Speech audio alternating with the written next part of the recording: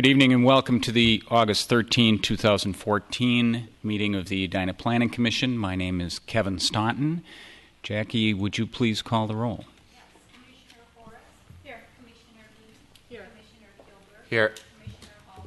Here. Commissioner Carr. Here. Commissioner Plager. Chair Stein. Here. Thank you. So we have 5 members of the Planning Commission here this evening, which is a quorum. Next up on the agenda is approval of the meeting agenda.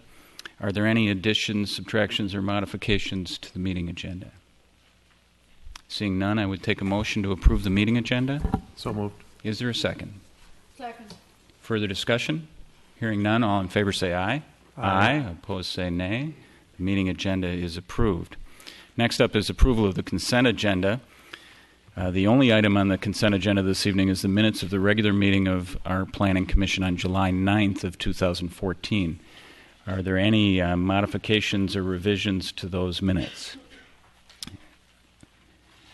Go ahead. Just one change to the minutes on page 11. Up at the top it says ayes, and it lists 3 commissioners. Nays, it lists 2 commissioners, and I believe my name is missing. Thank you. And which side are you on? Commissioner Carr? As a nay? Yes, nay. Okay. Very good. Any other modifications to the meeting minutes from July 9th? Seeing none, I'd take a motion to approve as amended. So moved. Is there a second? Further discussion?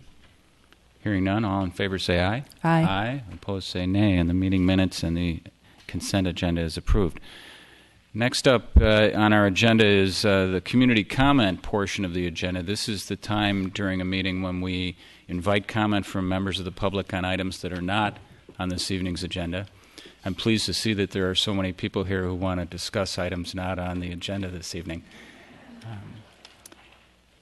If there is anyone who is here and would like to talk about something that's not on the agenda this evening, we welcome that during the community comment. And for those of you who are here for an agenda item, know that you can come to any of our meetings, and we have this community comment at the beginning, and welcome your input. So, is there anyone here who would like to speak on an item not on this evening's agenda? All right, seeing none, I would take a motion to close community comment. So moved. And a second. Second. Further discussion? Hearing none, all in favor say aye. Aye. Opposed say nay. Community comment is closed. The next portion of our agenda this evening is the public hearings portion of the agenda. We have 4 public hearings this evening. And the first up is a variance for Urbanski at 5800 Stewart Avenue in Edina. And Ms. Rothstein, you're going to introduce this?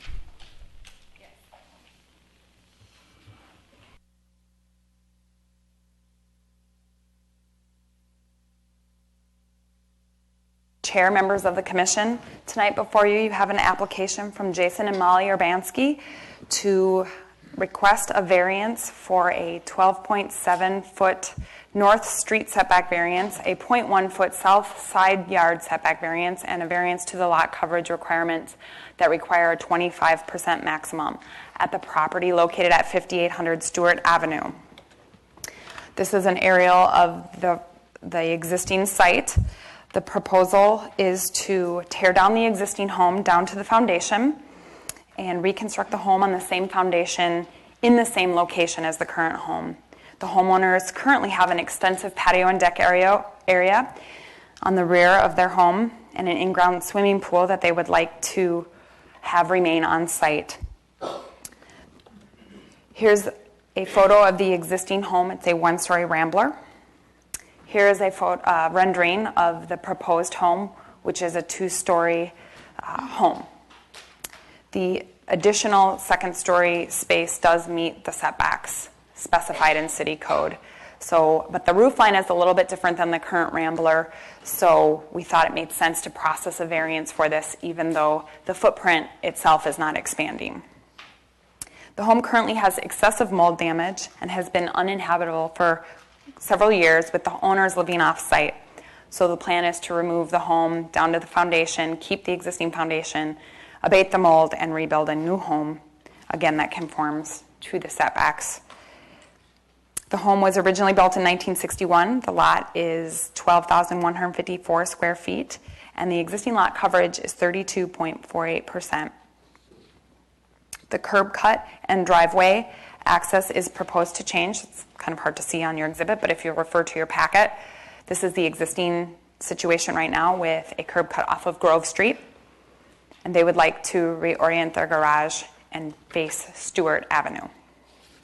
The engineering department has reviewed the curb cut permit and approved that, as well as reviewed the application for drainage and grading that has been completed by the environmental engineer here at the city, and there are no major issues with the proposed grading plan. The current home is non-conforming for front and side street setbacks, as well as lot coverage. The current home is located 16.9 feet from Grove Street, and the required setback would be 29.6 feet, which is the setback of the adjacent home. The current home is located 9.9 feet from the southern property line, and the required setback is 10 feet minimum. The property is zoned R1 and guided for single-family development. But in order to complete their plans as proposed and build on their existing foundation, they would need a variance to front setback and interior side setback, as well as a lot coverage variance. Staff believes the request for variances is reasonable for 4 reasons specifically stated in your staff report. One is that it is a permitted use in the R1 district. 2, the home is appropriate in size and scale for the lot and the neighborhood, and they are seeking to abate a mold issue. 3, the improvements do provide reasonable use of a corner lot that is difficult to work with given the constraints of the city code regarding requiring 2 front yard setbacks and requiring them to meet the adjacent properties. And then finally, the new home and lot coverage matches the existing nonconforming situation and does not increase the nonconformity. So the Planning Commission must review the criteria in city code for approving a variance, which there are 3. 1, to relieve a practical difficulty that prevents a reasonable use from complying with the ordinance. We believe that the proposed variances are reasonable given the existing situation, and that a practical difficulty is the non-conforming situation of the existing house and the necessity for mold mitigation. Second, that there must be circumstances unique to the property, not common to similarly zoned properties, and that are not self-created. And again, we find this unique circumstance, the existing location of the non-conforming home, and the subjection of this lot to 2 front yard setbacks. The current garage that faces off of Grove Street also has a very short driveway and interferes with the sidewalk and pedestrian walkway through there. And so reorienting the garage is also an improvement and a unique situation on this property. Finally, the variance must not alter the essential character of the neighborhood, and we do not believe that this is the case, as it does not change the street view along Grove Street, and the applicant is just asking to preserve the existing setback pattern. So with that, staff recommends approval based on the findings in the staff report and subject also to the conditions listed therein. I'd be happy to answer any questions if you may have them. Thank you, Ms. Rothstein. Questions for Ms. Rothstein? Commissioner Platter. I have a quick question, and maybe it's a typo in here. So in the first part of the information background, it said the existing lot coverage is 32.48. And then under the page with the compliance table, it says it's 35.5. Is it, I know you said it wasn't increasing, but with those 2 pieces, it appears it would. So is that, just trying to understand which is correct here. Sure. The total proposed impervious is 35.57. If you look at the existing survey, it shows that the proposed lot coverage is 50%, but that includes the driveway. So I think it was just a matter of probably an adding error or a subtraction error when we looked at taking out the driveway out of that. So what we looked at was the overall site exemption for the driveway. And looking at the site plan, they are not adding any impervious. They are converting part of their existing patio into an addition and then doing an addition on top of their house. So there's no additional hardcover beyond the additional hardcover for the driveway. And so there's no increase in lot coverage. It was probably just an error when we were trying to take the driveway out of the existing conditions. So the footprint is the same size of the house? Yes. Okay. With the except there is a small addition on the rear, but that is where existing hardcover is right now. So And that area where the patio was counted as lot coverage previously. yes. Okay, so there's from recognizing that lot coverage and impervious surface are really two different things. We deal with lot coverage in our code. The lot coverage is no different after the proposed project than it was before. Correct. Okay. Is that what you were trying to Yes, get at, Commissioner Platter? There's two different values. Yes. I think that's a good catch. Other questions for Ms. Rothstein? All right, thank you, Brianna. Thank you. Is the applicant present? Come on up and okay, the sea of people. Come on up, introduce yourselves, and tell us about the project. I'm Molly Urbanski, and I live at 5800 Stewart Avenue. Welcome, Ms. Urbanski. Thank you very much. And this is my husband, Jason. I'm Jason Urbanski. Mr. Urbanski. And I'm Brad Schoen from Mulberry Builders, who's All right. the general contractor. Mr. Schoen, welcome. Tell us about the project. Anything you want to add to what Ms. Rothstein described? I think she summed it up quite well as far as what we're proposing to do. It is, in fact, just constructing a new home, removing the existing home as it currently sits, using the existing foundation footprint with a smaller addition off the back, a stoop off the front, and then constructing a two-story home with new materials that would take into account the mold issues, so it's not going to be a problem in the future for them again. And may I ask, how did the Just- mold happen? Storm damage. Okay. And so we have excessive mold throughout the house, but unless we were to gut the entire inside of the house, we don't know where exactly in the walls it is. And we have 3 of us are really hypersensitive to mold, so that's why we moved out to begin with. And so in order to make sure that it's safe and healthy for us to live there, we literally have to take the whole thing down and start from scratch with all new materials. All right. So, Thank you for that. Any other questions for the Urbanskis? Commissioner Forrest. How wide is the pool decking around the pool? How the width of it, the walkway, approximately? I believe it's around 6 feet. Okay, because 4 it to looks 6 a feet. little bit more than that in the picture, so that's why I wanted to double check. the deck around the pool, I believe it's 8 feet. Okay. Other questions for the applicants? All right, thank you very much. Thank you. Don't go far, we may have more questions. All right, so this is a public hearing, so at this time I'm going to open the public hearing on this application and invite anyone who is interested to come forward and share their thoughts on it. We'd ask you to come to one of the side microphones and state your name and address, and then you'll have 3 minutes. And we have a nice, nifty set of lights that are green until you're getting close, and then they're yellow. And then when it's red, your 3 minutes is up, and we ask you to wrap up and complete your remarks. So is there anybody who would like to comment on this particular application? I would note that we did get a couple of email comments, and the Commission has those comments, and they will be made part of the record. All right, seeing no one rushing to the microphone to comment on this issue, I would take a motion to close the public hearing on this item. So moved. Is there further discussion on the motion? Hearing none, all in favor say aye. Aye. Opposed say nay. All right, so the public hearing is closed, and I'll bring the discussion back up to the Commission. Comments on the application? Commissioner Carr. I would support the variance application because the footprint of the home is the same. And I believe that the variance request is required because it's a tear down, and the variance is required because of the tear-down situation. But otherwise, it complies in all respects with the code, so I would approve it.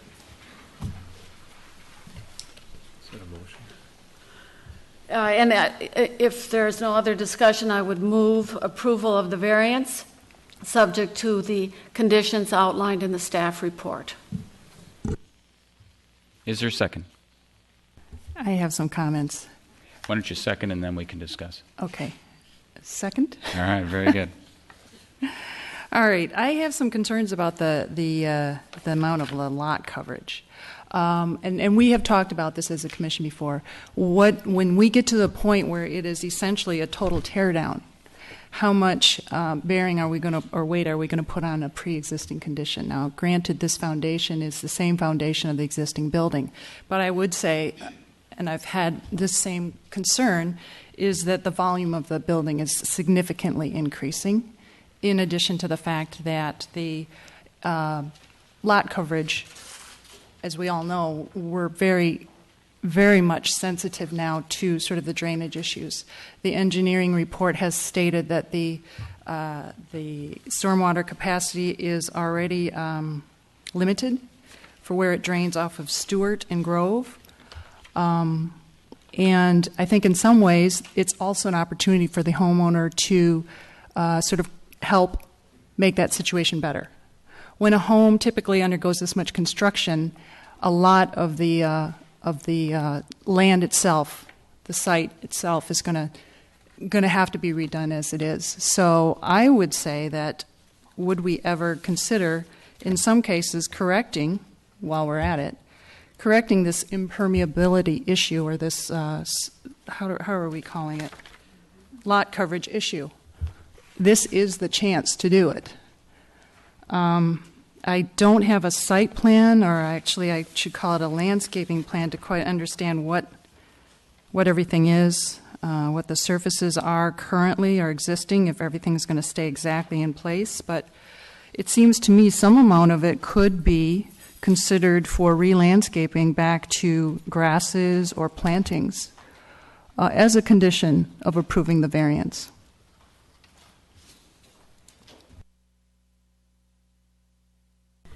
Commissioner Forrest. I'd like to be really clear, and staff maybe can help me on how the lot coverage was calculated, because we don't include the first 150 square feet of the patio, but the rest of patio space we do, excluding the first 4 feet of required decking around the pool. So I'm just wondering what went into this calculation. So the first thing that we did when we looked at the variance was to examine whether the lot coverage was increasing. So we looked at the survey to rely on the lot coverage calculation. We did not do a separate calculation of lot coverage beyond what the survey showed. And so when we saw that there was no increase in lot coverage, we did not calculate out the percentage individually. We went with what the survey said. But what was included in the survey as far as what was considered to be a lot coverage in the survey? Was it just the house? Was it the house and the pool? So in your exhibit on the survey that's labeled proposed, there's the house area, the paved pool area, the large patio area, the deck area, and then they take a credit for 150 bonus for the deck and 1,161 square feet for the 4 foot of required pool decking for total credit of 1,311 square feet, and that equates to a 35.57% impervious surface.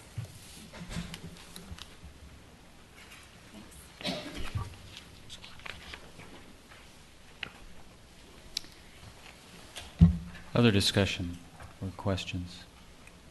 We do have a motion and a second. Commissioner Forrest. Personally, I'd like a condition of the variance to include removing some of the non-required hardscape around the pool and re-landscaping in that manner. I know it's a big project, but we're talking over 10% over the maximum lot coverage on this property.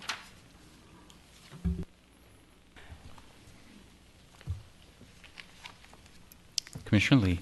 I have to say again, I feel strongly that when we are in situations and being asked to kind of honor an existing condition and therefore granting a variance, then it has to also go the other way as well. Well, then what were some of the issues that were in place that we now have an opportunity, or the homeowner has an opportunity to correct? To me, sometimes I think that when we get into new construction, in some ways we're so much more restrictive because we're kind of defining it by the letter of the code. Here, we're asked to kind of weigh it. It's not black and white, but I think we should weigh it. We need to kind of look at where are the issues and how can it be made better. It's about not simply just change for change's sake or trying to build larger, but there are going to be these drainage issues that don't just impact this site, but everyone else around in that area too. So I think those kinds of things are legitimate for consideration, at least as a part of a condition for a variance. Commissioner Carr. I think you're raising some good points. The question is, if we were to tackle this, what would the condition be? Because we don't really have a plan in front of us for the impervious surfaces around the pool, and it would be difficult to determine exactly what would have to be cut back. Maybe we'd like to hear from the homeowners and the developers as to their reaction to that proposal. I think it's something worth considering, definitely. Ms. Urbanski? We ran into an issue when we decided to, when we needed to redo our home. And with the existing bylaws in that in Edina, what it indicates is that for a new build, if you have to take down the entire house.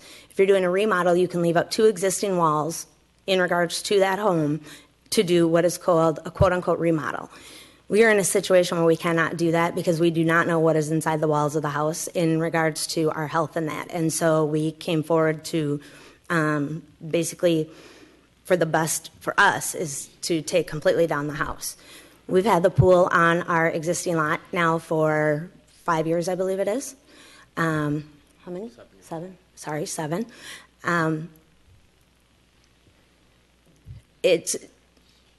It's been there for 7 years, and so I don't know, and at the time when we went and put the pool in, we came and got all of our stuff that we needed for the city and stuff like that, and so I understand where you're coming from. We've never had in 7 years, we've never had a flooding issue, we've never had water runoff that has affected our neighbors at all, we've never had anything like that. We have drain tile that goes around the pool that, pushes it to different areas that drain on our property. And so I understand your concern.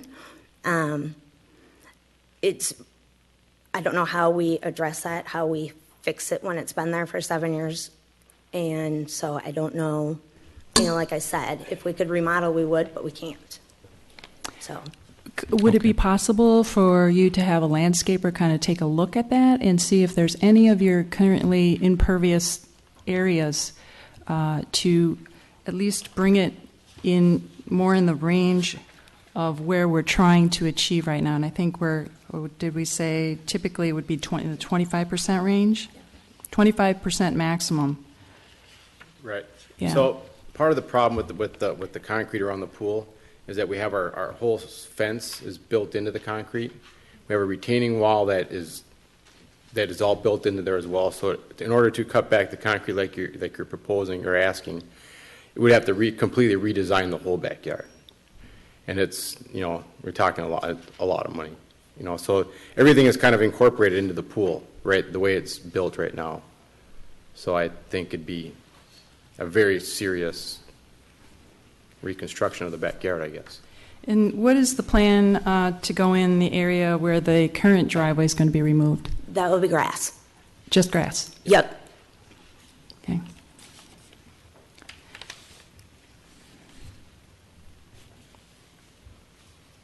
Ms. Rothstein, maybe you can help. So we've got a property that's got more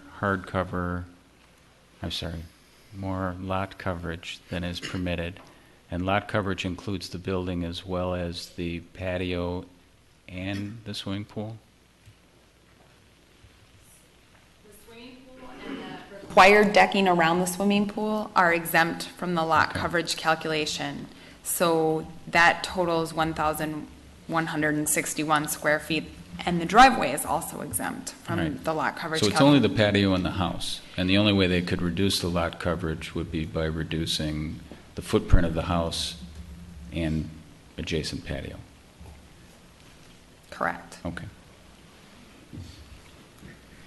So in some ways, I guess this could be our time to say then maybe the foundation needs to be reduced to bring it up to that 25% mark. I mean, I'm just saying that's if you want to literally interpret it, that's what we would be looking at, I guess, is what we're saying is our only option. Whereas I'm proposing, can we do it with landscape? Because really, there is a two different thing. It's lot coverage, but what we're really concerned about is that impervious surface. So I am trying to find a way to get a little more impervious surface out of this.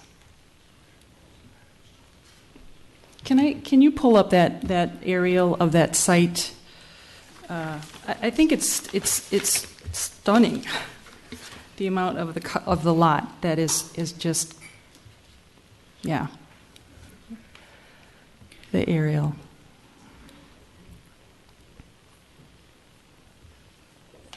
Commissioner Forrest.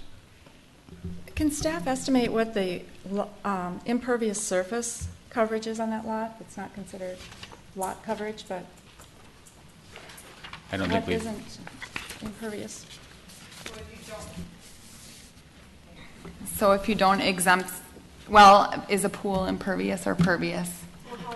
Impervious. Okay, so if you don't exempt the pool or the decking or the driveway, right now, if you go to the existing survey, they have included the house, the driveway, the pool, the deck, the wall, the front area, and that's 50%. The driveway is getting larger overall, so estimating it with the sidewalk, probably 55, maybe 60% of the site would be hardcover. The City of Edina does not have a hardcover rule or regulation to be looking at with this application. Thanks. So, I mean, to me, the unusual circumstance here is the mold. It wouldn't even be in front of us for a variance if they could keep part of the walls up and they could rebuild. I mean, there's pretty liberal state law in terms of rebuilding on an existing footprint, even if it's not compliant. And they're only doing it because they have to take down the walls in order to make that happen. So I mean, sure, it sounds like the places that we have to reduce hardcover are the pool and the deck around it, which is required and which is kind of sunk already. Otherwise, it's reducing the footprint of the house, and it strikes me as it feels unfair to make them reduce the footprint of the house when they've already kind of gone through this nightmare of the mold. Commissioner Forrest. I'm not keen on reducing the footprint of the house, and I applaud the moving of the driveway. I am concerned about us being cavalier. The variances for lot coverage, which may or may not be directly related to mold. So the variances, I wouldn't say is that directly related. I think building on the current foundation is a good idea. I like that. I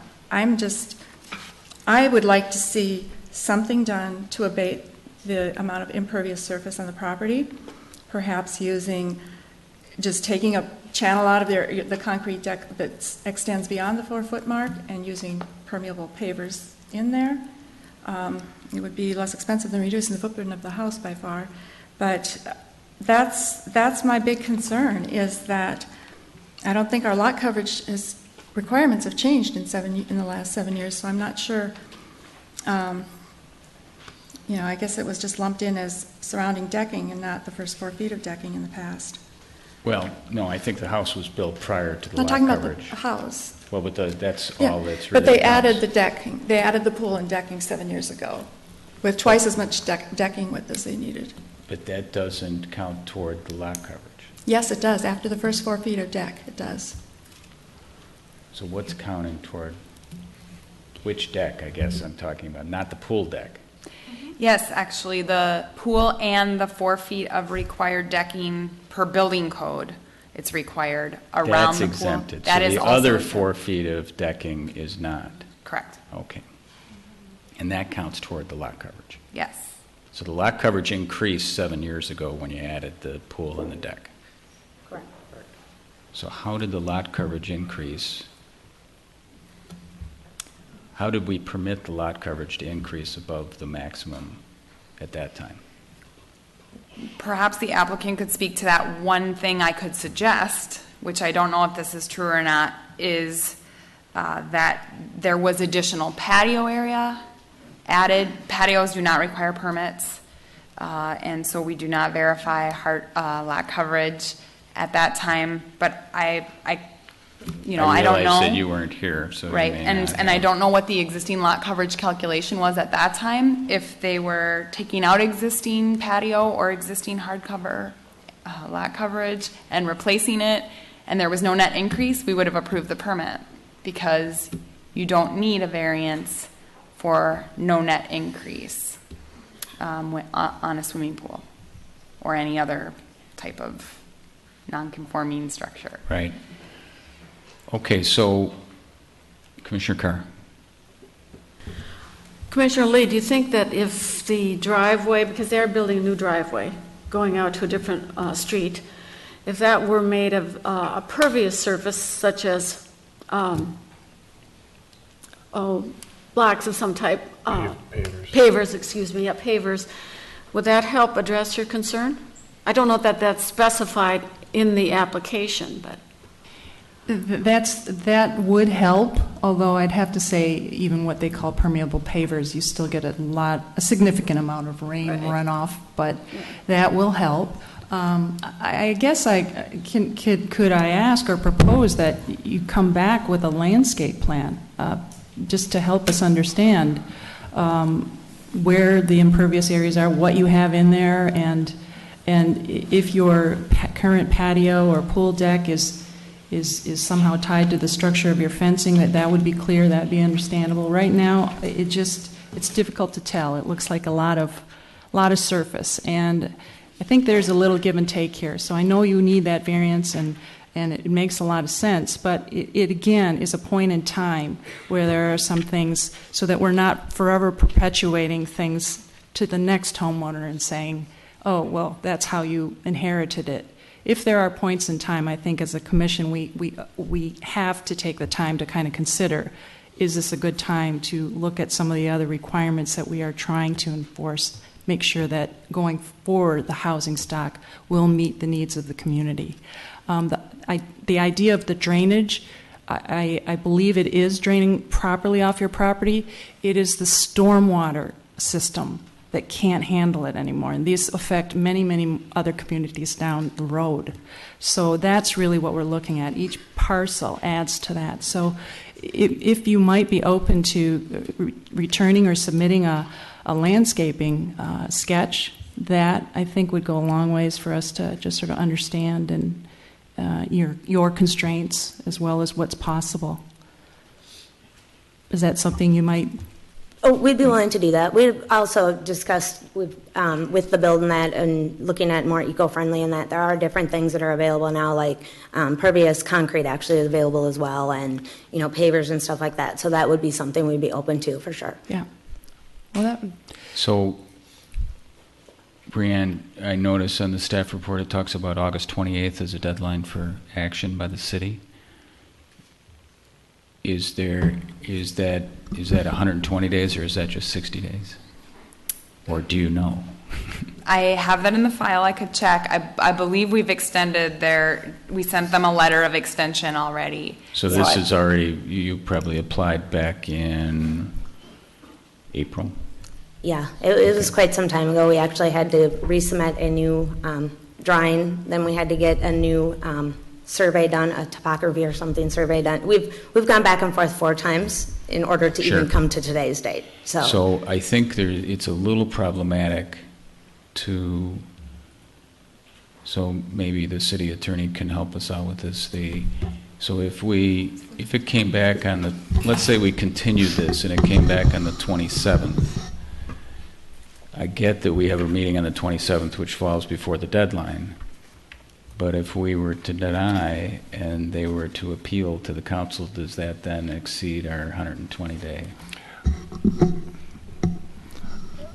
My recommendation, if you want to table it, you ask them to provide you an extension of time and put that in writing and say, we hereby agree to extend the time for acting on our application until you can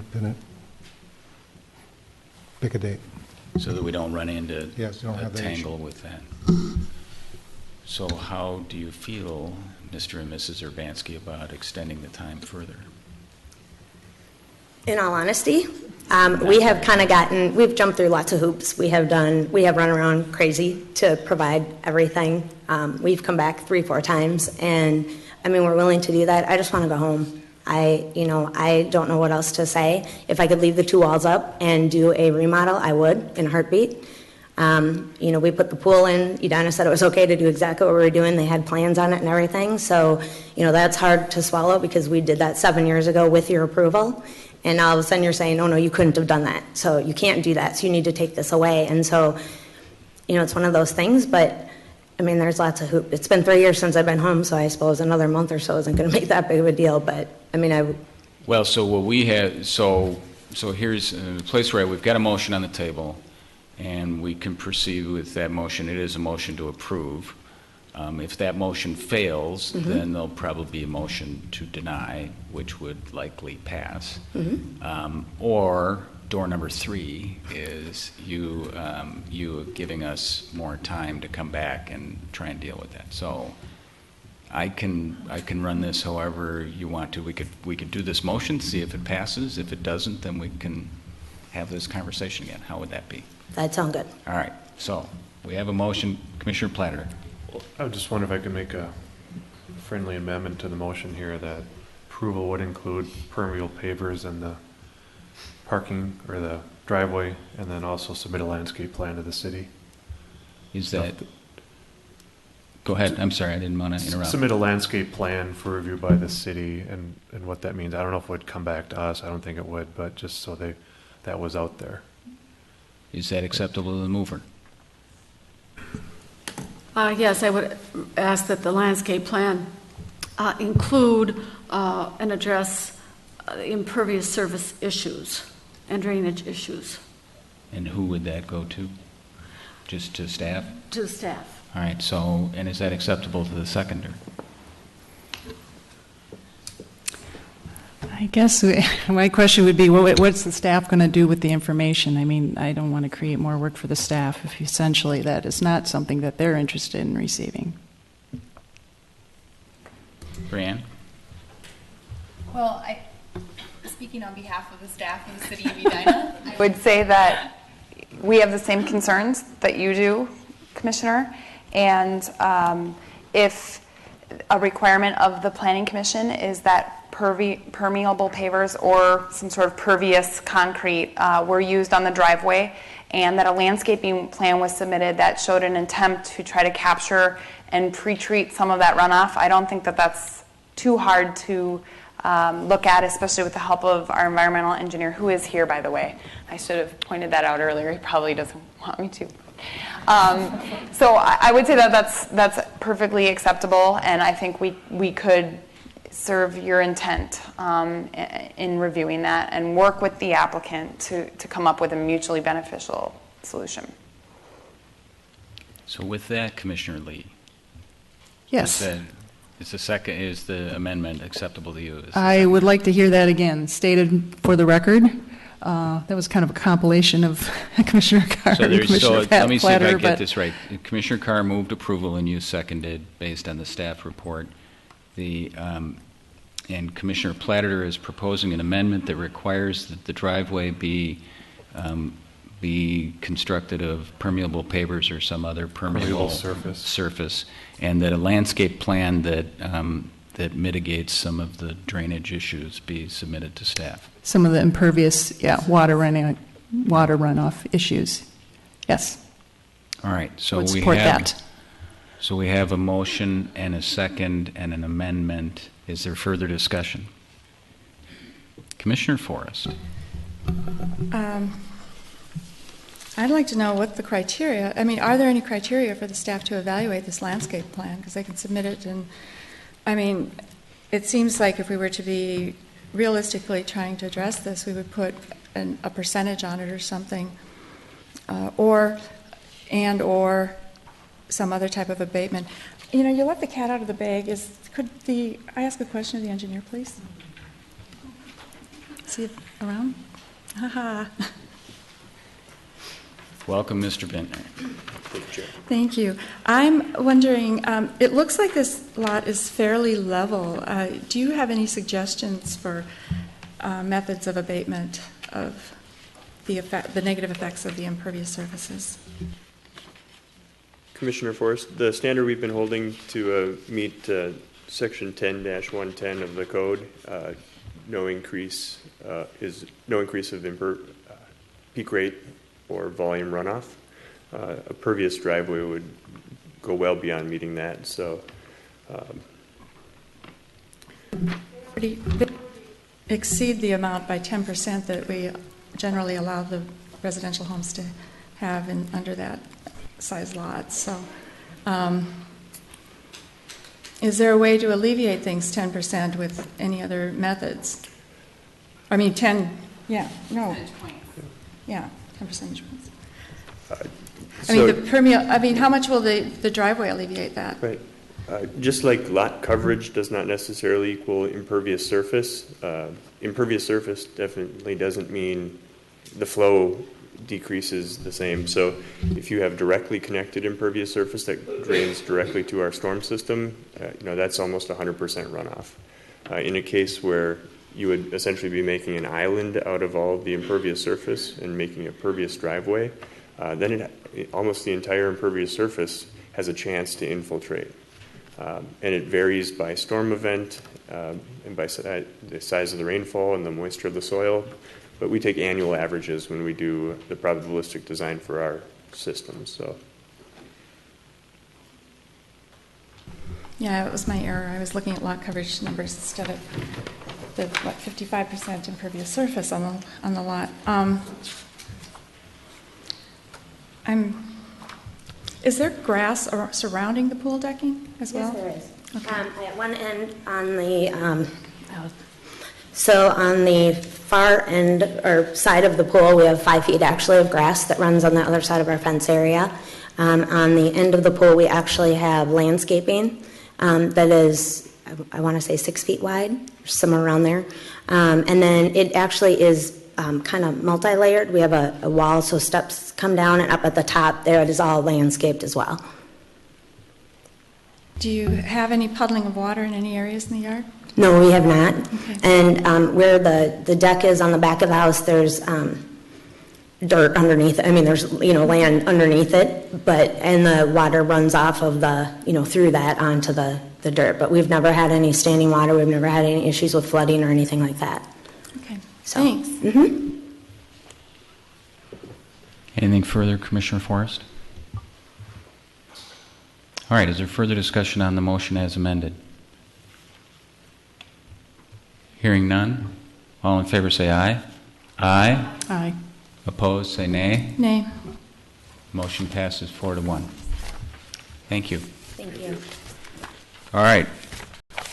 Next item on the agenda is a variance for the Moynihan property at 6212 Crest Lane in Edina.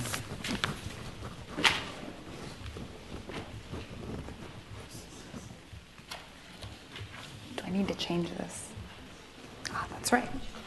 Thank you, Mr. Chair, members of the Commission. Tonight before you have an application for a 15.5-foot variance from the required 52.05-foot front yard setback for the addition of a garage 37 feet from the front property line at the property located at 6212 Crest Lane. Here is an aerial of the property currently in question.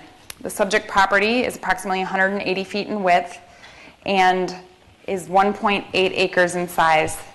However, there is a steep grade change as you go back onto the lot. Here are some pictures of the proposed site, and the proposed garage addition is staked off there. You can see there are 2 existing single-family homes on the north and south side of the lot, both facing the Crest Lane cul-de-sac. The north lot has a front setback of 35.4 feet, and the lot to the south has a setback of 68.7 feet, which also has a significant grade change in the rear of the property.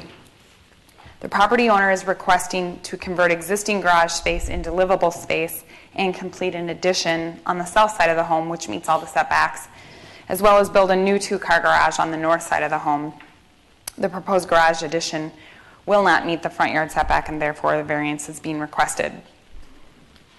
The environmental engineer has reviewed the application. His memo is included in the packet, which requests most of the drainage to be directed to the front of the lot, given the steep slope in the rear of the yard. And the engineer is working with the applicant to revise the plans to address those runoff concerns due to the steep slope.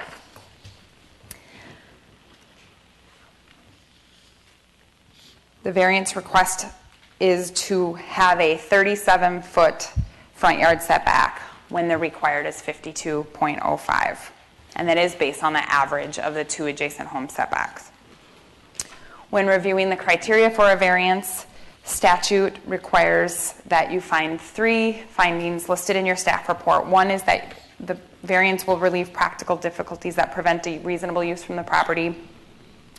Again, with the request to add on to the garage, while they could add on to the garage farther back and meet the setback, that would entail a significant grade change, and there are steep slopes back there.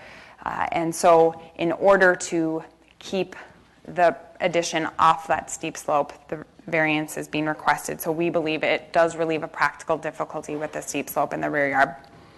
Second, there are circumstances unique to the property. Again, the existence of a steep slope in the well may not be unique to all properties in Edina, is unique in this neighborhood overall and provides a challenging circumstance. And finally, we don't believe that the addition will alter the essential character of the neighborhood. There are other homes in the neighborhood that are closer to the front property line than the proposed addition, and it's simply that one lot that has an exceptionally large 68-foot setback that's creating the need for the property to be set back, the addition to be set back farther. So with that, staff recommends approval of the variance based on the fact that this is a proposed use in the R1 district, that we believe the additions are appropriate in size and scale for the neighborhood, that there is a practical difficulty meeting the ordinance and circumstances unique to the property that necessitate the addition to be in the front yard setback, and that it would not alter the essential character of the neighborhood. Approval of the variance would be subject to conditions listed in the staff report. And so we are available to answer any questions that you might have at this time.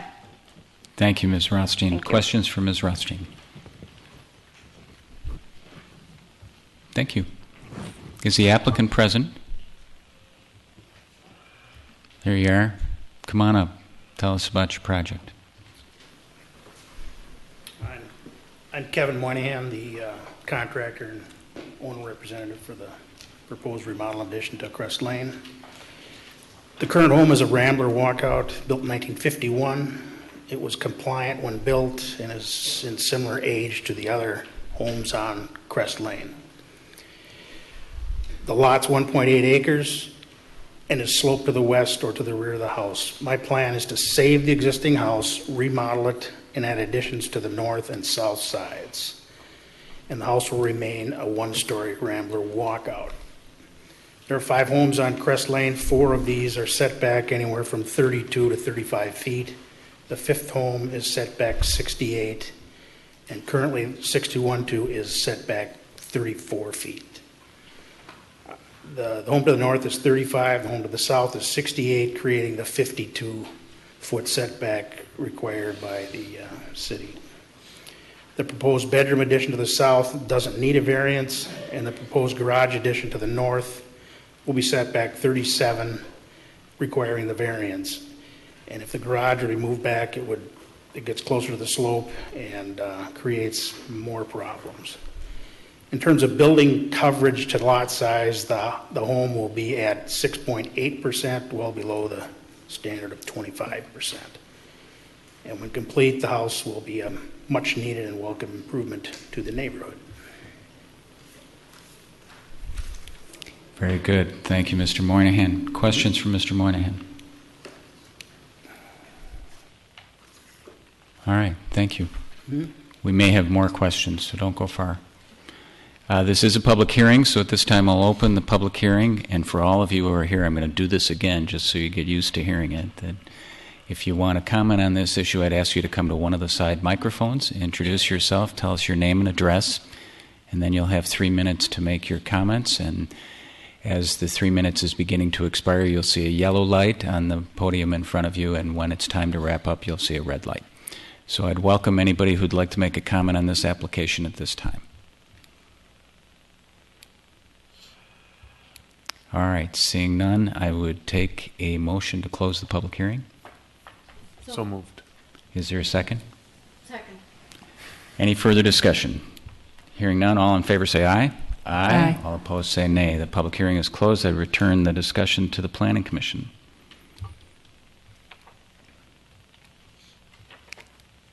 Discussion or questions for staff or for the applicant, or a motion? Commissioner Platter. I would make a motion to approve this subject to the staff conditions in the report. Is there a second? Second. Is there further discussion? I think this is one of those classic, we have these average front yard setbacks, and when you get on a circular place and a couple of houses built back, it's hard to avoid them. So It's a variance. I'm supportive of the variance. So all in favor say aye. Aye. Aye. Opposed say nay. The motion passes. Thank you, Mr. Moynihan. Next up is a conditional use permit, K. Alexander, 4603 Annaway Drive in Edina.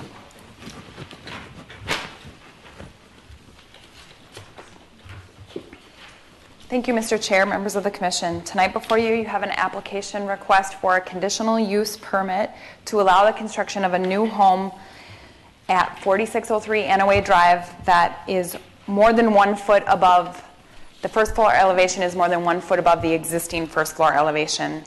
City Code of Edina requires a conditional use permit anytime that the proposed first floor exceeds the existing first floor. Catherine Alexander is the architect and has submitted a conditional use permit application on behalf of the applicant, on behalf of the property owner, to increase the first floor elevation 4.4 feet higher than the current first floor elevation.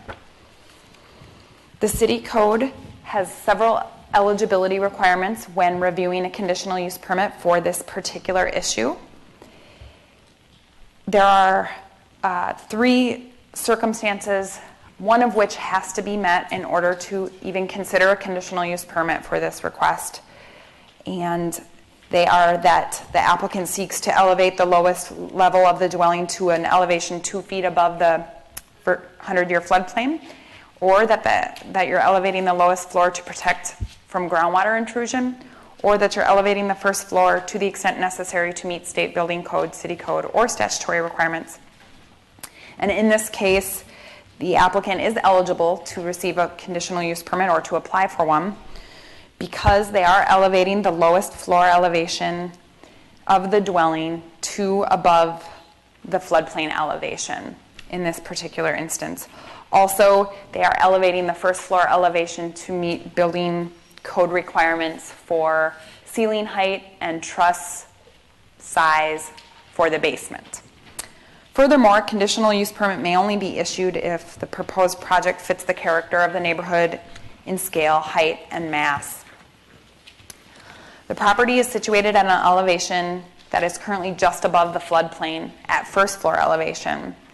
FEMA has submitted draft revisions to the existing floodplain elevation in this location and proposes to increase the flood elevation to 891.0. It is currently at 889.4. Therefore, given the fact that they are proposing to increase the floodplain elevation, that is also a factor in reviewing this application. The city is working closely with FEMA to compromise at a floodplain elevation, as we have done our own modeling that is a little bit more detailed beyond what FEMA has looked at, we think. And so we are disputing their set proposed floodplain elevation, and we would like it to be at 890. But either way, the first floor of this house would be below either 890 or 891. The applicant is seeking to establish a grade at lowest floor elevation of 892, which would be 2 feet above the city's proposed FEMA floodplain and 1 foot above the worst case scenario that FEMA picks, that FEMA finalizes it at 891. Furthermore, the building code requires a minimum ceiling height in basements now that is different than prior, and a minimum of 12-inch floor trusses. So in staff's analysis, the proposed home does fit the character of the neighborhood. In terms of the surrounding land uses, there have been a lot of tear downs in this neighborhood, and there are a lot of houses comparable in size. This is an aerial of the neighborhood. Meadowbrook is to the north, and just a correction from the staff report, Interlaken is to the west. So it is adjacent to 2 golf courses, and the existing neighborhood is very similar in size and scale and height. The proposed home does meet the height requirements, even with the elevation changes for city code height restrictions. Here's a proposed survey for the new home. And you can see they have marked out a possible future floodplain elevation. And if it is at 891 set, there will be some floodplain fill required on the property, but that will go through a separate process. Here's a proposed drawing elevation of the home and more of an artistic rendering. That would be the rear of the home. And here is the streetscape as proposed. So as you can see, we find the character consistent with the neighborhood. In order to approve a conditional use permit, there are a series of requirements set forth in code listed in the staff report. One is that it does not have an undue adverse impact on government facilities, which a proposed single-family home we don't think does. It will not generate traffic within the capacity. Will generate traffic within the capacity of the existing streets, which again we believe it will. It will not have an undue adverse impact on health, safety, or welfare, which we don't think it will. It will not impede the normal or orderly development or improvement of the vicinity. It conforms with applicable restrictions, and it is consistent with the comprehensive plan. So because we feel that it meets these criteria, we're recommending approval of the conditional use permit subject to those findings, as well as the conditions listed in your staff report. I will be available for any questions, and I believe the applicant is here as well. Thank you, Brianne. Any questions for Ms. Rothstein? Commissioner Platter. I have a couple questions as you're going through the heights here. I'm just trying to understand all that. So, what you said there's a minimum ceiling height in the basement by code. What is that number? I want to say it's 9 feet, 10 feet.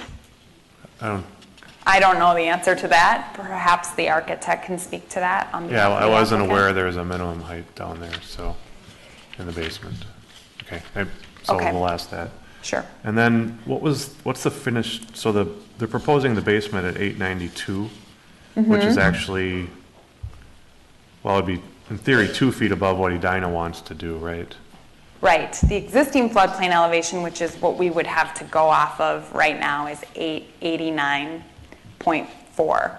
Right. So Edina's proposing 890, correct? Right. So, okay. And then what's the finished floor of the new first floor then?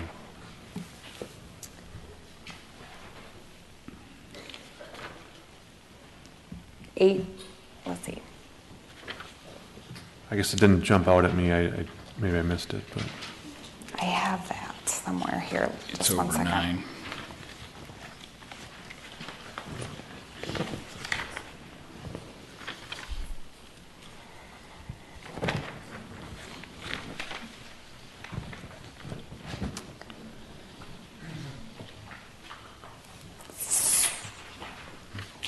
.4 feet higher than the existing. The existing is 889.3. But I don't have that exact elevation. That's the lowest floor, though, right? I'm talking what the first floor of the house would be. You said the basement's at No, right now the existing first floor is 889.3. First floor. Sorry.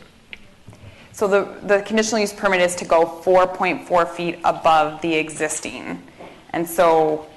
Right, I'm trying to figure out where the basement starts, because you're saying the basement has to be above the floodplain right now, right? The proposed house. The basement right now is well below the floodplain elevation. Right. So the basement they're proposing to move above the floodplain, right? Correct. So I'm trying to understand where the new house first finished floor would be, what the elevation of that is. Or maybe the applicant knows, I don't know.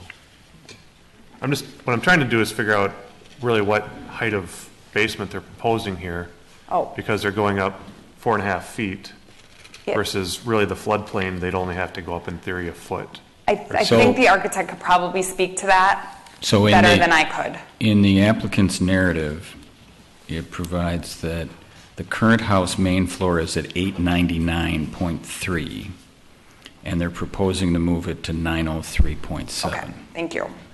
And so that's the first floor, and it's the basement that's down at the 889. Yes, thank you. Thank you for clarifying that. And what they're trying to do is allow the bottom of the basement to be at 892, which gives them from 892 to 903.7. So the basement would be 11.7 feet floor to floor. Floor to floor. So at least a 10-foot ceiling in there. So I think we could probably ask the applicant about that. I'm just trying to understand this, because it's always what's so complicated about these. And we're going up 4 feet here versus really, or 4.5 versus the floodplain is really only a foot. So I'm trying to understand what the additional condition is that we should allow something like that. So that's all I was trying to get at. Good question. Mr. Chairman, I just checked. The minimum ceiling height is 7 feet. 7 feet is the minimum. Okay. Thank you. All right. Any other questions for Ms. Rothstein? Because I think Commissioner Platter has teed up a good question for the applicant. All right. Thank you, Brianne. The applicant, come on up. Welcome. Thank you. Just introduce yourselves and tell us about the project. I'm Catherine Alexander, the architect, and I'm David Beeker with Denali Custom Homes. I'm the general contractor. Welcome, Mr. Beeker. Thank you. And I'm Nicole Jennings. Currently reside at 4916 Rolling Green Parkway, and I'm the property owner. Welcome, Ms. Jennings. Thank you. So maybe we should start with Ms. Alexander. Maybe you can tell us about the question that Commissioner Platter was raising. So we're going up 4.4 feet. Right. But so why do you need to go up 4.4 feet, I think, is the bottom line. Okay. Well, and you are correct that the main floor we're asking for is 903.7. We are trying to do 9-foot, 11-inch ceilings in the lower level, which is in proportion with the rest of the house that we're doing, and we're also doing floor trusses. So we're trying to raise the ceilings. The homeowner is tall, bigger, and we do proportion things to the homeowner. We're also almost 3 feet below the allowed height for the building. You mean the roof height, the building height is measured from the ground, all right. So we felt like we were well within our means. If we're going to go up 2 or 3 feet, why not 4 feet? There's no harm in that. I do a lot of work in Edina, and usually we're up against the roof height, and we're having to go back and redesign. And in this case, we really didn't have to. Okay. Commissioner Platter, I don't know if that addressed your... I was just going to make the comment, though. I mean, you go up another foot, you increase drainage around the area, too, so it's not... I guess I'm disagreeing that it's to your point, that it's a non-factor, what it sounded like to me. If you walk the backyard, it's kind of a little bit of a bowl. Yeah. And there is drainage back there. We did have a stormwater plan done as well as a survey. And runoff with this would be just fine. I didn't want the question to preempt any other comments you'd like to make. Is there anything else you'd like to add about the project that we ought to know?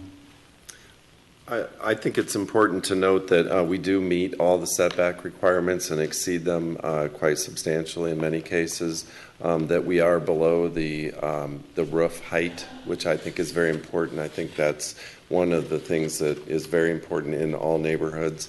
And the raising of the basement floor, what we did need to do that to get out of the floodplain, and that the question about the drainage, and if you go up higher with your first floor, that might increase the speed of the runoff if you have to build up to that with the ground. But a great deal of the building is exposed, so the grade is not being raised all around the building to meet that extra foot. So we are going through and a great amount of expense to cover that with stone and to leave that exposed so that we're not altering the existing grade as much as you would think. Oh, so the basement, whatever, 3-4 feet of the basement's exposed, or maybe more, depending where you're at. Yes. And the grade to try to maintain the current grade. Is closer to what it is then. Yeah, we're not intending to fill the backyard and bring the grades up. I guess that was my other question. No, what we were trying to do is get the house up out of the ground and above the floodplain, but to leave the existing grades, as close as possible. How tall is the new owner? I'm sorry? How tall is the new owner?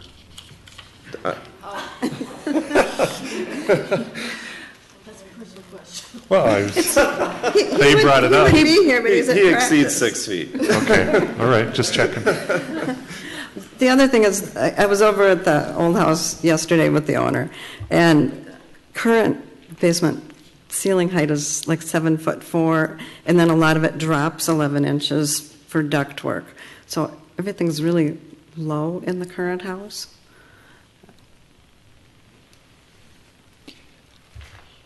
Other questions for the applicants? Commissioner Forrest. What is the maximum ridge height on the house? It's 40 feet. 40 feet? Okay. We're at 34. Okay. The numbers on here don't go all the way to the ridge. It seems like they go to, that I can tell. It looks like they just go to the end or something. And in Edina, you measure it from existing But there's a ridge height not limit finished too, I grade. think. I think we have a ridge height limit now that we changed. The code changed about a year ago. What now? Don't we have a maximum ridge point height? Yeah, you changed it in Yeah. January. It's the top of the top. Yeah, I mean, it's So we have a full height. midpoint, but there's also a maximum on the ridge. Yeah. And you're saying it's below both of those? It's almost 3 feet below. Okay. On the ridge line and the midpoint? So this size lot, you can have, what, a 45-foot ridge height? Is that it? Do we have one? Is You- have those? 40-foot max, isn't it? The 40 foot is max. Okay. And it's, I'm sorry, I'm losing attention here. What's the current one? The current maximum ridge point is what? Pardon? The ridge height is, could you repeat for me again? Are you looking for the proposed? Yes, yes. The proposed is 34 and the maximum is 40. Okay, thanks. Is that what? That doesn't sound right. That's the ridge, What's that? not the midpoint? I think the ridge is 37 3 inches, isn't it? Yes, so if you measure from the average existing grade to the top of ridge, it's 37 feet 3 inches. And 40 feet is allowed in this? Right.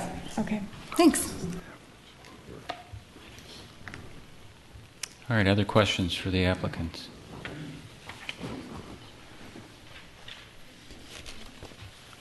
Thank you.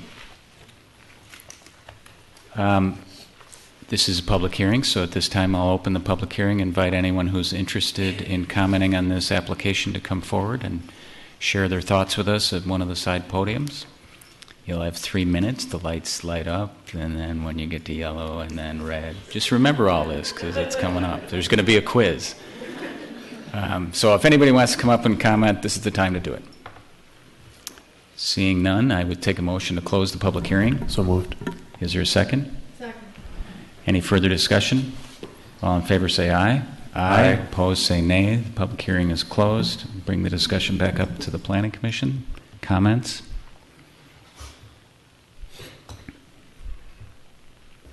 Commissioner Carr. I would move approval of the conditional use permit, subject to the conditions outlined in the staff report. Is there a second? Is there further discussion on the motion? Commissioner Forrest. I think a 10-foot basement ceiling is beyond what's required, and we're already granting them 4 feet above the existing point, first floor elevation. I mean, they're going almost a full foot above what a 9-foot ceiling's pretty darn comfortable. So,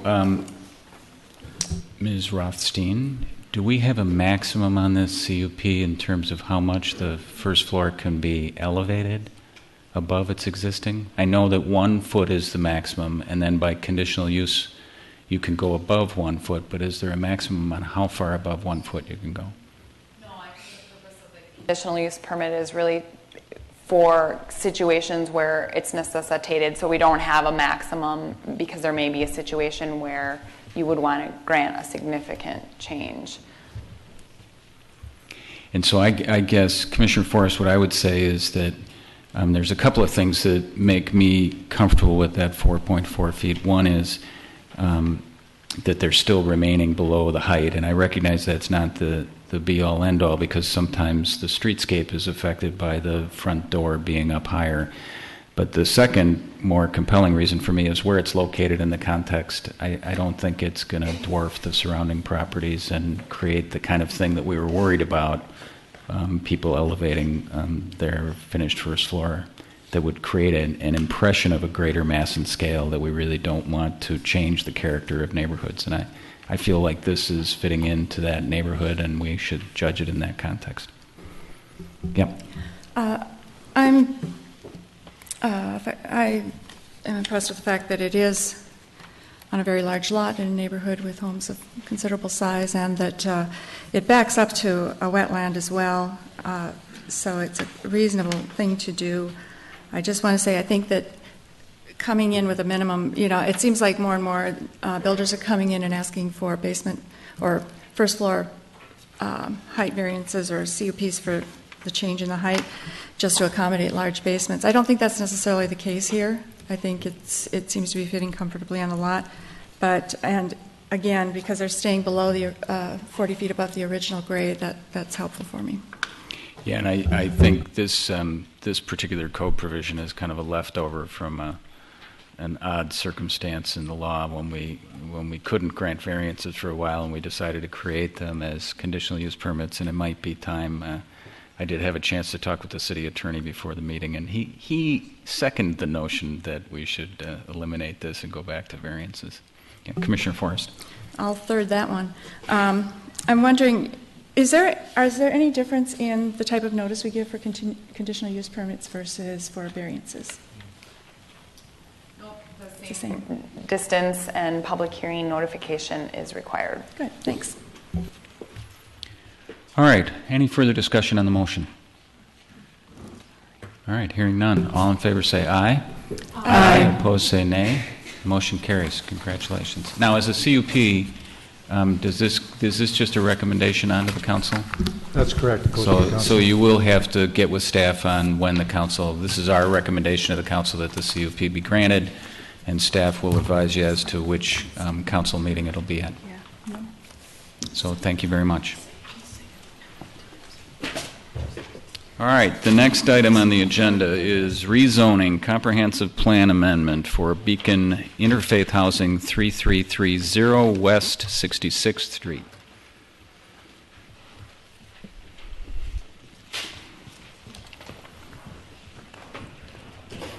Thank you, Chair, members of the Commission. Tonight before you is a request by Beacon Interfaith Housing Collaborative to redevelop an existing 9,204 square foot TCF building located at 3330 66th Street. There are 3 applications in front of you tonight for this proposed development, and there is a 2-step development process required by the City of Edina for rezonings and site plan reviews. Tonight, the first step has 3 applications. One is a comprehensive guide plan amendment to allow affordable housing in addition to senior housing in the regional medical land use designation of your comprehensive plan. The second item is to consider a preliminary rezoning from Planned Office District 1 to Planned Unit Development. And the third is a preliminary development plan, which is required as part of the site plan review process for any building that is an expansion or any new building in the City of Edina. This is the site of the existing surrounding land uses. To the north, there are office buildings that are zoned Planned Office District, and this area is also guided regional medical. To the east, there are multi-story office buildings as well, also zoned Planned Office. To the south, across 66th Street, there's a Firestone Tire and Southdale Shopping Center. That is zoned Planned Commercial District 3, and it is guided as a community activity center in the comp plan. And then to the west, there are multi-story office buildings, also zoned Planned Office District. Farther to the north along Berry Road, there are a large amount of multifamily housing units. Here's a site location map that shows the aerial and kind of describes in more detail those uses surrounding the site. This is a copy of the zoning map that of the land use, comprehensive land use plan, land use map in the comprehensive plan, and the blue there is shown as regional medical districts. So you can see to the north of there's high density district. To the south is a community activity center for Southdale Shopping Mall. This is a copy of the zoning map that shows where the Planned Office District is, and that's shown in orange, and the site is indicated on that map. Again, this is just an area that gives you some site context. The existing site is a TCF building that's proposed to be repurposed and added onto for the proposed development. Specifically, the applicant proposes to remodel and expand the existing 18,000 square foot building by an additional 10,458 square feet into 39 units of small studio apartments for young adults 18 to 22 who have experienced homelessness. The size of the units would range from 322 to 451 square feet, and each unit would contain a full kitchen and bathroom. The building would also contain offices for on-site service providers and property management. That's on the main floor of the building. On the second story of the building, there would be a community area for residents, and the proposal also includes a fitness center, a computer lab, and a laundry room. The remodel of the building would retain the existing brick on the existing building, and the addition would be brick with metal panels. Comments were made by the Planning Commission and Council regarding the treatment of the building along 66th Street specifically, and the pedestrian interaction with the building. And so those facades have been revised. And there are some cross-sections also included in your packet, as well as shown here, for how that interaction would look. A little bit more detail on that. The subject property is a total of 39,339 square feet and is relatively flat. The proposal is for 19 surface parking stalls with an additional proof of parking that would total 37 stalls in total. That area, the proof of parking area, is on the the east side of the lot where the current proposal for the basketball court is, as well as on the south side. Some of the additional landscaping area could be repurposed for parking should the need exist in the future. That's kind of what proof of parking means. I don't know how familiar you are with that phrase, but it just means that they can show that they can meet the parking or have additional parking if needed in the future. A parking study as well as a traffic study has been completed that shows that the proposed 19 surface parking stalls would be sufficient to meet the demand for parking, off-street parking in this area. All 39 of the units will be considered affordable housing and would apply toward the city's goal for affordable housing listed in the comprehensive plan. Proposed density of the project would be 43 units per acre, which is in the density range currently allowed for senior housing in the regional medical land use designation. Site access is proposed off of Berry Road, and one driveway access is proposed, and I think that's a change from the original sketch plan where two were proposed.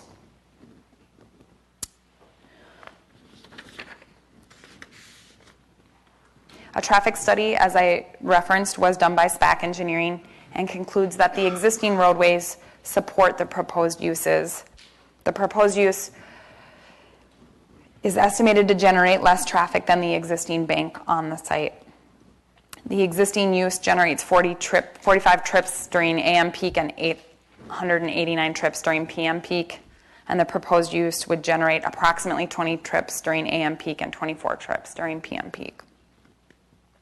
The applicant is proposing 26 bicycle parking spots as well as indoor bicycle storage, which was also something that was brought up at the sketch plan phase. Outdoor racks will be located in the front of the building near the main entrance off the parking lot. With regard to landscaping, 21 overstory trees and a full complement of understory trees and shrubs are required for this site. The applicant is proposing to meet the landscaping requirements detailed in city code. The city engineer has reviewed the plans and found them generally acceptable, has offered comments that are included in your staff report, and a more detailed review of drainage calculations will be reviewed at the final development plan should this application move forward. So as I mentioned before, you have three considerations in front of you. One is related to a comprehensive plan amendment, one a rezoning, and one the site plan itself.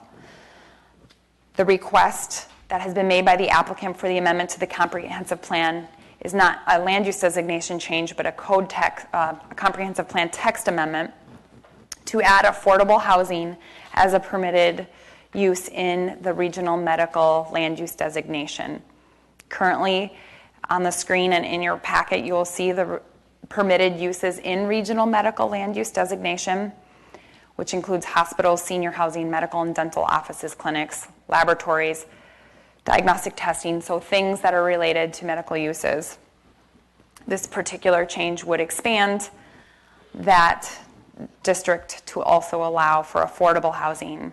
Our comprehensive plan does define affordable housing in the housing section, chapter of the plan, and also sets forth goals that the city has for meeting affordable housing. Also, this area is an area of the city that has been designated as in the comprehensive plan as a potential area of change. What this designation requires is that the city council make a determination on whether a small area plan is needed prior to accepting any requests for a comprehensive plan amendment. The city council examined that at the sketch plan phase and determined that a small area plan was not required for this area in order to proceed with a comprehensive plan amendment. Staff recommends approval of the comprehensive plan amendment to allow affordable housing in addition to senior housing in the regional medical land use designation because the area is suited for affordable housing options. It is in close proximity to transit. It is located on an arterial roadway, and it is separated from low-density residential uses. Allowing this type of housing in this area would help Edina achieve its goals of affordable housing stated in the comp plan. Second, for your consideration is a rezoning to planned unit development. The applicant is requesting this rezoning to allow for affordable housing on the site and to develop the property in a way that is not currently compliant with the planned office development district. However, if you look at the compliance table on the screen or also in your packet, there are two areas specifically that are that the planned unit development district would need deviations from the existing code, and that's related to floor area ratio and parking. So it does meet the setbacks for the zoning district and height, coverage, density requirements. However, the floor area ratio in this planned office district is limited to 50%, and the proposal is at 77%. The comprehensive plan actually talks about a floor area ratio of 1 rather than 0.5, but the code has not been amended to get rid of that inconsistency. Second, the parking stalls proposed do not meet the current zoning district, which requires 1 enclosed space per unit plus additional guest parking. That would be anticipated as a minimum of 39 stalls of parking required, and 19 are proposed, and there are no enclosed spaces proposed. As I have mentioned, there is proof of parking to show 37 stalls, but that is still short of the required 39 and would need some relief if the Planning Commission was apt to approve the proposal. When examining the merits of a rezoning to planned unit development, the Planning Commission and Council must consider all these criteria. I don't expect you to read all those through, but I wanted to show them for the audience. Specifically, staff believes that the request meets the requirements in code for a planned unit development rezoning because the development provides affordable housing, which helps meet the goals stated in the comprehensive plan. It improves the efficiency of street by allowing a land use that generates less traffic than the bank use. And it's proposed to utilize sustainable design. And there are some specific notable sustainable elements in this proposal, specifically that it is using an existing building and not a complete tear down. They are looking at doing energy efficient upgrades to the building. It's located in a location that has access to transit. They are reducing the impervious surface on the site, as well as enhancing landscaping. And there's a pedestrian-oriented design to this building. Finally, in examining the preliminary development plan, staff is recommending approval of the preliminary site plan based on the fact that the application meets the density requirements specified in zoning and comp plan.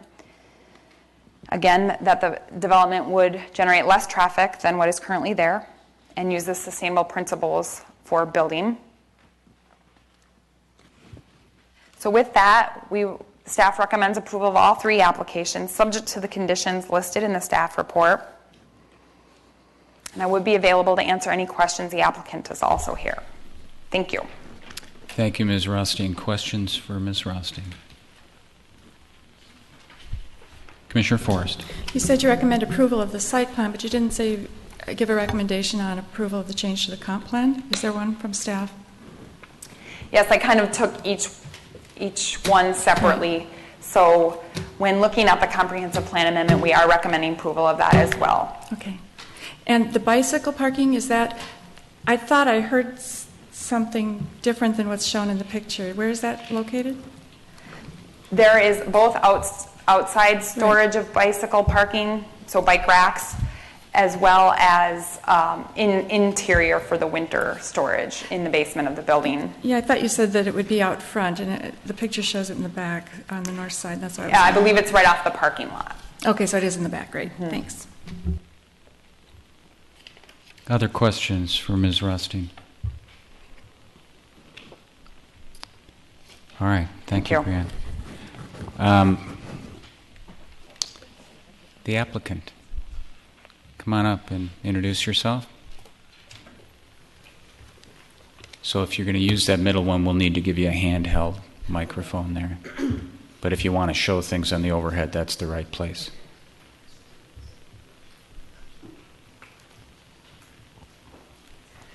Good evening, Commissioner Staunton and other Planning Commission commissioners. Thank you for the opportunity to talk to you tonight about 66 West Apartments. We're upside down, Sarah. All right. Well, my name is Lee Blondes. I'm the Executive Director of Beacon Interfaith Housing Collaborative, and we are the applicant tonight. I want to start by just sharing a little bit about Beacon Interfaith Housing Collaborative. We are an experienced housing organization. We have developed 16 apartment complexes in Minneapolis and St. Paul, totaling about close to 500 apartment homes and serving about 800 people. This will be our first development in Edina, but we've had a long-term presence here in the community. One of the programs of Beacon Interfaith Housing Collaborative is Families Moving Forward. And there's a number of congregations in Edina that have been host congregations for that program, including Good Samaritan United Methodist, Colonial Congregational Church, Christ Presbyterian, Edina Community Lutheran Church, and Lutheran Church of the Good Shepherd. So we have been here in your community and are grateful for the welcome that we have received for the families that we serve who are homeless in our community. As you can tell, we are a unique organization because we are, in fact, a collaborative of congregations, and we do that as we develop housing in the community. We come together because we believe in the power of home. We believe that home transforms lives. And we have with us tonight a number of congregations that have been involved in the development and vision to create 66 West apartments in the community. Edina Community Lutheran Church has been our lead partner congregation. Church of St. Patrick, St. Stephen's Episcopal, Richfield United Methodist Church, and Lutheran Church of Christ the Redeemer are all here with, as well as other members of other congregations in the community to support this proposal to you. We're very proud of our reputation of being able to provide well-managed and well-maintained affordable housing that is an asset to the community as well as to our tenants. We have particular experience in developing this kind of housing. We have Nicollet Square, which is housing for young people that has been developed in South Minneapolis. We are currently developing similar housing in St. Paul as well, and so this would be our third development of housing focused on homeless young people. I'd like to introduce our development team that you'll hear from tonight. Bart Nelson, who is our architect, Carol Lansing, who is our attorney, and Sarah Larson, who is our housing development project manager.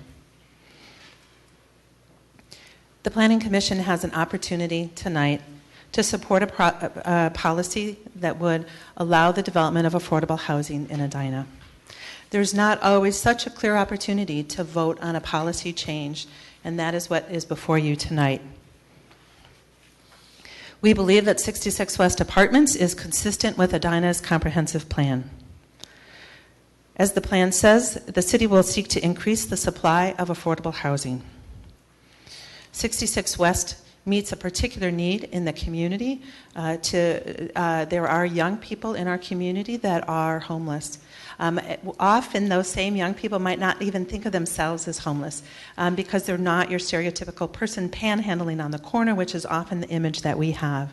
But they are young people, 18 and 19 years old, without a stable place to live. They might be sleeping in their car.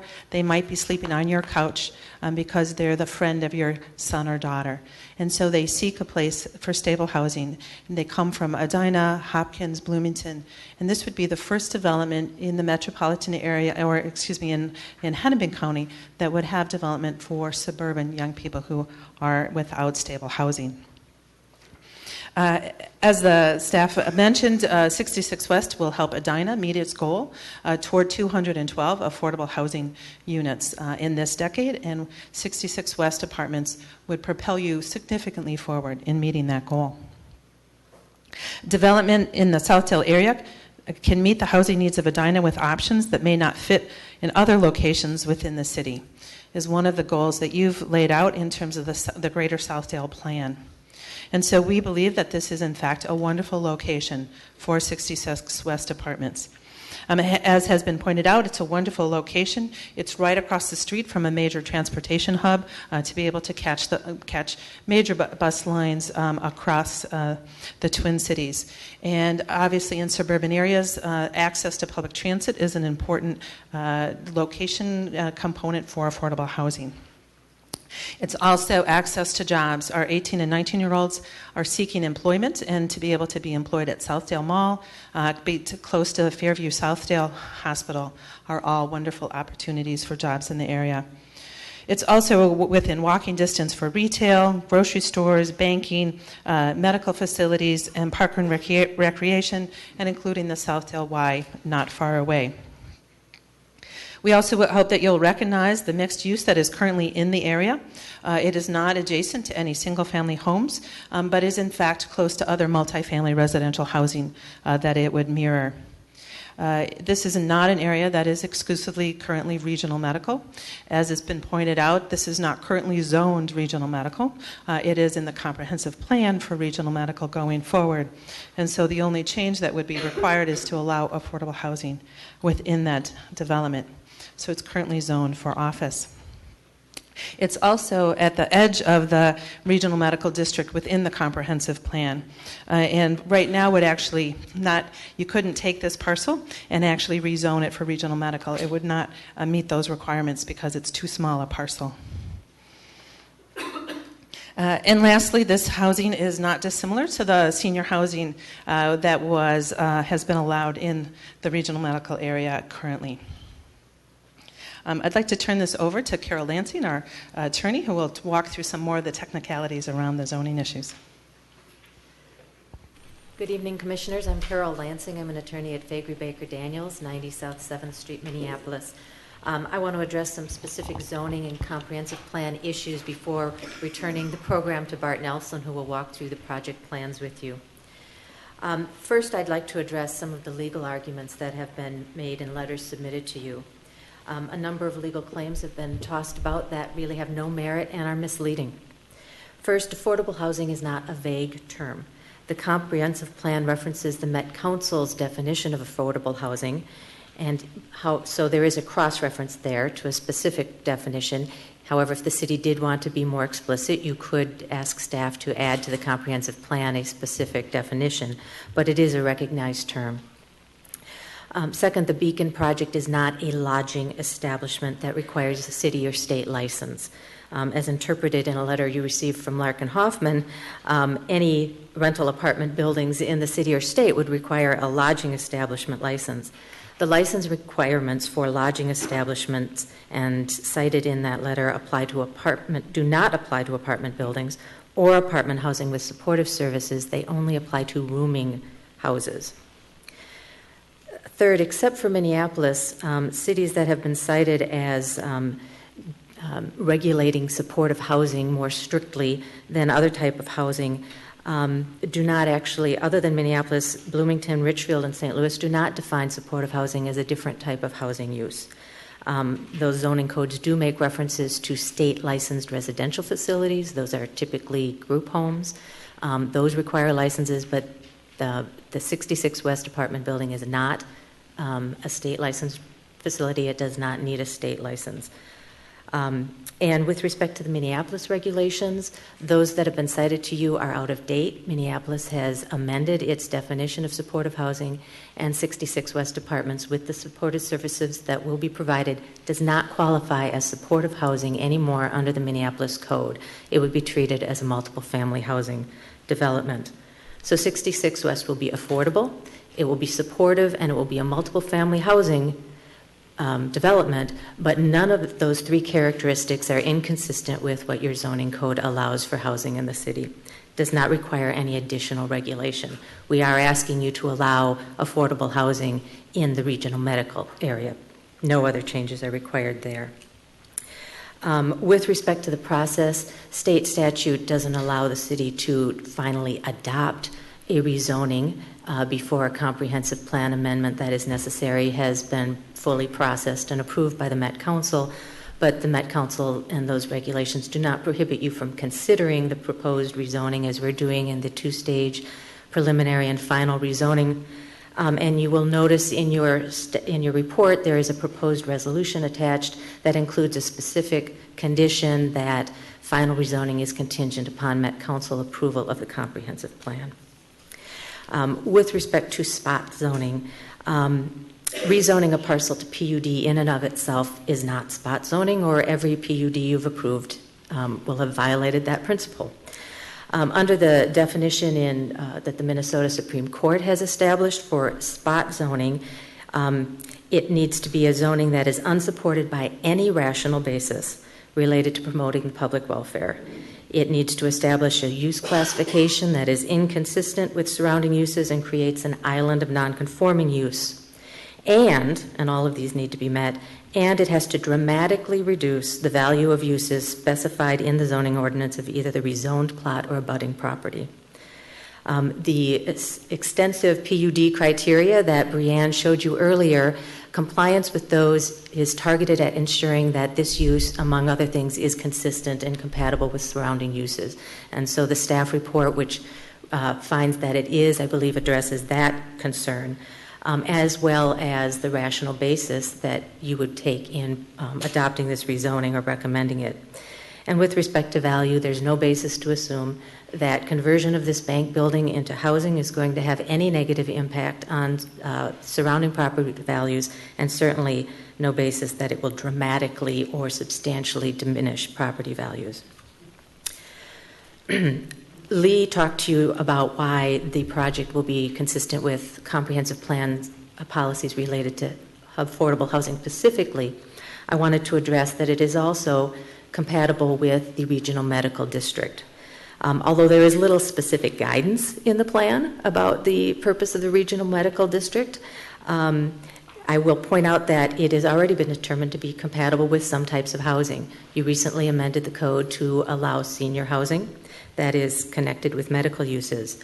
In the regional medical zoning district, it allows living quarters, accessory living quarters for staff and volunteers in the area of the region that's already zoned regional medical.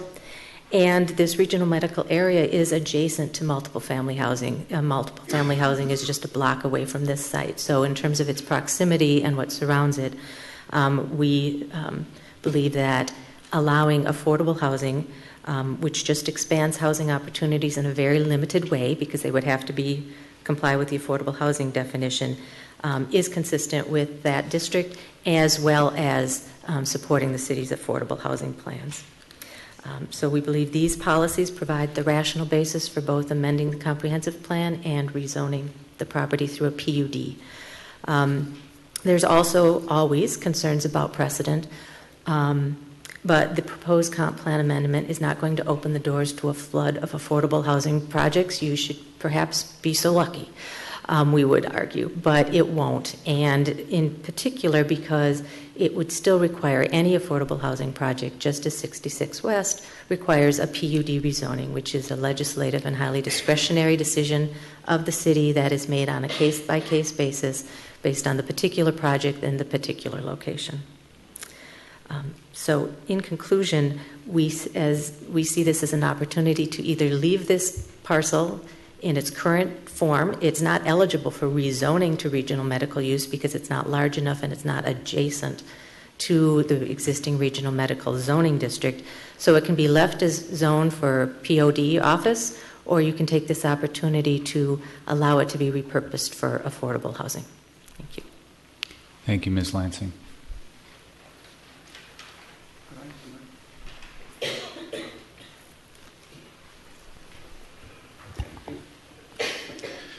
Mr. Chair, Commissioners, good evening. I'm Bart Nelson with Urban Works Architecture. Welcome, Mr. Nelson. Thank you. I will just attempt to run through some of the main attributes of the plan and highlight some of the changes we've made, in particular since the sketch plan meeting. Starting out, looking at the site plan, going left to right, one of the things that in the sketch plan review was talked about was the fact that we had a fence along 66. We've now removed that and made the trees smaller, landscaping more porous, so that there is more of a relationship between the plaza and the building and 66th Street. So I think we've accomplished that. But in addition to that, we've also made it a more welcoming bus stop. We've landscaped around that bus stop, thinking that a lot of the residents will be coming via transit. And also, as you continue to the right, We've tried to make the sidewalk, rearrange the sidewalk so it becomes a little more welcoming to the front door, which is actually at the juncture between the existing building and the addition on the north. Also, one of the things I should point out that, as staff said, we have 19 parking stalls on the north, and we have proof of parking that would extend down to this location. Yes, on LA 100, the dash lines show the proof of parking. Also, according to our attributes of sustainability that we want to incorporate into this, 50% of the landscaping are native plants. As mentioned before, the envelope of the building is 15% more efficient than a typical home. And we've reduced the pervious pavement by 7%. I also should point out that we are not required to do stormwater management, but we have incorporated a rain garden because we think that's a good thing to have, and can be used as a lesson about sustainability. I think someone was asking about the bike racks. We have bike racks that are actually adjacent to the parking in 2 spots, here along the sidewalk that leads to the entrance, and then some more back behind the landscaping a little further. Talking about the exterior, the material palette has not changed. This is more of a contemporary look, thinking that this will be more to the liking of the residents, something that's a little more contemporary. If we go to the south elevation, one of the comments from the sketch plan was that it was a little too simple. We've added some features. We've added a metal facade at the middle, and we've also added a trellis, a sort of a semicircular trellis that gestures to 66th Street, so that enlivens the facade on the south. On the west elevation, this would be Berry Road elevation, that is the main entrance. And so I think that's pretty much unchanged from the sketch plan. The north elevation is also unchanged. The east elevation, you can actually see the trellis on the left-hand side that we've added, as well as the metal facade. Okay, and I think with that, I'll turn it back to Lee to talk about the interior. Thank you, Mr. Nelson. I thought I would just walk through the plan a little bit and explain how it will work for our tenants. And so on our first floor, what you'll see is that we have the offices that have our supportive services right there. We have both a computer lab that would be open 24 Ms. Blotz, maybe if you could point them out Yes, as you're sorry. walking through it, it'd help us. Great. Very good. So we'll have the computer lab, which is available 24/7 for young people to be able to do homework, to be able to apply for jobs, and of course to communicate to their friends as young people do. It has a fireplace in the large community room to really give that kind of homey look and to really offer the same amenities that you would see in a lot of the housing being developed in the Edina area. And then really a large community room. We really pride ourselves on building the relationships between tenants and building a strong community of young people who are committed to moving their lives forward. One of the things I wanted to share a little bit about is our philosophy about affordable housing. This is not a shelter. People will live in a studio apartment and have their own lease. People will buy their own food and prepare their own meals. So this is, in fact, independent living. It could function just as an affordable multifamily housing development. The services are enriching and we believe beneficial to the tenants and ultimately to the community. But they're not, this could in fact function just as a landlord-tenant relationship. We'll have an on-site property manager available there. One of the things that our services really focus on are around education and employment. It's often the kind of services that I say you probably have delivered or will deliver to your young adult children or to your teenagers around the kitchen table.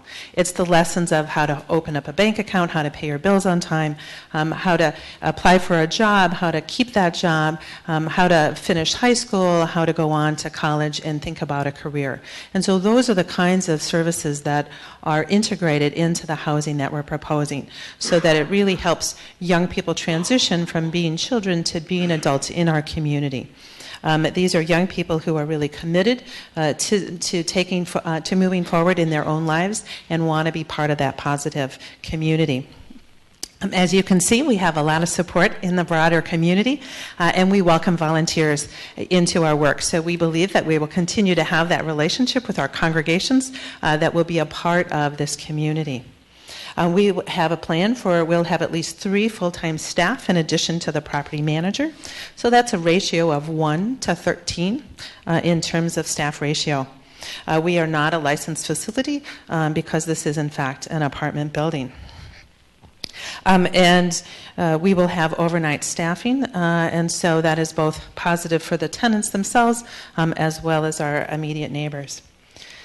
We are concerned that there have been some exaggerated crime statistics provided into the community, and I don't know if they were just mathematical errors, but it really exaggerated the crime statistics literally tenfold. So I think there's an issue with a decimal point in some of the averages that were provided to you, and I'm glad to walk through those in more detail if you have questions about that. But we're very proud of the professional property management that we have in our buildings.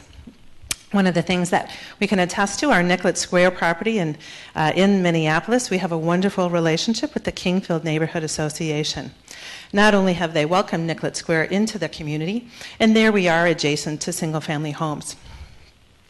That neighborhood association holds a fundraiser for Nicollet Square every year, an Empty Bowls fundraiser that they initiated on their own.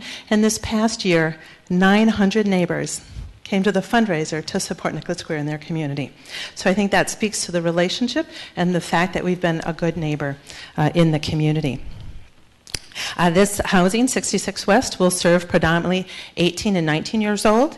We'll get referrals from Oasis for Youth, Teens Alone, the schools, the Southdale Library, other agencies and institutions that come in contact with young people who are without stable homes and could use and could benefit from being a part of 66 West. In the basement, we'll have our bike storage for the winter, as we mentioned, a workout room. We really emphasize fitness and moving forward. Concerned about the obesity in our community, especially among young people, and to really encourage them toward healthy living. And on the second floor, there's, along with all of the apartments, is the lounge space, a meeting room, and a multi-purpose room that can be used for things like yoga classes. And last, I just wanted to show you what an apartment would look like. This is a picture of Nicollet Square. So it's not exactly identical, but will give you a feel for what it would be like to have an apartment like this. We really want to emphasize this is a full studio apartment, as you can see. It has a very nice kitchenette, and as I mentioned, young people are responsible for their own meals and taking care of their own groceries and bills. We do provide basic furniture, so people have that when they move in, and people have their own bathroom so that they can take care of it. Our tenants have leases and have the same expectations that any tenant would have. Tenants need to pay rent, they need to respect the property, and they need to be a good neighbor to the tenants in the building as well as the neighboring businesses. So thank you so much for hearing our proposal. We ask for your support as we move forward. We are so excited to be able to bring this quality housing to Edina. We believe that when people walk past this, just like at Nicollet Square, people walked in and tried to buy condos. And we were very proud of that. And so we really don't want people to be able to drive by and say, oh, that's affordable housing. And so I know some questions have been asked about the cost of the development, and we're really glad to address those if you have those questions. But we really believe that affordable housing is not cheap housing. I think we learned in the 1960s what happens if that's what you do, that you need to build quality housing with affordable rents. And that is what 66 West Apartments would be. I want to thank everyone who is here tonight to support this. Edina has just such a wonderful reputation for caring for children and youth, and we are really touched by the welcome and the support that 66 West Apartments has brought in the community. And we ask you to take action tonight to open that door for young people who need a home. Thank you, Ms. Blantz. Questions for Ms. Blantz or her team? Commissioner Forrest. I have several. When in the narrative that you provided, you refer to this is permanent housing, not temporary affordable housing. What's the average length of stay, and does the rent go up over time? How does that work? Commissioner, thank you for the question. It is permanent housing. We think it's really important that young people be able to stay for the length of time that they need and so that some young people might stay 6 months, some would take, say, 1 year, 2 years, 3 years.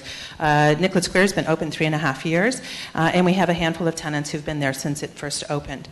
We have a particular rent structure at Nicollet Square that was possible given some of the financing that we received through Minnesota Housing. We have not yet secured the particular rent subsidy for this, so I can't really answer the specific rent structure that would be at 66 West Apartments.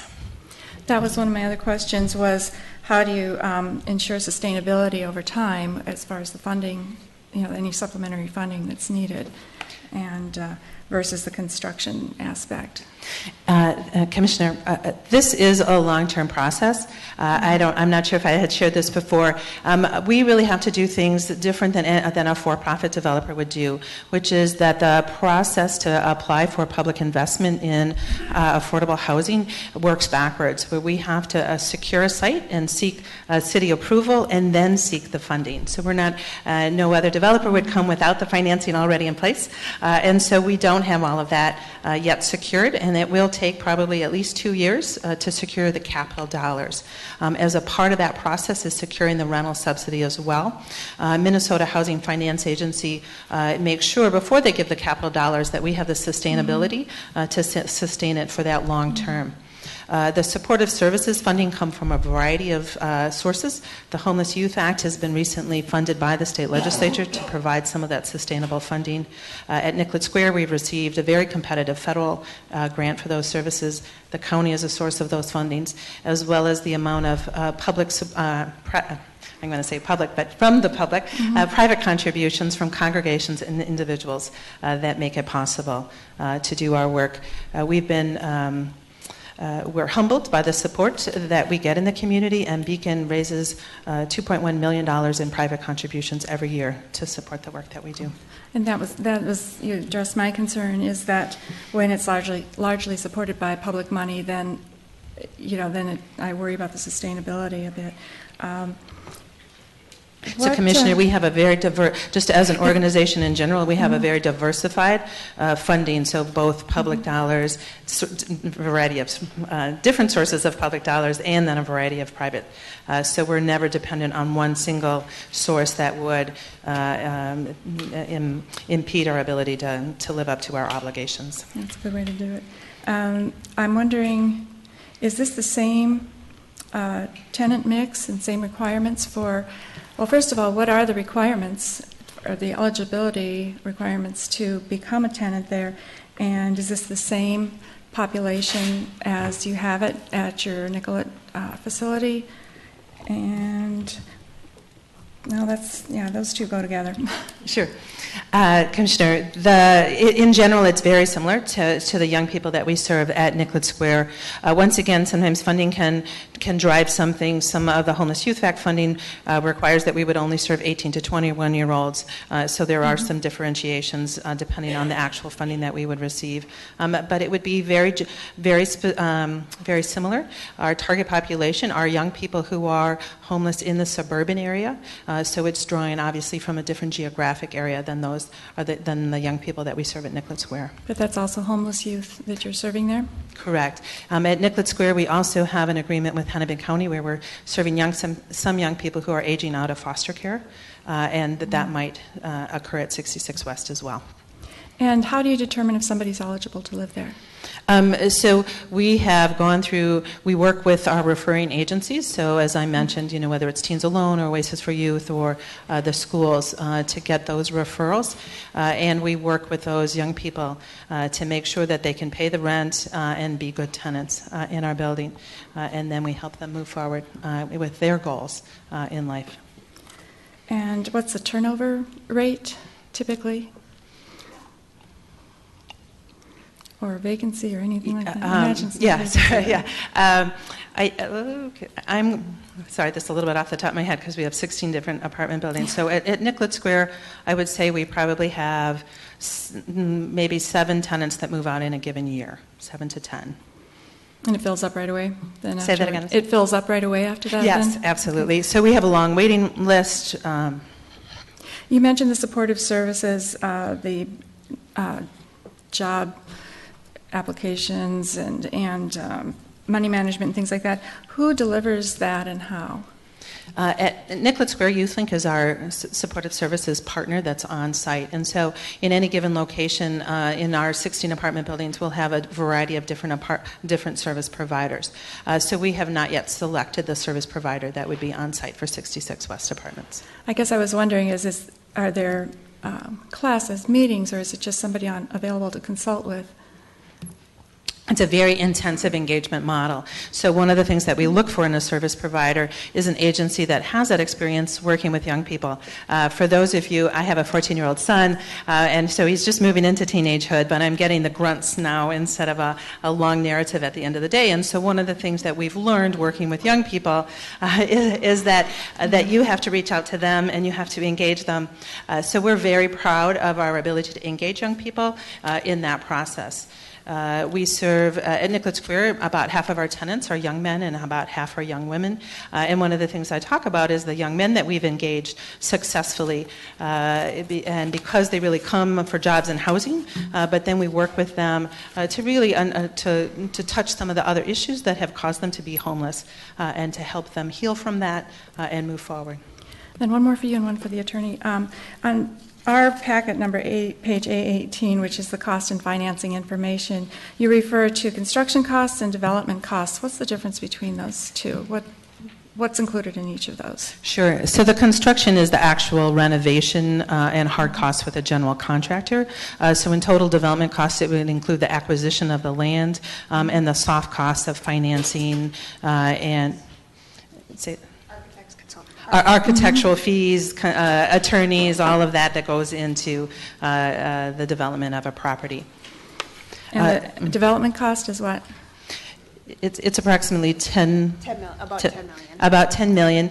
About 2 million of that is for the program space itself. So it's an important component. So because we have a lot of space set aside for offices and the computer lab and things like that. So if you pull that $2 million out, the $8 million is the cost for the housing itself.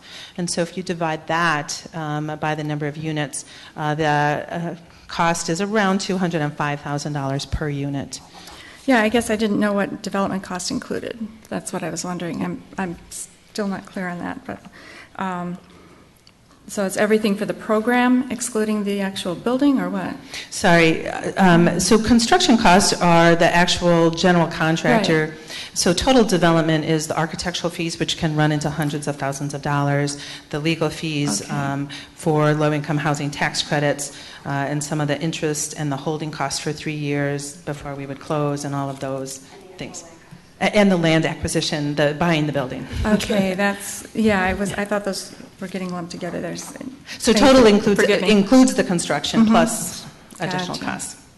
And then my question for the attorney is, I'm struggling with the idea of just changing our comp plan to say that affordable housing is an allowed use in regional medical, and I need strong rationale for that kind of. I don't see the rational relationship with it. I mean, basically, the housing that's allowed now has to be within the building or contiguous to the building that's being served, which has to be a medical building. So I'm not saying I don't find it compatible, especially in this situation. The comp plan issue is kind of bothering me. Can you Give me some more rationale for that. Sure. You have the policy discretion, the city does, to expand what the regional medical district is compared to what it originally was written up as. And I'm supposing that at the time, whether affordable housing should be part of the mix may not have been discussed. There are many policies in the comprehensive plan about the need for affordable housing, and our argument to you would be, as a policy matter, you should allow it in the broadest range of districts as you can in order to make it more achievable. And my understanding is Edina may be struggling with achieving its affordable housing goals. So this is consistent with the comprehensive plan in broader ways, and you have the discretion to say we want to open up the regional medical district. We think it's a good district to allow affordable housing because of it provides a proximity to jobs, and that's mutually beneficial to the employers. And because of where this regional medical district is, it's on an important transit corridor that's also compatible with affordable housing and it's mutually beneficial. I don't have trouble with I think all of those things you said are true. I'm just, the potential then is to be not only allowing but encouraging the entire district, other than what's already there, zoned as regional medical, to become affordable housing, which may or may not be a good thing, I don't know, but it would change the character of was anticipated originally in the comp plan as regional medical. As to the legal issues around that, that's where I pointed out that it is only allowed through a PUD rezoning, and that's a very case-by-case analysis. As to the likelihood of, as a market matter or a financial matter of more affordable housing coming in, it doesn't seem likely, but Lee may have some thoughts on that. Thanks. Other questions for the applicant? Commissioner Platter. I have a kind of a list here too, and I think Commissioner Forrest, some of them may have been answered from that, but just to expand on, just trying to understand where the teens may be coming from, or does this target specific areas where they're coming from typically, or could they come from a metro-wide around to this facility? I don't know how you're screening for that or how that happens. Commissioner, the primary target population is the suburban homeless young youth population that's been identified, and so we work with those agencies that are already engaged with those young people. When we did Nicollet Square, we actually had just 2 days of applications, let the youth agencies know about it, and filled those units. And so we would imagine doing something similar where we have the sites that are in the suburban areas with notice to suburban youth serving agencies. And so that's our target population to live at 66 West Apartments. So that's a target population, but that wouldn't necessarily be who all would stay there, right? I mean, there could be other areas. Right. So depending on what happens with the needs and. Right. So under fair housing, we are not allowed to restrict the geographic area of applicants. Okay. But we are allowed to target market. Sure. And then, what do they sign some kind of they sign a lease, I'm assuming, which would have certain requirements that for, if you do certain things, you may get pushed out, right? Absolutely. Those pieces. So, how often do you run into that, or how often do you have to do something like that in your projects? So the standard lease and all of those rules that apply that we would just expect our tenants to abide by. So it's both paying the rent, it's following kind of the basic rules of being a good neighbor, as basic as taking out your garbage and all of the kind of things that all landlords deal with to make sure that people are being good tenants.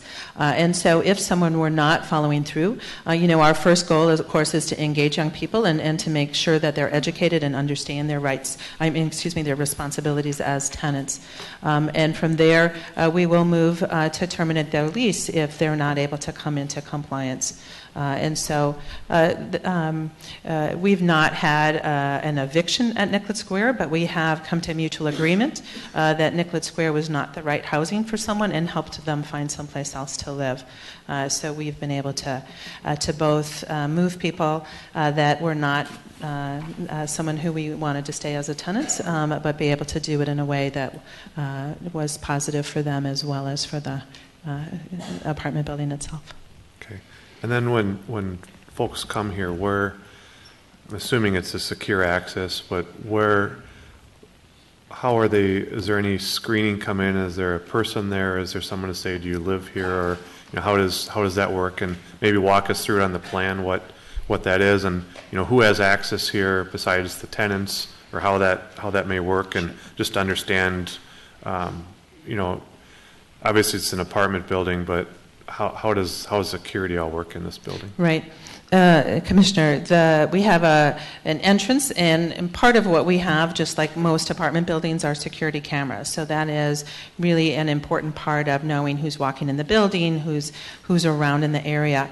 We'll have the supportive services staff. We have an on-site property manager, and we will have overnight staffing available to make sure that we know who's coming and going from the building in the evenings. What time does that start? In the evenings? We don't have the exact hours, but it would run, from at least 8 o'clock at night until, 4 or 5 in the morning. So at that point, they're checking everyone that comes in? Correct. What happens in the daytime? So there's not necessarily somebody staffing in the daytime, but obviously they'd have secure access to... Right. So as you can see from the layout, so there's glass here, so people, so the staff is there, and there's 3 or 4 staff people in that immediate area in the doorway. So we may not be checking IDs as people walk in and out during that time. But it is a secured access, so tenants would have a key card to be able to gain access. Anyone else would have to buzz in. So they're either buzzing, they have to buzz a tenant to let them in, so they can't just walk in. So there's a general supervision occurring in that area. Do the tenants have to see them to let them in, or is it a call-up? Let me look to Sarah. It would be a call-up. Our security cameras don't extend up. Okay. We have security cameras at the entrance, but we don't have the video at the rooms for that? Call-up. Okay. And then it's kind of a general comment. It seems like there should be more landscaping on the site to me. In particular, I don't know if what you've done in kind of the rear here, is there screening to the rest of the adjacent properties from that standpoint, or do you have any other... At the back of the parking lot? Yeah, just how it connects to those back parking lots and things. Are there barriers to get through there, or is it landscaped, or is there a fence or anything kind of in those, not necessarily going to the rear of the site? Just trying to understand how it interacts with your adjacent property owners. There would be trees here. On the backside, this site is actually elevated a little bit. Right now, there's a retaining wall between this lot and that, so there is a change in elevation. And we're open to adding more vegetation. This is... Pardon? These are existing trees. Yeah, existing trees here. The yellow ones or brown ones are existing trees? Yeah, I mean, we're keeping as many trees as possible right now, especially near the existing building and along the north side and the west side. But we're certainly open to adding more vegetation. That's a comment for more vegetation. I think that's all of my questions at this point. Other questions for the applicant? Commissioner Carr.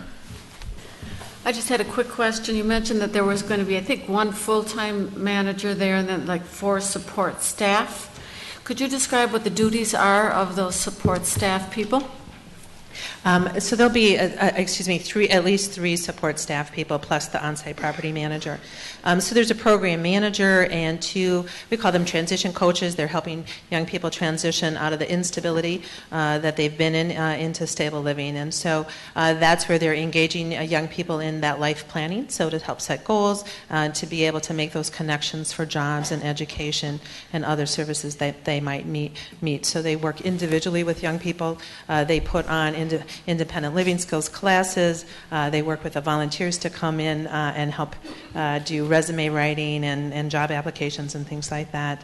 They might do cooking classes, so kind of a variety of community activities as well as individual one-on-one engagement of each tenant. Thank you.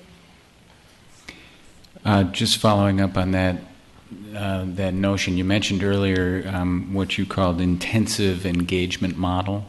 So I assume what you're saying by that is those folks who are on site, I think you said 3 full-time employees, a program manager, and 2 transition coaches, as well as the on-site property manager. So those 3 full-time employees are not kind of sitting in their office waiting to be tapped. They're instead reaching out affirmatively to the residents to work with them on some regular appointment basis. Right, Commissioner Stoughton, that's exactly right. So there's, it's really working to engage that young person. We've had extraordinary success at Nicollet Square. We have a young person here today from Nicollet Square who would love the opportunity to speak to you, to share what that's like and the way that staff really works to reach out and engage each young person in their life goals, and having that supportive adult in their life is such a positive influence. And so we find that young people really respond well. But we have lots of strategies that do that, whether it's cooking classes or having food at events and all sorts of things that help draw people as that relationship gets built on the front end. So is the tenant's participation in that an expectation of being a tenant, and is that, if so, is that communicated or agreed to in some way up front? Yes, the way we design our services is that I would say it's an expectation in the sense that it's a part of the environment as young people come in, but we don't actually make it a lease requirement. We haven't found that that's the best way to engage a young person. Sometimes if you tell an 18-year-old you have to do it, then it becomes harder, and they almost see it as a negative as opposed to I have support for you. And so we have found it not necessary to make it a requirement that can sometimes turn it into a negative thing, because we've really been quite successful at that young people who are coming and choosing to live at a place like 66 West Apartments are seeking this housing, the jobs, and the support that makes it possible. All right, thank you. Other questions? Commissioner Lee. I just have a question. Obviously, it is about, we've received so many letters, and I think about this project, and I think one of the greatest concerns is the issue of security, and I'm wrestling with that, trying to figure out how much security does, or security threat does it pose? Should something happen on site? Are you equipped, or are they equipped to deal with it, or is it instantly a phone call to the Edina police that anything that involves, something more than your typical instance that you might just outburst or something? I don't know. But at what point does it become something that your staff can't handle? I guess that might be. And then maybe if you could speak to how often that actually happens. Mm-hmm. Commissioner, thank you. I'm glad to address this because I think there have been some kind of exaggerated concerns expressed about crime statistics. So I want to get to your question, but I think I will take this opportunity to really talk through some of the math, because I understand there was an analysis done of 10 properties that Beacon owns and operates, and came up with an average that there is average of 14 police calls per property per month. That was actually the average for 10 properties. So you have to move that decimal point. So the average is 1.4 police calls per month per property, which is lower than the number of police calls for the Colony, which is the senior housing that is the closest connected to 66 West Apartments. So the exaggeration was tenfold. So I really want to reduce people's fears. We take safety absolutely tantamount. It's what our tenants want. We have tenants who will tell you our housing is the safest housing they've ever lived in, and we very much care about being a good neighbor. There are, but like any landlord, this is not a treatment facility. So if where it was a domestic violence incident, 911 is the appropriate response, just like any multifamily housing would seek that. And we would never tell a tenant, our tenants are the victims, not the perpetrators, right? So if someone calls 911, they're the victim. And so sometimes 911 calls are getting translated to be perpetrator calls versus victim calls. And so I think it's really important to understand what some of those police calls refer to. We have had an opportunity to meet with the Edina police chief, and I don't want to put words in his mouth, but he doesn't appear to have any concerns and understands this to be like any other multifamily development in Edina. All right, any other questions? All right, thank you, Ms. Blunt. This is a public hearing, so at this point I'm going to open the public hearing, and I want to just say a couple of things before we start the public hearing. First of all, we take public hearings very seriously here, and so one of the environments we want to really try and create is an environment that makes it comfortable for anyone who's going to get up and speak in front of us to say what they want to say. And even though it may be hard to believe for some folks, it's not the most comfortable experience to get up at a microphone and say their piece. And so I would ask everyone here to recognize that not everyone is going to have the same perspective on this, and to respect the rights of anybody here to disagree and say something that you may not agree with without making any sounds that are going to make it even more difficult for them. We want to hear from everybody. We want to hear every perspective. And we're open to making sure that everyone who's here who wants to speak gets a chance to speak. Now, having said that, we're pretty quick on our feet up here. If we've heard something 5 times or 10 times, we start to get it. And so we don't need to hear it 15 times or 20 times. So while I want to welcome everybody to speak, I also want to get us out of here at some reasonable hour. So if what you had to say already got said, think about whether you need to come up and say it another time. So with that, what I'm going to ask people to do is just kind of make your way up the sides if you want to speak, and we'll kind of alternate from podium to podium. And everybody doesn't have to rush. There's going to be plenty of time, and we're going to get to everybody.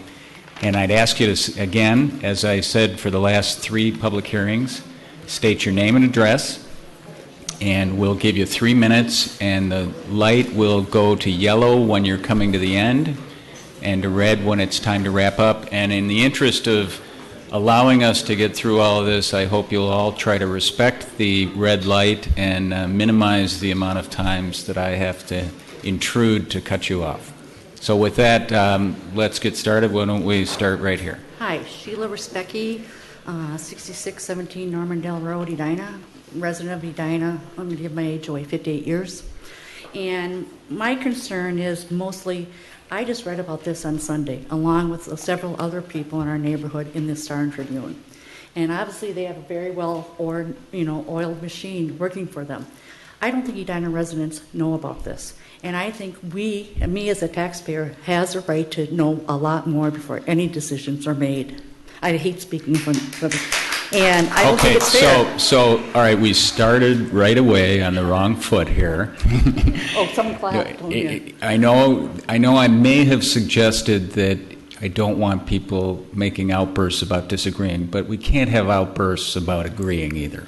So it's going to make it a lot easier for us to get through this if we try to let everybody have their say. But I think as a resident, I have a right to know a lot more. I'd like to go see your properties. The colony in Edina is not a senior living. It's open to kids that go to high school, young kids, so you're misquoting things. And I think as a resident, I have a right to check your properties out as much as you had the right to come in here and tell us to sell it to us. And I don't think we should, agree on anything until all the residents in Edina have a say. And some of the questions are these kids, do they have emotional EBD kids? Any kids, you can't put 18 to 21-year-old, and how many are there, 39, in one place. Edina police don't allow it here anyways. How are you going to allow and control anything with these kids? I don't get that. I wasn't allowed to do that, hang out.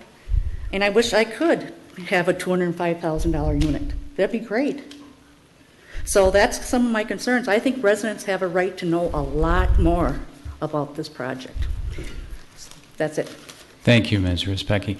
A couple of other items. If people can just address the commission And if you have questions, sometimes people are going to ask questions. We're going to take them down up here and we're going to sort through them after the fact, so we won't be answering them on the fly. Go ahead. Good evening. My name is Floy Sims. I live at 6433 Berry Road, which is a townhouse in the colony. I have lived in Edina since 1952 in 5 different locations. I've lived at this property, which I own, since 1993, which is almost 21 years. I moved there from another location in Edina because of the location.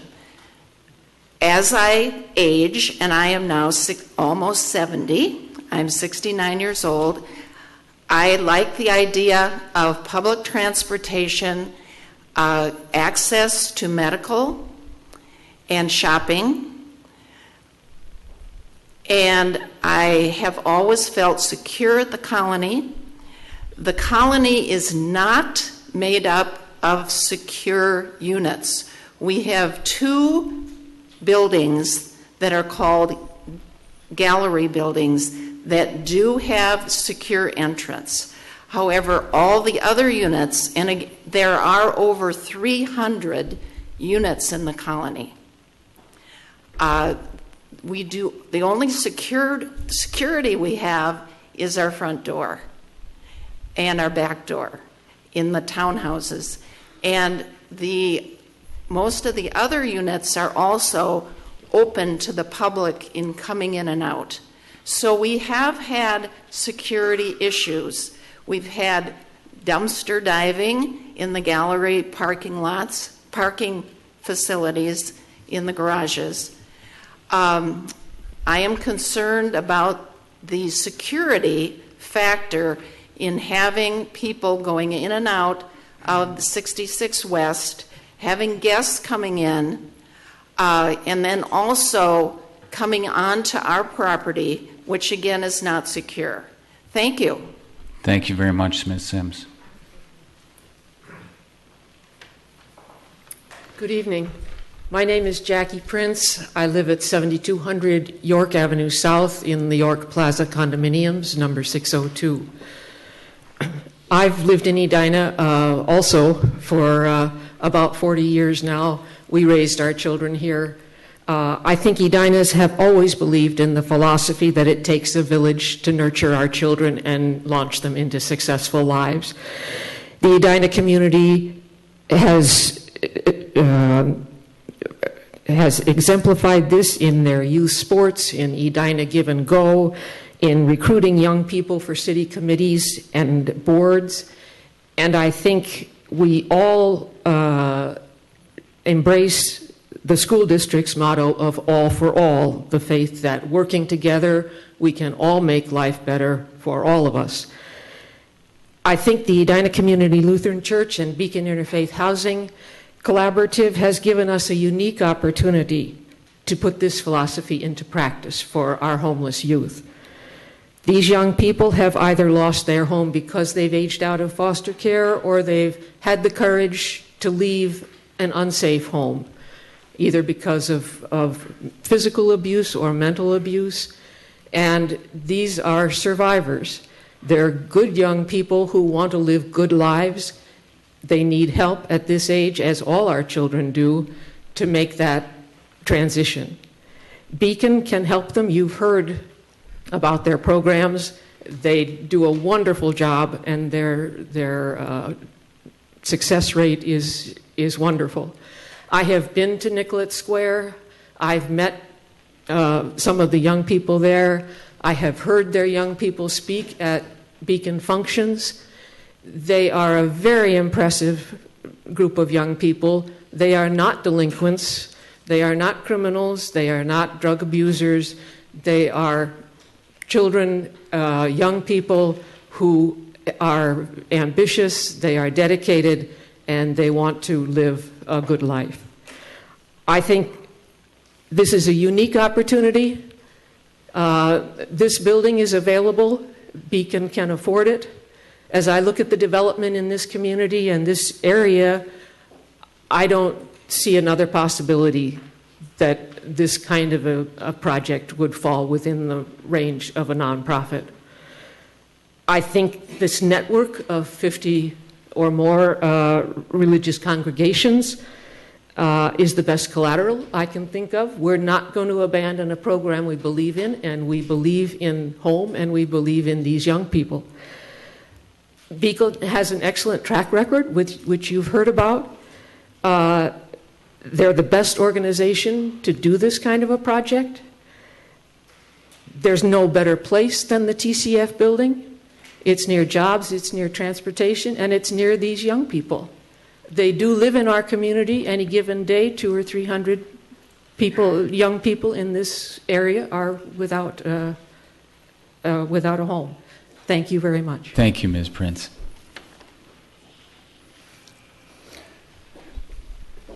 Commissioners and city staff and neighbors, it's good to be back with you again. Good evening. I'm Pastor Eric Strand of Edina Community Lutheran Church. I live in Edina, and I've lived in Edina for 25 years. I've raised my children here. They played in the wide opportunities of services that Edina provides for children and young adults, and they've benefited greatly from them. I'm proud to be a resident here and proud of the community spirit that's often evident here. My congregation has advocated for affordable housing in Edina since the early 80s. We were the lead city organization that participated in the building of South Haven apartments for seniors on Park Lawn Avenue. I'm here this evening to ask you to approve and recommend to the City Council the 66 West project, which will create 39 apartment units, as you have heard. These apartments are proposed for the best location in Edina for such a project. There's significant employment, transportation, other services. And in fact, there's nowhere else in Edina that works as well as this location. These apartments are an opportunity for Edina once again to express our common values and our commitment to each other, to the city, and to our future together. I've always been impressed by the commitment to the common good in Edina, and I believe allowing for affordable housing is a benefit to our city, as well as to those who will find a safe home with such a project. In fact, I believe that this proposed affordable housing is a highest and best use, that it fits the city's comprehensive plan for affordable housing. This project reminds us that the highest and best use efforts always have a moral component. Allowing for affordable housing as a highest and best use testifies to what our commitments are. It reveals what's in our hearts, and it speaks to our values and how we value each other and what the future we hope to allow for our children. Just as parks, schools, and libraries are ingredients in the highest and best use of city policy, this particular highest and best use is about how we support and welcome fellow members of our communities who are in need of stable and safe housing. Those who are gathered here with me tonight are very excited about this opportunity to engage and address a pressing need. We represent many residents, neighbors, businesses, and congregations, and we seek your support for 66 West, and we invite anyone here to come and visit Nicollet Square as well. Thank you. Thank you, Mr. Strand. Good evening. I'm Gwen Campbell. I live at 6600 South Crest Drive in Edina. I have two children, one a graduate of Edina High School and the other currently at Southview Middle School, and I live approximately 1 mile from Beacon's proposed development of 66 West Apartments. And I want to say that I wholeheartedly support this project to bring stable, supportive housing for young adults in our community, and I would encourage you to do so as well. Did you know that 30% of homeless adults experienced homelessness as a child? I see these children every day in my work at People Serving People, which is the largest emergency shelter for families in Minnesota. On an average night, we house 216 children.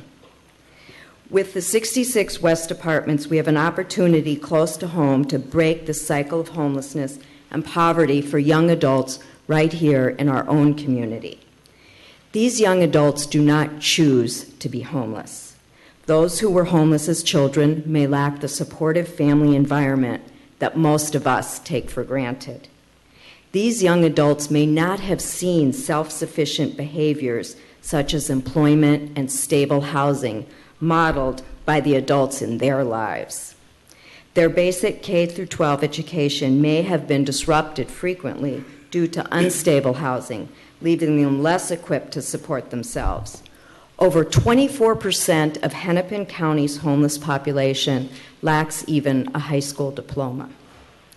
These young adults may have undiagnosed or untreated mental health issues, which are aggravated by unstable housing. Finally, these young adults are sometimes fleeing from a home environment so abusive it makes living on the streets or couch hopping more attractive than one's own bed. Young people are most at risk of homelessness. Youth ages 21 and younger now comprise 46% of our state's homeless population.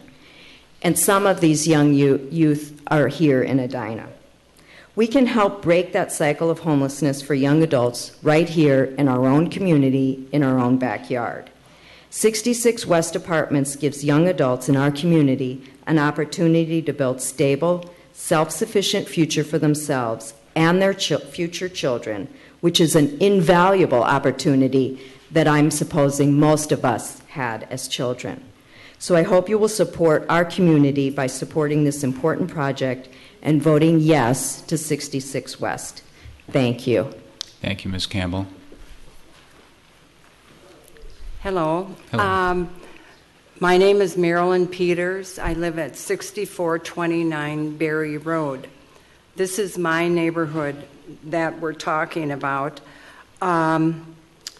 I'm 70 years old, and we bought into this neighborhood because it was safe and walkable. I have a degenerative eye disease called retinitis pigmentosa, so I'm losing my eyesight. So I've enjoyed the privilege of feeling safe in my neighborhood. I know these kids, some are very good, some are going to have friends that are not so good. I just think a new risk being introduced into my neighborhood is not good. In closing, just one more thing. Young adults housed in a group, no matter what race, color, or creed, or no matter what good intentions of other people, simply raise too many significant risks and concerns for those of us who would be forced to live as neighbors. Thank you. Thank you, Ms. Peters. Thank you for allowing me to speak. My name is Dr. Bill Davis. My wife Meredith and I have lived in Edina since 1992. Our current address is 6616 Cornelia Drive, not too far from the proposed site. Meredith graduated from Edina High School. My parents, my brother, and I have a son, all who have had homes in Edina. Clearly, we value what Edina has to offer and are grateful for the opportunity to live here. I'm also a business owner in Edina. I have a practice in psychiatry, child, adolescent, and adult at 6525 Drew Avenue South, just several blocks from the proposed site. Been there since 1996. Meredith and I are members of the Edina Community Lutheran Church. I clearly support the 66 West project. I'm a business owner. I am as well a resident of Edina. And I'm very concerned, as we all are, about crime, about drug use, about violence everywhere. We are a community not only of elderly, middle-aged, but youth, and we have a responsibility to our youth. To be concerned and not proactive is futile. Research has shown that a stable living environment, education, and opportunity are the best ways to promote growth and diminish crime. These young people are with us. Where are they? What we have in the 66 West project is an opportunity to provide these things: security, home, protection, for young people in need. In fact, I believe we have the responsibility to do so, as well as the means and opportunity to support not only these young people in need, but also to share this responsibility with other communities who have stepped up to the plate in the metro area. We can set an example of how to meet challenges in a positive way. I respectfully and strongly urge you to cast a positive vote for the 66 West project, and thank you very much for your time. Thank you, Dr. Davis.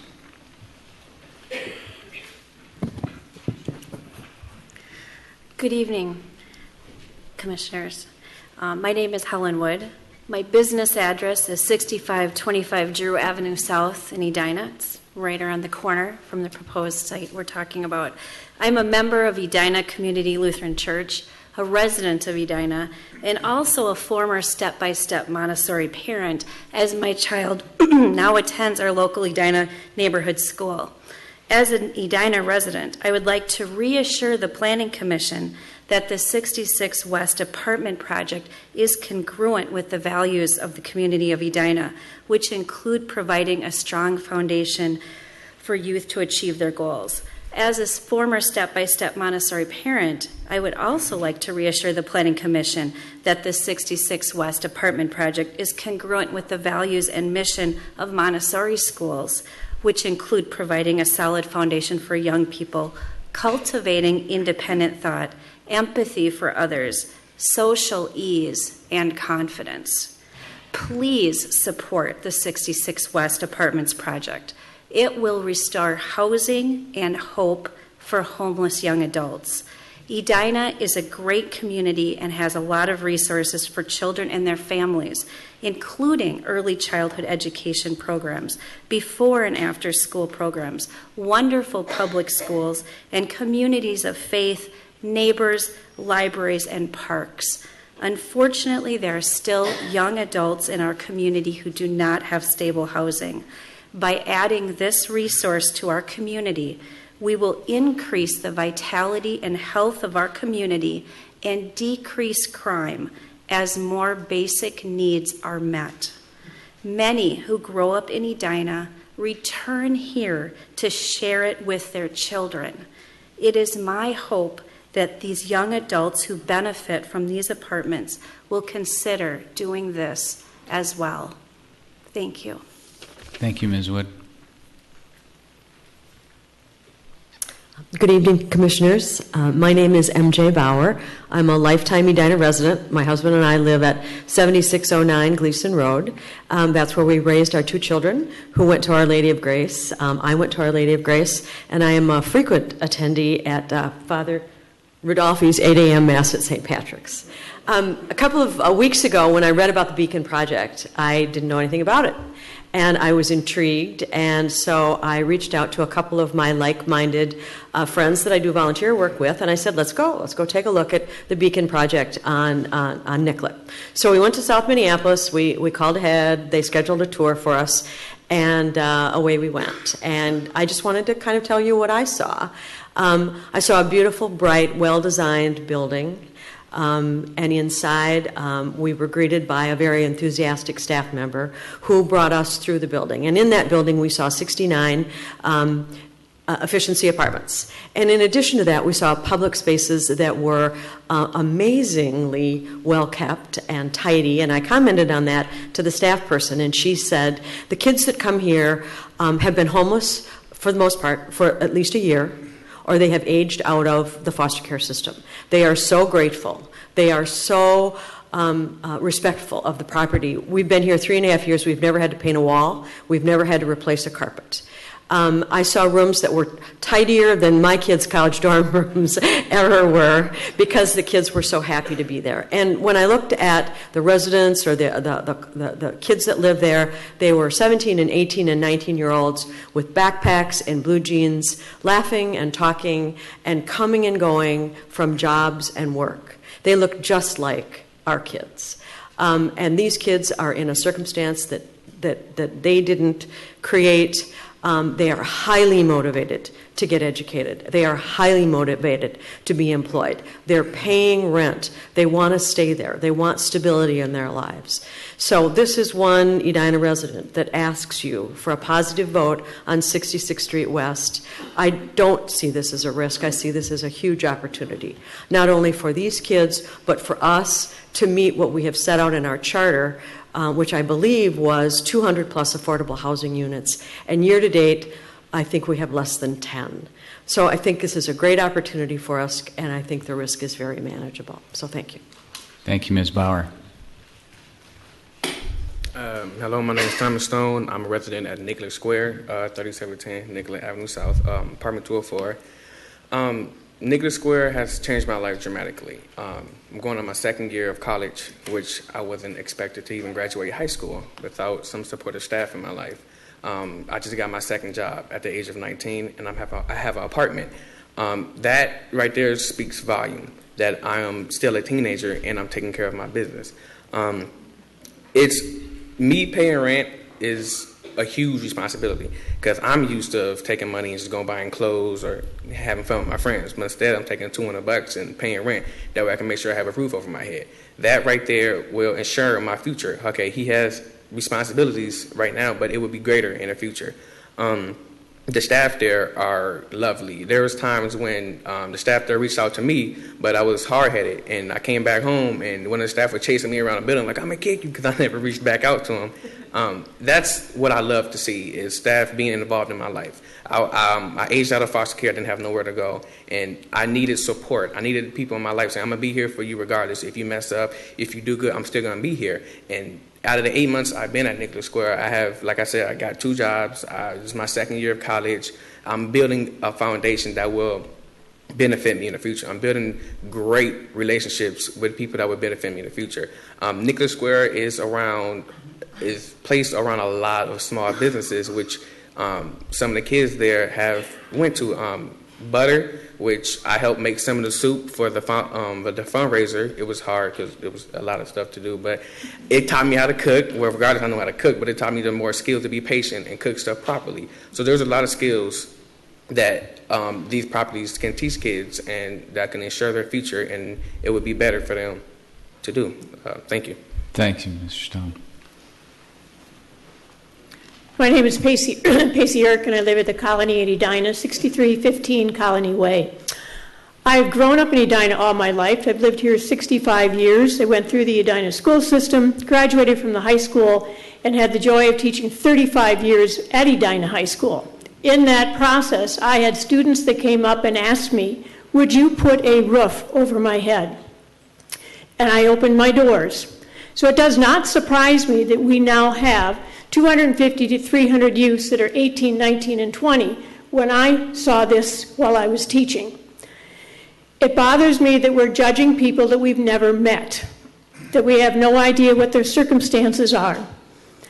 But I value what I think these young people are looking for, an opportunity and a chance. Just like they raise their hand in a class and want to be recognized, this is an opportunity for Edina to step up to the plate.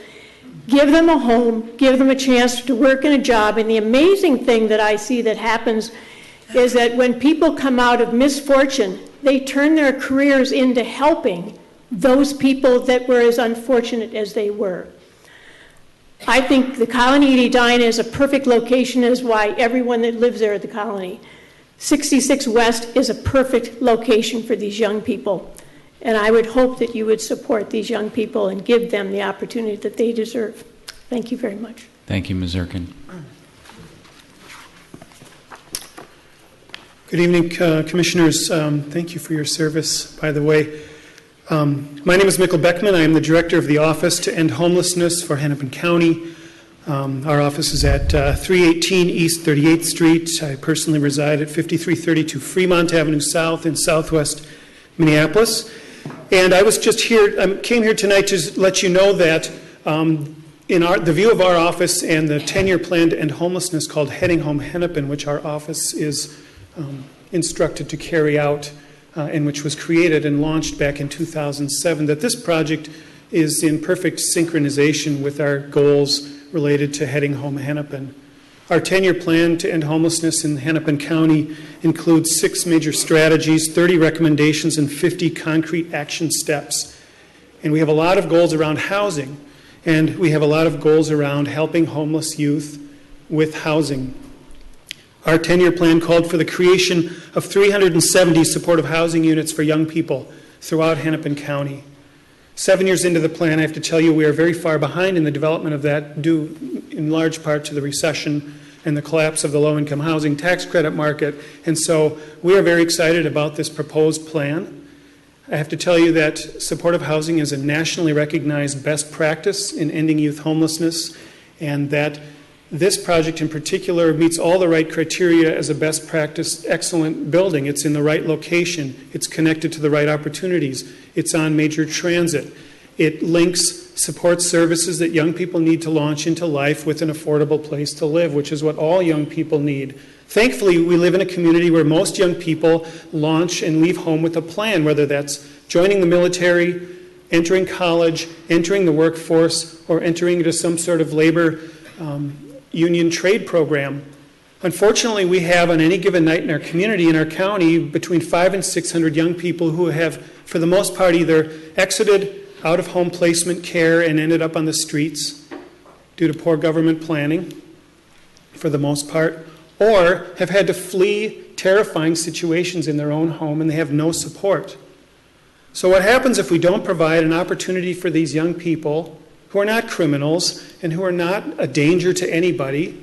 They, in fact, are most often victims of crime, victims of human trafficking, victims of exploitative adults who are out there looking for them. What they need is a safe place and the support of a community.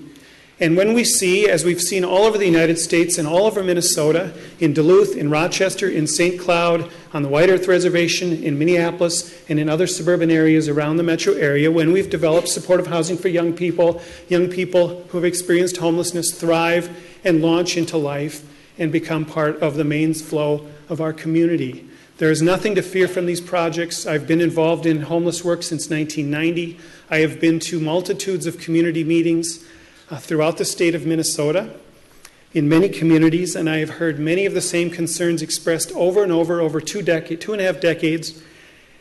And I have to say I've seen so many wonderful projects open, and within months after they open, everybody sort of realizes that, this is okay and this works and there's nothing to be afraid of. In closing, I just want to say that in particular, Beacon has been a solid partner with both county and state government. We do not expend scarce public resources on projects we think are going to fail. The underwriting process for nonprofit community developers is tough. The scrutiny is tough. These people have to show that these projects are going to be viable over many, many years. And if they're not, we're not going to support them with our dollars. And I have to say that Beacon has produced a number of excellent projects in the community, and there's no reason to think this one is not going to be any different. So I thank you for your time. Thank you, Mr. Beckman. Hi, my name is Tom Nelson. I live in the Lowry Hill, Kenwood neighborhood of Minneapolis. And I have 2 points to make, a question and an offer. My first point is that my sister and her fiance, they are licensed social workers and counselors, and their specialty is homeless youth. And through hearing their stories around the dinner table and such, my wife and I became inspired to support a homeless shelter for homeless youth that's actually in our neighborhood. It's in our residential neighborhood where we live in Kenwood Lowry Hill. I drive by it on my way to work every day, and my kids ride their bikes by it on their way to Sebastian Joe's. So I am very inspired to see this. You guys are lucky to have this much support in your community for this. We've met with, my second point. We are also commercial real estate owners and developers in the city of Edina, and we support good community planning. And as wonderful it is to hear about homelessness and homeless shelters tonight, we are also here to talk about good community planning. I believe one of you said at the last meeting that a great city has a great plan. And the city of Edina has always had great plans, which is something we respect, and why we've wanted to continue to invest in the city of Edina. We own the building that's immediately east of this proposed site. We redeveloped the building not too long ago to answer your wishes. We increased the use. We made it medical, as the Planning Commission and the City Council wish that it would be. Ourselves and our tenants have millions of dollars invested in the project. And we think that expanding the regional medical district was the right thing to do, and you're just starting to see the fruits of that long and not easy decision to do that. Ms. Lansing earlier described that the site itself does not qualify for the regional medical district. The intention with expanding the footprint from out from underneath just Fairview Southdale Hospital was to provide the ability to assemble parcels to make them conforming with the regional medical district. If you cut out one hard corner, a gateway corner to that district, you're cutting out the potential to realize the full value of that regional medical district. I thought the description of spot zoning from the Supreme Court was also interesting. In the real estate business, proverbially it's known as robbing from Peter to pay Paul. The other, which in this case, you are cutting out a piece of the regional medical district that you all wanted to give it to a lower use, a non-conforming use, and a non-conforming use that would be, unfortunately, an island unto itself in that neighborhood. It's frequently compared to the Nicollet Square project, which Lee Blondes and Mike Krellen were kind enough to give my business partner and I a tour of. It's fabulous. And hearing the story of that young man tonight is awesome. My wife would be bawling because we support that, again, right in the residential neighborhood where we live. But unfortunately, Nicollet Square abuts a residential neighborhood. It has transit, it has access to jobs. I've eaten at Butter, it's delicious. But it abuts a residential neighborhood. It's not in a regional medical district. And it didn't require the sun, the moon, and the stars of zoning amendments and comprehensive plan changes to get it done. Which leads to my question. Is this the very best that the city of Edina can do? Is this the very, very best site that they can do to respond to this need? Throughout Edina's history, they've done a great job of listening to its inspired and intelligent constituents, taking what they want, guiding it through structured conversation that involves the public, figuring out the best things that are needed for the city, short-term, long-term, going forward. This has been in the public conversation now for just, 60, 90 days? And is this the best that we can do? Just 39 units? Again, you need the sun, the moon, and the stars to get it done. I think we can do better. This isn't the only site in Edina that has transit, that has access to jobs. So I've let you go over a little bit because I'd like you to indulge a question from me. I am, and I mean this honestly, I want to understand, I understand the point you've made about assembly of parcels. But are there any other items that you see as detrimental in having this use in the regional medical district that is going to prevent kind of future development? I just want you to elaborate that a little bit for me because it's a question that's very much on my mind as I wrestle with this. Sure. It's a fair question, and I think Commissioner Forrest really articulated it best, is that it does change the character of what is currently there and what is planned for there.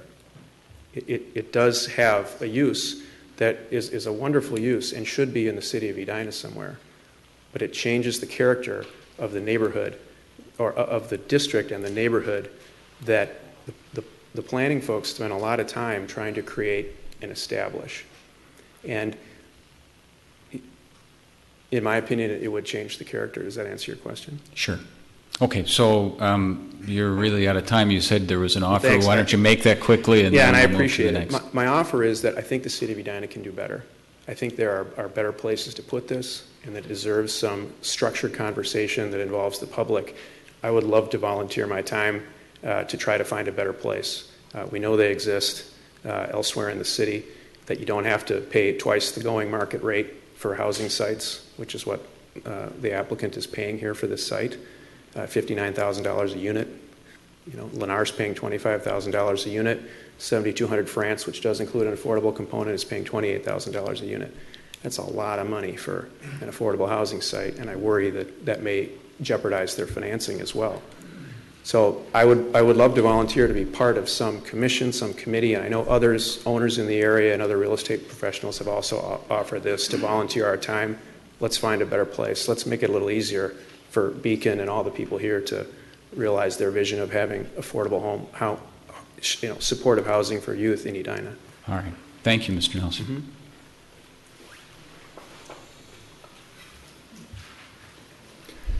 Mr. Mr. Chairman, Commissioners, excuse my voice, my allergies chose tonight to reach their crescendo. My name is Robert Hobbins. I live at 4708 Upper Terrace, just west of Southdale. I'm a member of the Church of St. Patrick, though an infrequent attendee at early morning services, and I serve on its Social Justice Commission.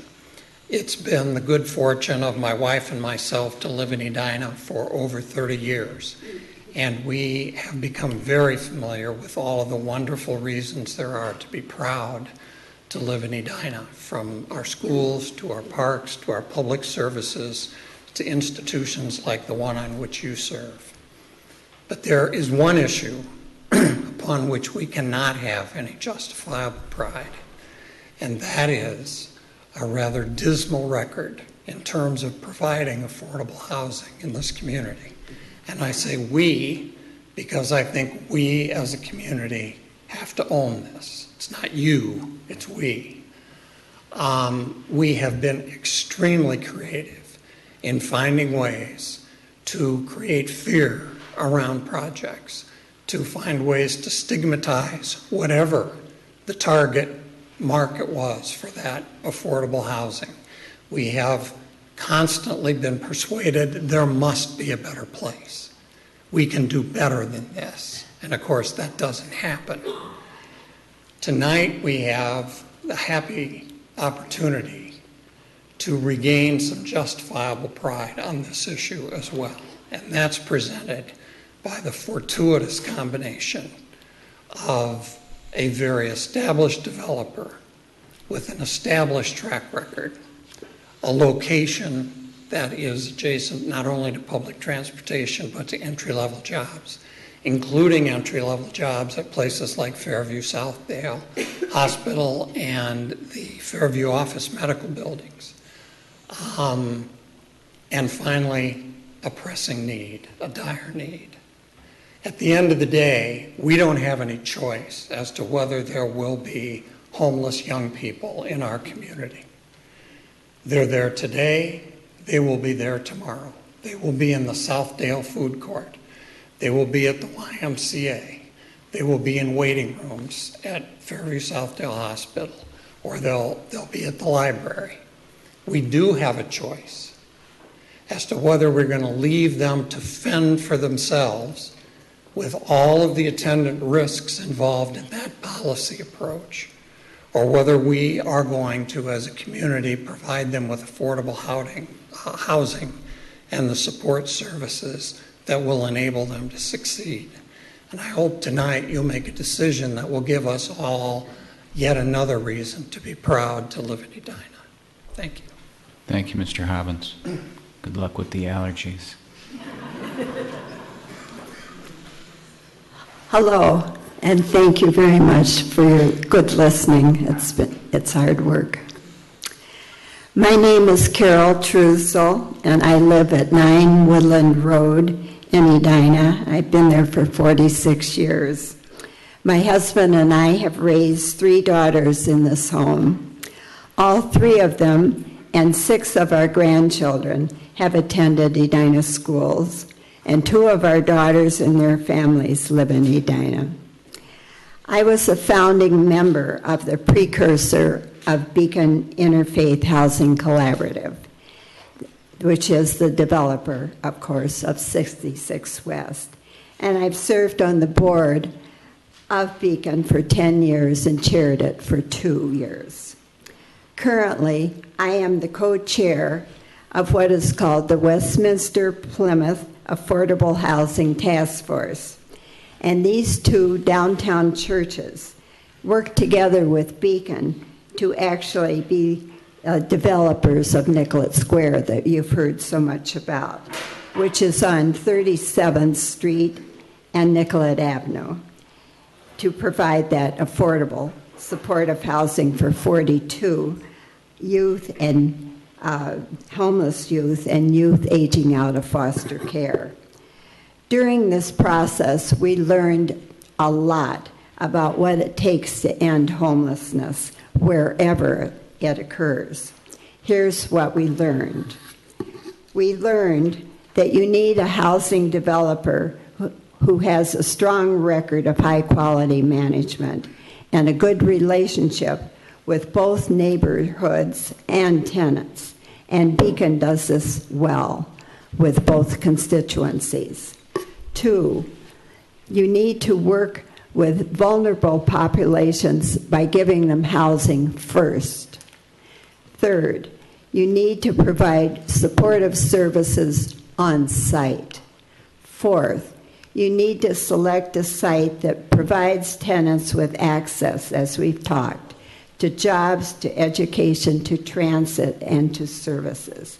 And 5th, you need to engage the public and the broader community in support of the project from the very beginning.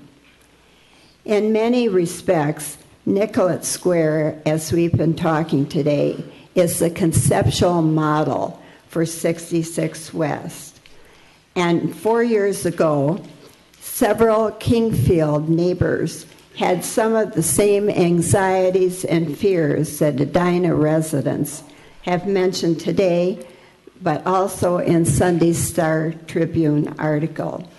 But since then, the Kingfield Neighborhood Association has had a very positive relationship with Nicollet Square and considers it a partner in neighborhood improvement projects. As a model for 66 West, Nicollet Square has a proven track record in the following areas. Ms. Truesdell, if I could ask you to just wrap up. All right. The best way I'd like to wrap up is to tell you how the young people feel about Nicollet Square. John, who moved into the building in July, told the staff that day that he moved in was the best day of his life. Andre, a tenant who had been at Nicollet Square for a year now, told the staff and visitors that Nicollet Square had taught him how to trust again. All right. Thank you, Ms. Truesdell. Just in fairness to everybody, I want to kind of limit the time. I get the point that you're making, and thank you. And I appreciate those quotes as well. Thank you very much. Thank you.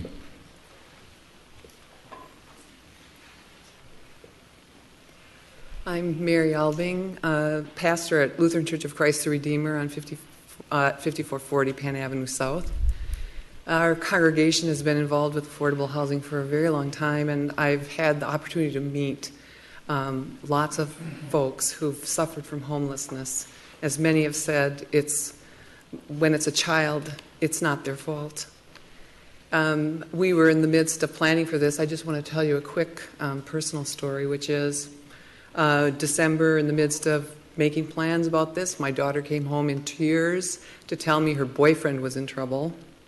And I thought, oh, dear, what is this? Well, his circumstances were that he was 4 classes shy of a degree at the University of Minnesota. And the recession hit. His father had a medical condition. His mother needed to retire to care for him, and his parents could no longer help him. So he went out, got a job. In fact, he had 3 jobs. Burned out finally on all of it. After a few years, realized he needed to go back to school. So his choice, the 1st of December, was to give up his apartment because he had to choose whether to go to school or to have housing. And he chose to couch surf. So we took him in 9 months ago, and he just moved out about a week ago. In 9 months of just supporting housing for him, he took care of his own food and all of his other sorts of problems. He's taken one of those 4 classes. He's gotten a job in a restaurant that he really enjoys. He's paid up his student loans, which he'd gotten terribly behind on, paid back parents and other people he'd been sort of borrowing from along the way. Homelessness is not so far away from us. About 9% of kids at Southwest High School are homeless, functionally homeless, and I'm guessing, since it's right across the way, Edina High School is not so far off. And you have this incredible opportunity. We as a faith community are here because we really feel like we ought to be protecting the most vulnerable in our community, and because we feel so grateful for all that we have. I'm as boringly middle class as you can get, and it was literally at my doorstep in December. And just a few months, and you can turn a kid's life around, provided they have the littlest bit of energy and motivation. And that's what Beacon does. It just gives these vulnerable ones a chance, at least, to succeed. And we don't have to be so afraid of them. We really don't. Thank you very much. Thank you, Ms. Alvin. Thank you to the Commission. My name is Lynn Truesdell. You heard from my other half shortly before his presentation. And one of the disadvantages, as the Chair has already indicated, is speaking now. Most all of the good things have been said and the supportive things have been said, so I'm going to cut my remarks to the quick here, okay? I've been a resident of Edina here for 46 years. We live at 9 Woodland Road, raised our family there, and we still live there.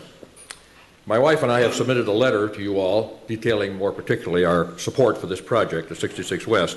And I appear here this evening simply to underscore that very, very strong support. We have, in my judgment, 4 simple rights about this. The first right is the right group. We're serving the right population. And you've recognized that in your previous deliberations and in the comprehensive plan for the city of Edina, which we have, by the way, woefully undersubscribed in terms of housing. I agree with the gentleman who spoke over here. He said it better than I could say it. We have set a goal of, 212 supportive housing units or affordable housing units? And what have we done? We've got approximately 11? I mean, are we serious about this or aren't we? If we aren't, we ought to stop setting this goal. But in my view, we should be very serious about it, and we should shoulder this burden and not leave it to other municipalities, and do what we can do not only for the youngsters in our area, but in the adjoining region, and serve this community. Yes, there will always be some reason why you can't serve this community. I can raise them, you can raise them, and they've all been raised here, and most of them don't amount to anything. When the proof is in the pudding and in the eating, the fact is when these projects are built, and Beacon could show that, the neighbors and the rest of the people who objected originally now say, oh, okay, and they become partners. And that's what happened at Kingsfield in the Nicollet project. So that's the real world. The gentleman who appeared here, a couple of times before I was here, he got up and he said, if we amend the RMD this way, we're going to create this island, and that's a bad, bad move. Now, I may be wrong about this, but I thought there was some precedent for at least considering change in the RMD. And I thought you did that at the 6500 France project. If I read the notes of the planner who took notes at your previous meetings, he or she said that. So there's some precedent for considering a change in the RMD. And it seems to me that's the way to go. Because number one, not only is this the right group to serve, it's the right location. And people have gone on and on as to why that is. It's right for the people who are going to be there, and it's also right for the community. As I say, you can always raise some objection, and it seems to me that's what's happening here. But the fact is, those objections are not warranted. And we've got the right developer. Carrie Teague, the Community Development Director for Edina, has looked at the developer and said, in short, well done and well run. That's the fact. That's what Beacon is. That's its track record. You couldn't have a better developer. Obviously, you couldn't have a more worthy applicant group or serving group. And frankly, not to overlook it, it's the right thing to do. Just on general moral principles, let alone anything else. How unright could it be to serve a population like this who, through the quixotic circumstances of their life, have had nothing to say or to do about their circumstance? And here they are on our door. As the man said, they're going to be here forever. And the fact is, are we going to deal with them and help them to become self-sustaining and self-supporting members of our community, or are we going to turn our back on them? We've got a lot of spots in this 212 goal we've set. We need to fill them. Please do it. Thank you, Mr. Truesdell. Good evening, Commissioners. My name is Jen Augustin. I live at 5000 Arden Avenue with my husband and 2 children. I'm really excited about the West 66 apartments. I first learned about the project when my church, Lutheran Church of Christ the Redeemer, became involved. To me, it fits perfectly with Edina traditions for just two reasons that I'll emphasize. First, Edina supports its youth. Many people have spoken about this tonight. I'll be very brief. I know this myself because I grew up here. I graduated from Edina High School, and now I've chosen to raise my children here. Our community is known for excellence in education, for programs and activities that help develop our children, for programs like A Better Chance, which has supported students of color with educational opportunities for over 40 years. Edina is, in fact, a great place for youth, and what's exciting about West 66 is that it gives us the opportunity to take this tradition to a new level. Second, Edina is a community that stands together. 4 years ago, my family lost our home in a gas explosion at 50th and Arden. And so my heart aches when I think about the stress and instability that comes from not having a place to call home. And much, much more so for people that don't have a community like my family did that stood behind us when we were in this situation. This community truly had our back. And that's the Edina tradition. We support each other. There are youth in our community and surrounding communities who do not have a place to call home. We have the right place at the right time and with the right partner, Beacon Interfaith Housing, to demonstrate our Edina traditions. I encourage you to support this important opportunity. Thank you. Thank you, Ms. Augustin. There's a familiar face. Sheriff Staunton, members of the commission, my name is Floyd Grable. I live at 4817 Wilford Way. I've been a resident of Edina for 26 years. I've got a few somewhat disjointed points to make, if I might. First, I served on the Planning Commission for 9 years. We paid lip service to the concept of affordable housing. Here's your chance to do it. Get it done. Second, you've heard the parade of horrors, and we have heard parades of horrors on many controversial proposals.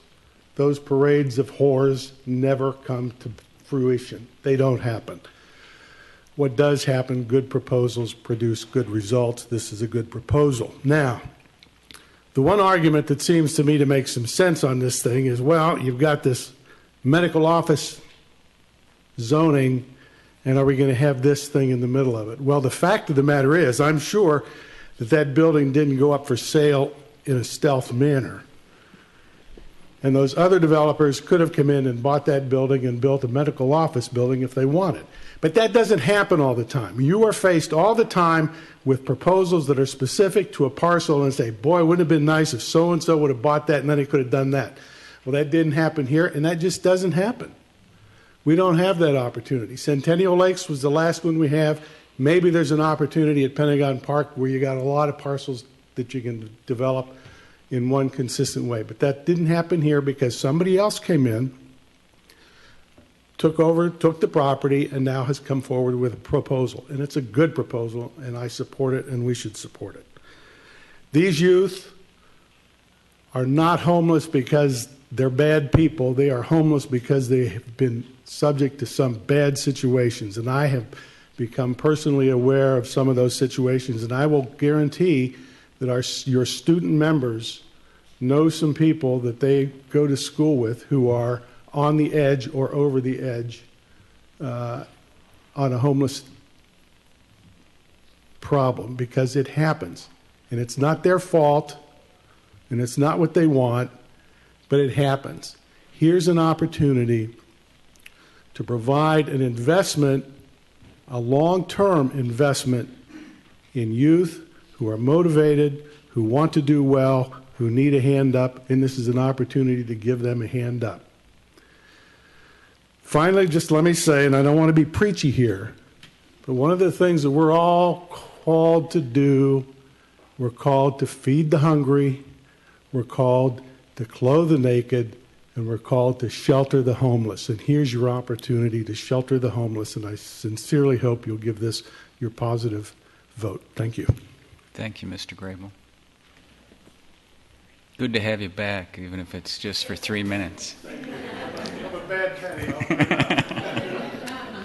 Good evening. My name is Betsy Cruz. I live at 8109 DuPont Avenue South, and I'm here as a member of St. Stephen's Episcopal Church in Edina. I am also a teacher at Kennedy High School in Bloomington, and I'd like to share with you my perspective on this issue as an educator. I would like to urge you to support the 66 West apartments. I learned early on in my career that I needed to stop making assumptions. It's easy to assume that because I don't see homeless people on a daily basis, it's not a problem in our community. But the fact is, I do see homeless people on a daily basis. It's just not apparent that they're homeless. They weren't fitting into my stereotype. I assumed that because we live in an affluent community, the youths who are experiencing homelessness must have options. They must have a place to go or support services. But when I found out that one of my favorite students was homeless, and there was practically nothing I could do to help him and no place for him to go, I realized once again that I need to stop making assumptions. The second thing I've learned as an educator is that nobody wants to fail. Everybody wants to have the ability to live independently and to control the direction of his or her life. When someone isn't able to do this, don't assume it's because he is lazy or she is incapable. Most likely it's simply because he or she still needs to be taught the life skills that you need for independent living. This is what I like so much about the 66 West apartments. They're not just a place for our homeless youth to live. They're a place where they can learn to be independent and where they can fill in the gaps in their life skills education and where they can finally experience what it's like to be a member of a supportive community. If a student came to my class unable to read or do math, it would be completely unacceptable for me as an educator to blame the student or say, that's not my problem, get out of my class, or to just figure it out on his own. We know that that's just a knowledge gap and that it can be remedied and that student can experience success. So when we have homeless youth who come to us with a gap in life skills, we can't just pretend like he's not there or like it's her fault or like they'll just go away if we don't do anything. What kind of a community would we be if we denied help to the most vulnerable and if we refused to educate those with the most potential to dramatically improve? That's not the kind of community that Edina is, and that's why I ask you to support 66 West Apartments. Thank you. Thank you, Ms. Cruz. Good evening. My name is John Good, Reverend John Good. I live at 6816 Brittany Road in Edina. I have shamefully never been to a planning commission meeting before, or maybe I should be proud to say that. Can't say it anymore. That's right, yeah. But this issue is so compelling to me that I'm here tonight. In coming here tonight, I was reminded of a quote which is attributed to many, including Mahatma Gandhi, Pope John Paul II, and our own Hubert Humphrey, and the quote is this: "The moral test of government is how it treats its weakest and most vulnerable members." And I think what we have here tonight is a moral test. As an Edina resident for more than 20 years, as a graduate of Edina West High School, I am absolutely thrilled that we have this test before us, because like many others, I am a bit ashamed that my community has not reached out and stepped up to serve this segment of our society. I'm a former pastor at Christ Presbyterian Church, right down Highway 100, and our church has been blessed to be a partner in Families Moving Forward, which is one of Beacon Interfaith Ministries.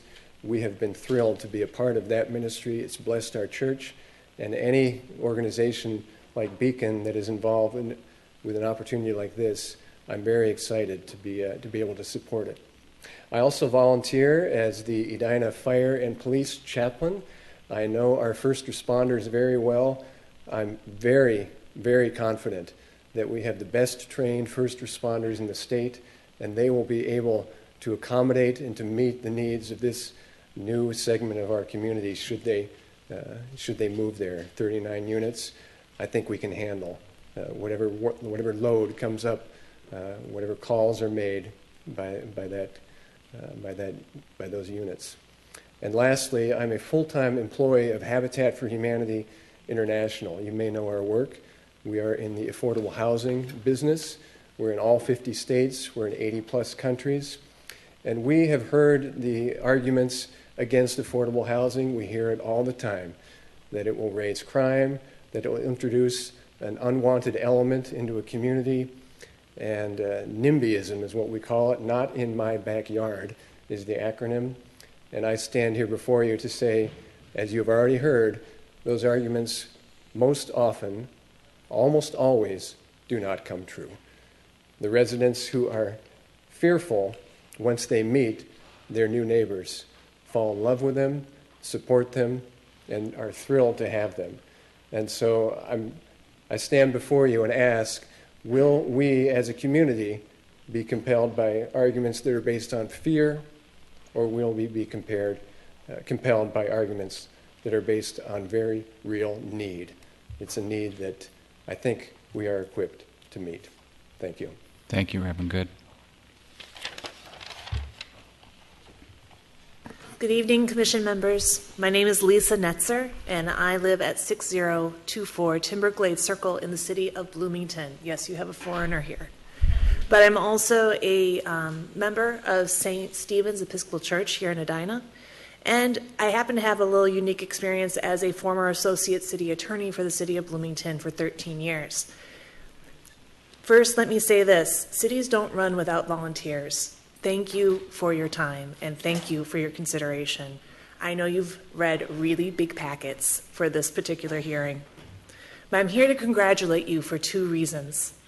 First, congratulations on having the opportunity to meet some of your goal towards affordable housing. Other programs will not have this much support, and they will have more opposition. Affordable housing is hard for any city, especially here in the western suburbs. So be realistic. This is your best opportunity. You need to go for it. Unfortunately, as far as affordable housing goes, this is an easy one, really. And that goes to my second reason for congratulating you tonight. Edina has gotten a rock star and a partner with Beacon. They are an amazing program. You've heard how they already manage hundreds of units of housing in the metro area, and they have extensive experience of working with state and local government. This is a partner you want, no doubt about it. But I have a personal story about why Beacon is so wonderful. Back in 2011, I was elected president of the Michelle Project, a very small nonprofit that concentrated on helping single mothers get out of a cycle of homelessness. It is associated with the St. Stephen's Episcopal Church. We help single moms by a rental subsidy and through mentoring, walking the road with them. To provide them with social worker support, we worked with a community called the Episcopal Community Services, or ECS. But in 2011, they closed their doors. And I literally had an emergency on my hands of shopping for another social service agency to help us out so we could carry out our mission. And after many meetings and a lot of research, Beacon was the obvious choice to work with. Not only are they competent and professional, but they provide an amazing service that aligned closely with ours. And our board unanimously voted to become part of Beacon. And we are now part of the Keys for Success program with their Families Moving Forward program. Not only did Beacon bring support to our moms, they also moved us along when someone was not a good match for our program. They hold families firm to the high standards, and they will do the same in their new project. This is a blessing for the city of Edina. With an amazing partner in Beacon, Edina can help 36 young souls, and your vote tonight is the next step in changing lives. Congratulations. Thank you, Ms. Nesser. My name is Linda Schmitz. I'm a resident at 6483 Berry Road. I think as long as it has good management, that it has a good selection process for the people, I think it could be something that can work. But my one thing that I really don't like is the address that it's called. It shouldn't be called 66 West. It should be called West 66, because 66 West is actually the Hub Shopping Center up by Nicollet. So, it doesn't really tell you where it's at, So it just says 66 West. That might be trivial, but to me, if you're going to really say where you're at, you're not at West 66, you're at, you're not at 66 West, you're West 66. But I actually moved into Edina about 20 years ago. I moved out of a neighborhood in Minneapolis that wasn't really the best. I've not had an easy life, so I've kind of worked everything up myself, put myself through college and stuff. So I understand that, what it's like to work yourself up to something and to try to keep yourself going, because I've never, I haven't had help to do that. I had to do it myself. So I understand where some of these kids might be coming from, but I think as long as we, they have a good selection process as to who they let in, I think it could be a good thing. That's all I want to say. Thank you, Ms. Schmitz. Thank you. Hi there, my name is Nate Melcher, and I'm the Associate Pastor at Hennepin Avenue United Methodist Church in downtown Minneapolis. My family and I live at 132 West 62nd Street in Minneapolis, a few blocks north of the Hub at West 66th. My former career was running residence life systems at a community college, and I can tell you I've seen what happens when a community of young people get together with intentional professional services, living on site, working with young people, making great things happen. I've heard a lot of talk tonight about both this young community at the proposed building as well as the existing community separately, but I wonder what happens when we talk about them together. I'm highly interested in young people finding meaning in their lives. I look at a lot of research on church demographics. The research shows that the one thing that gets young adults interested or reinterested in church when they become young adults is they have an intergenerational connection in their congregation when they're a child. A young person and an old person who aren't related to each other. It means something. And I gotta think that could mean something in this particular neighborhood as well. What an opportunity this could be for folks to come together. What happens when you make intentional connections between the Colony and West 66th or other buildings here?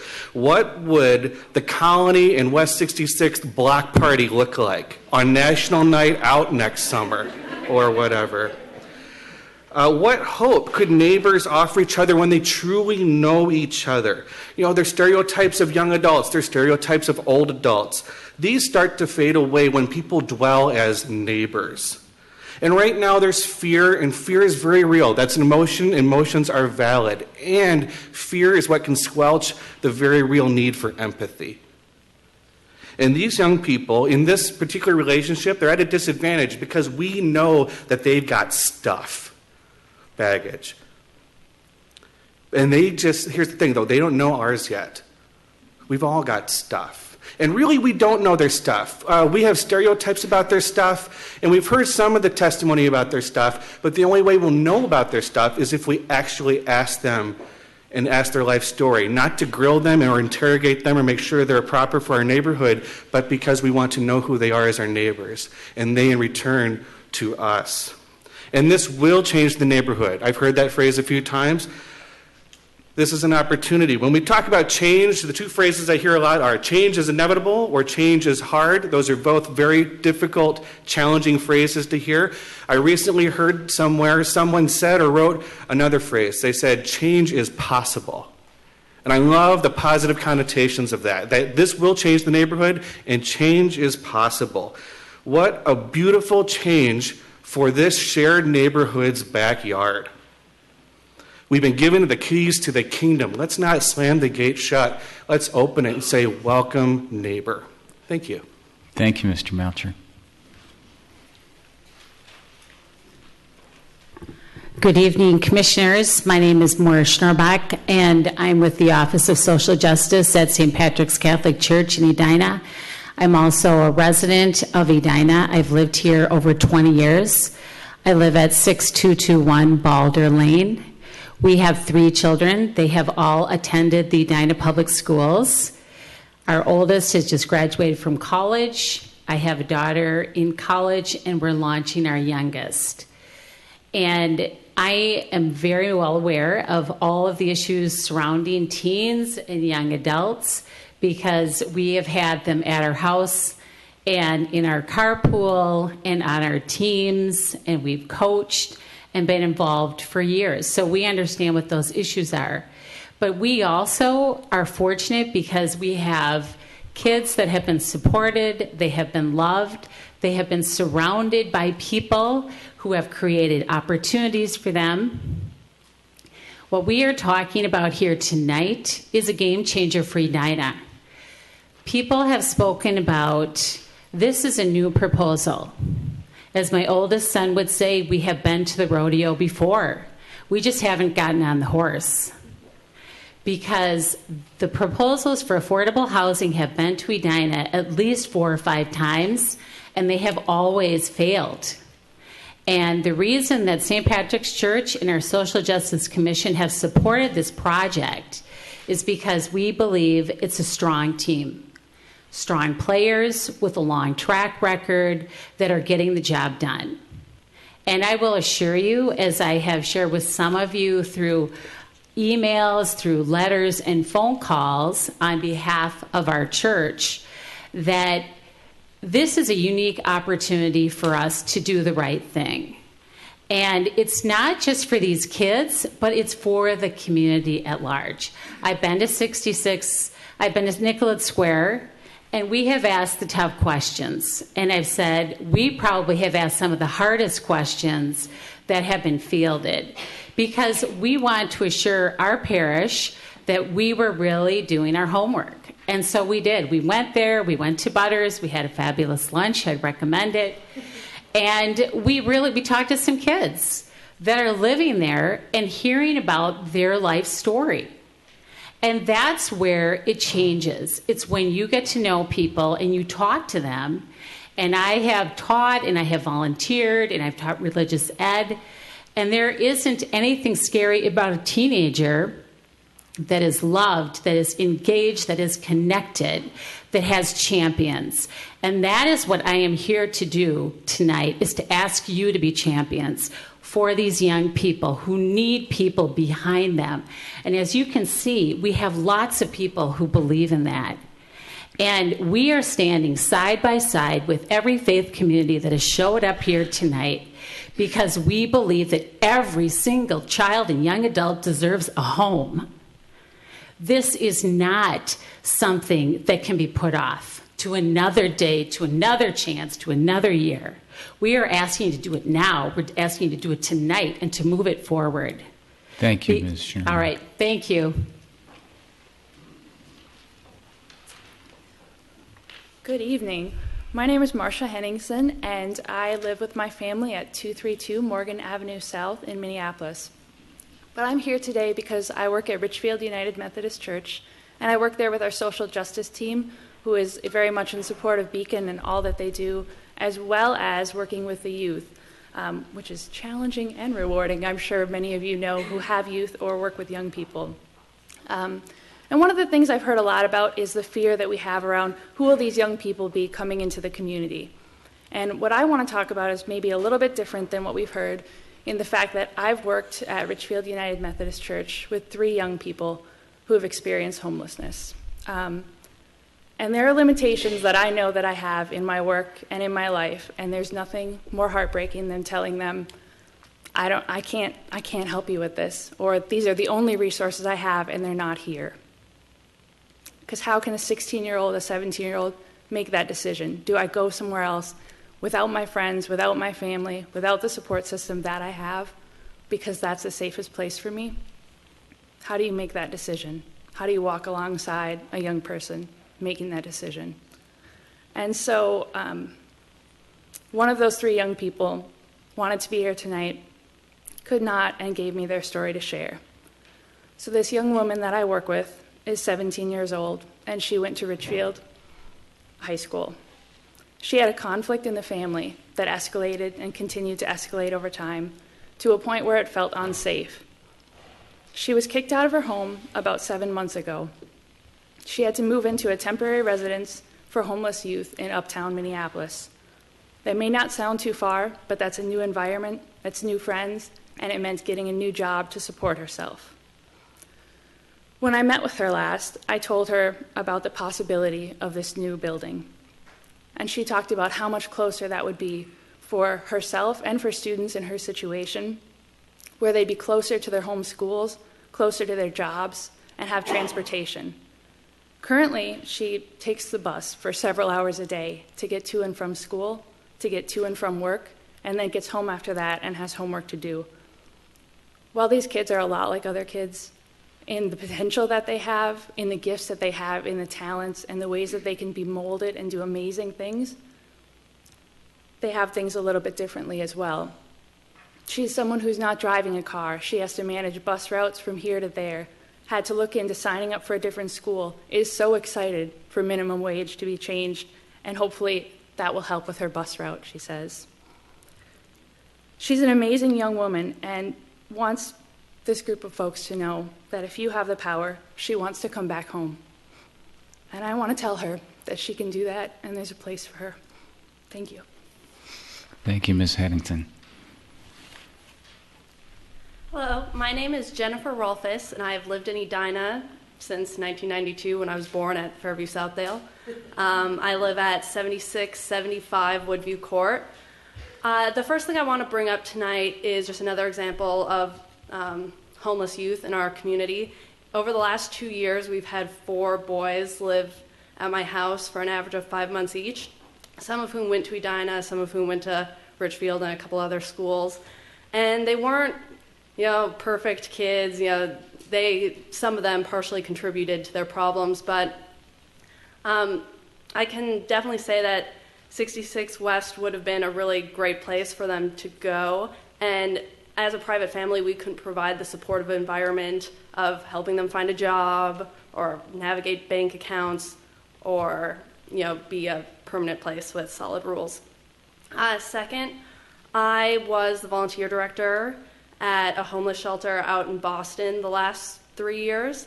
And there are a lot more security concerns that come with an emergency shelter because people really have no incentive to behave necessarily. But this shelter, which had 30 adults, was within a block of a number of the college dorms. And my friends knew I was involved in the shelter, so they would come ask, "Oh, where is the shelter anyway?" And I would say, it's right in the corner of Winthrop Street, which they walked by on average 8 times a day, and they had no idea it was even there. So I anticipate it would be a somewhat similar situation with 66 West. And finally, to the point the gentleman brought up earlier about how expensive the units are, I think it is rather expensive, but I think looking into other things in the future will be an opportunity to fill our remaining 150 affordable housing slots. Thank you. Thank you, Ms. Rolfus.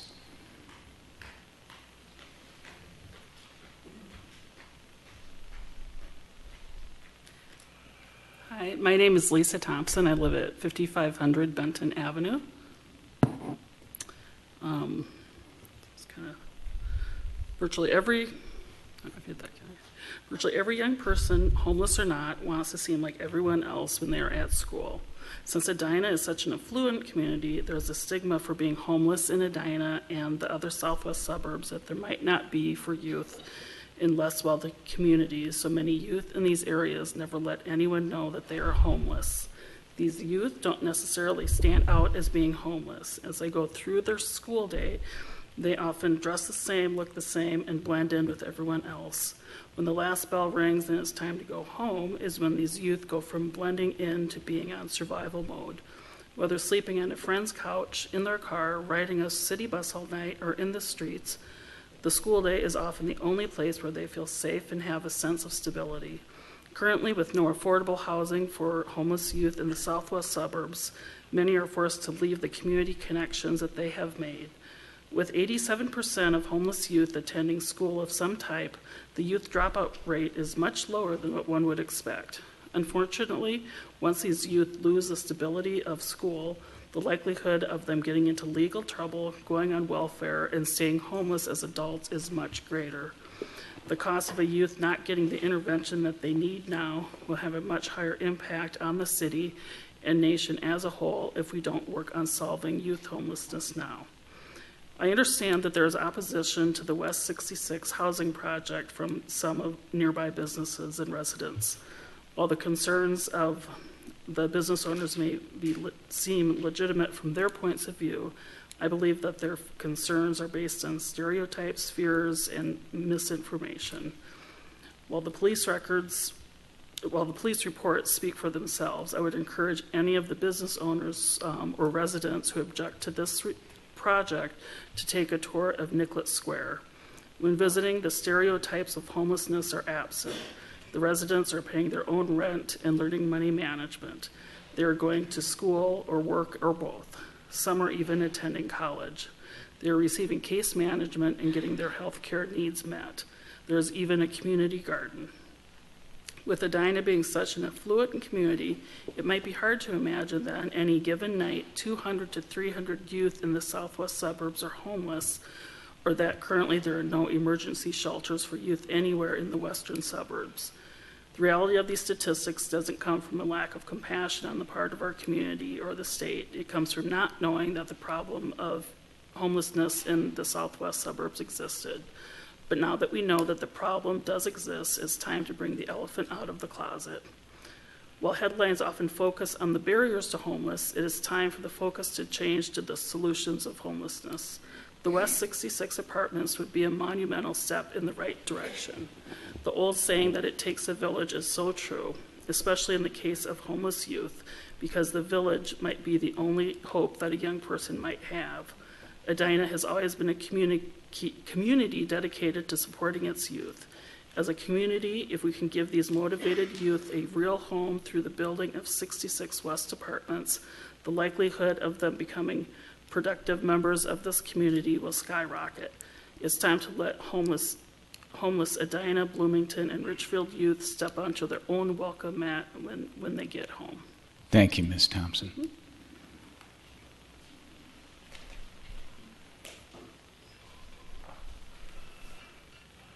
Good evening, Mr. Chairman and Planning Commission members.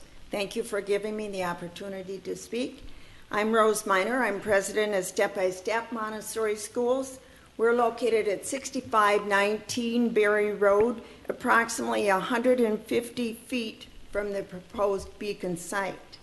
I've worked with this Montessori location for over 40 years. We're not a big business. We're a small organization, locally owned and operated. I've owned the building for the last 23 years and have paid more than $650,000 in property taxes. We serve 150 students daily in the building, ages 6 weeks to 6 years, and employ over 39 staff. I'm here today because I've spent my life working to ensure the children of Edina have the best possible early childhood experience, giving them an edge for a lifetime. 40 years ago, when I looked for quality childcare in Edina, most centers were places I wouldn't leave my dog. But there was one different, and one that I found, and it's the one that I'm still with today, ensuring that the parents of children in Edina have a place where they can feel good about leaving their children every day they go to work. I'm not opposed to the concept of the project. I'm concerned about the compatibility with other residents and business owners, the long-term sustainability of the project. I am concerned about the parking. We'd love to invite parents and grandparents in to share events with us, but there's no parking. We have to schedule different days. Parking is a nightmare in our area. We're also concerned about the economic impact to our organization. We've served thousands of children in Edina Our former students are now bringing their children to our school. Former parents are now bringing their grandchildren, and former students are now working as Montessori teachers. But we can only continue to serve the next 1,000 Edina children if our school is open. Prospective parents are already concerned about this project. We have put on hold a number of planned improvements to our building. This project may or may not impact our school, but have you considered the unintended consequences of this decision? Beacon cannot comment about the makeup of potential residents. They couldn't comment if they do background checks. They can't guarantee 24/7 supervision of these young people. When we met with Beacon, they were very unwilling to listen to our concerns. They only assured us they were good property managers. Well, at Step by Step Montessori, we're a little more than property managers. We are ensuring the safety of a family's most prized assets. Over the past 25 months, we have police call records, and we totally differ from what we are hearing from Beacon. We are also hearing that we're not talking about minor infractions. Ms. Meyer, if I can ask you to just wrap up. It's criminal activity. Criminal activity and children are not compatible. Approving this request will hopefully benefit 39 young people living in the complex. But what about the 150 children you're potentially impacting in our school? Let's find a solution that works for everyone, a location where the community can embrace these young adults and give them the help they truly need. Thank you, but Ms. let's Meyer. not do it at the expense of the young children in Edina. Thank you, Ms. Meyer. Thank you. And I appreciate also that you did submit something in writing, and so Yes. we've got those Thank materials as well.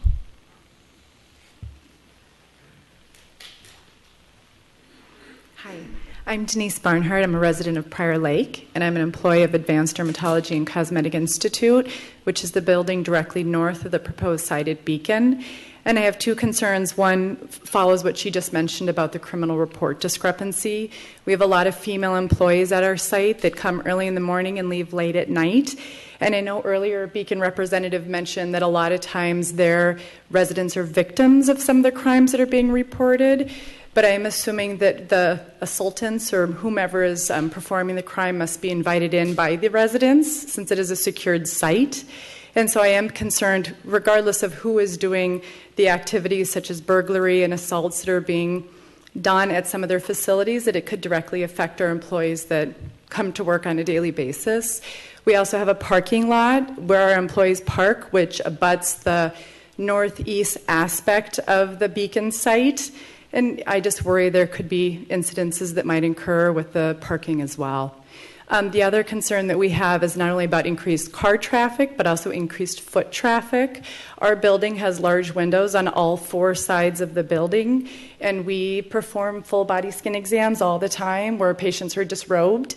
Our windows are mirrored, but the few patients, or I should say the few people that walk by the exterior of our building, it's very alarming for patients, even though they know they're mirrored windows, that someone can't see in. And so there is some concerns if there's going to be increased bike activity, walking activity, if they're going to be coming through our grassed area around our building, that it might make our patients feel insecure or that they're being exposed in some way. So thank you. Thank you, Ms. Barnhart.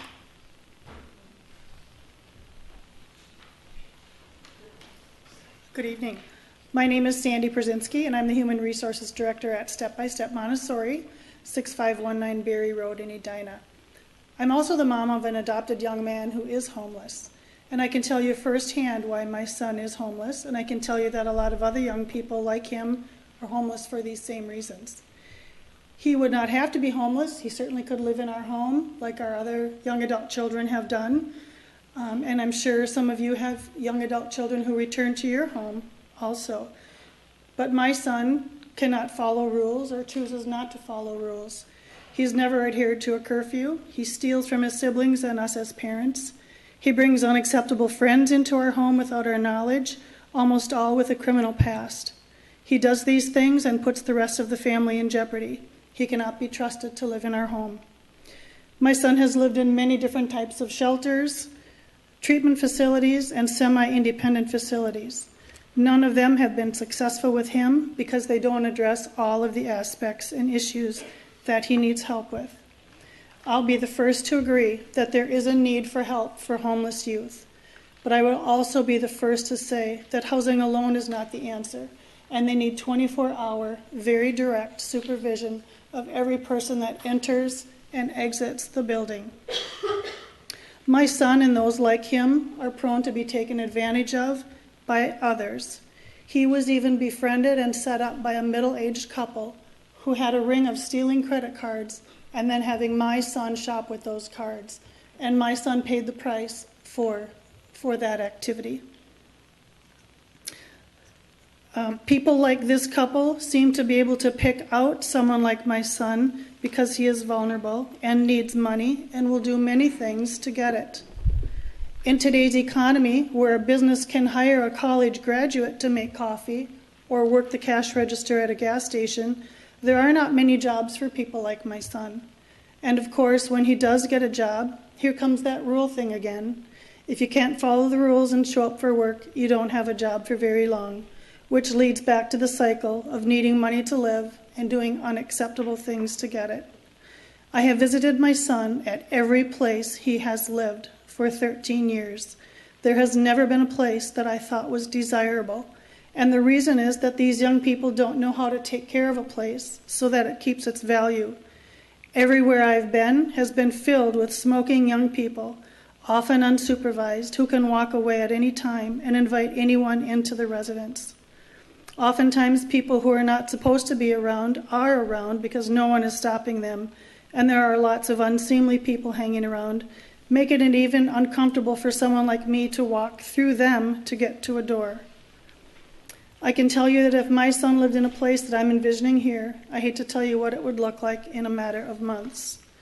There is a need for help for homeless people, for homeless youth. But I hope that you take into consideration that it not be at this corner, where I have worked in this corner for about 15 years.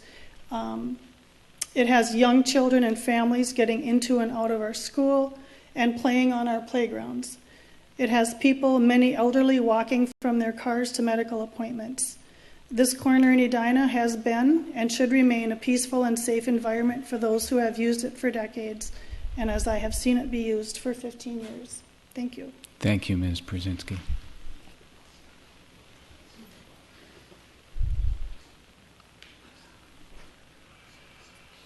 Mr. Chairman, Commissioners, my name is Eric Shirley. I live at 2007 West 61st Street.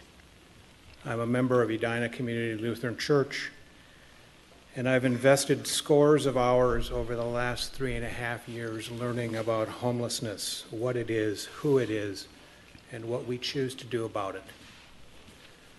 Part of this process involved our congregation partnering with Beacon, and it took us 18 months to find this site.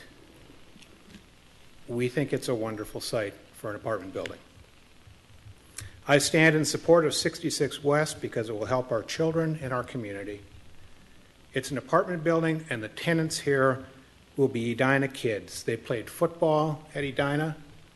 They swam on the swim team. They were on the debate club at Edina High School. They're going through a bad patch, and they need our help. They need safe, secure, stable housing. Right now, they are not criminals nor troublemakers. They just happen to have no secure housing. They will not become criminals nor troublemakers if they rent at 66 West. 66 West makes good sense for the remodeled building, to help Edina reach its goal of affordable housing, for the young people who will rent there, who need a leg up. We're not really building a building, we're transforming lives. Please support this project. Thank you very much. Thank you, Mr. Shirley. Good evening, Mr. Chairman and Planning Commissioners. I'm Dr. Elizabeth Bryden. I'm from Advanced Dermatology and Cosmetic Institute. We are at 6525 Berry Road.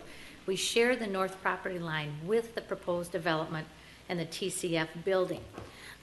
We really haven't heard much of the impact it has on the immediate community. We've heard a lot from people that don't really have anything to do with that area and aren't going to be living with it day to day. First of all, I want to say that it's a great concept and we're greatly in support of this much needed housing for the homeless teenagers. But we are strongly opposed to the location. It was zoned as a premier, it has become one of the premier medical zones in the state. I mean, where else do we have such a wonderful hospital with fine medical and such a diversity of it in a safe location? The need for medical care is going to be increasing as our population ages and the community, gets bigger. Where are we going to put these new medical facilities? Are we going to put them in residential areas? So we need to have this medically zoned area that our city planners so carefully thought out and had the foresight to develop.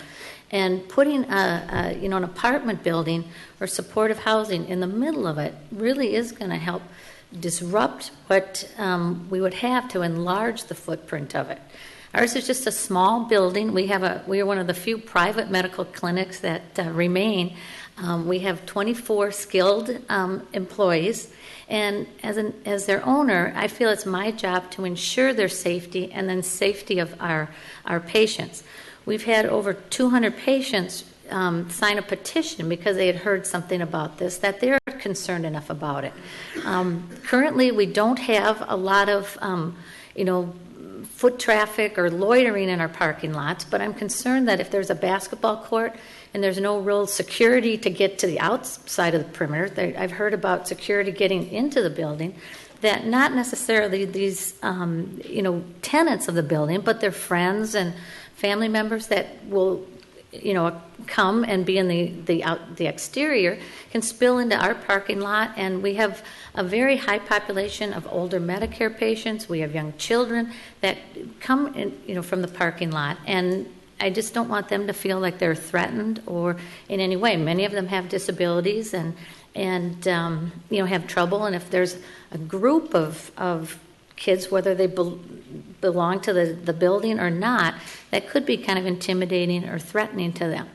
I think the city has done just a wonderful job in planning out the medical community, and I'm also concerned about the financing of this and the sustainability.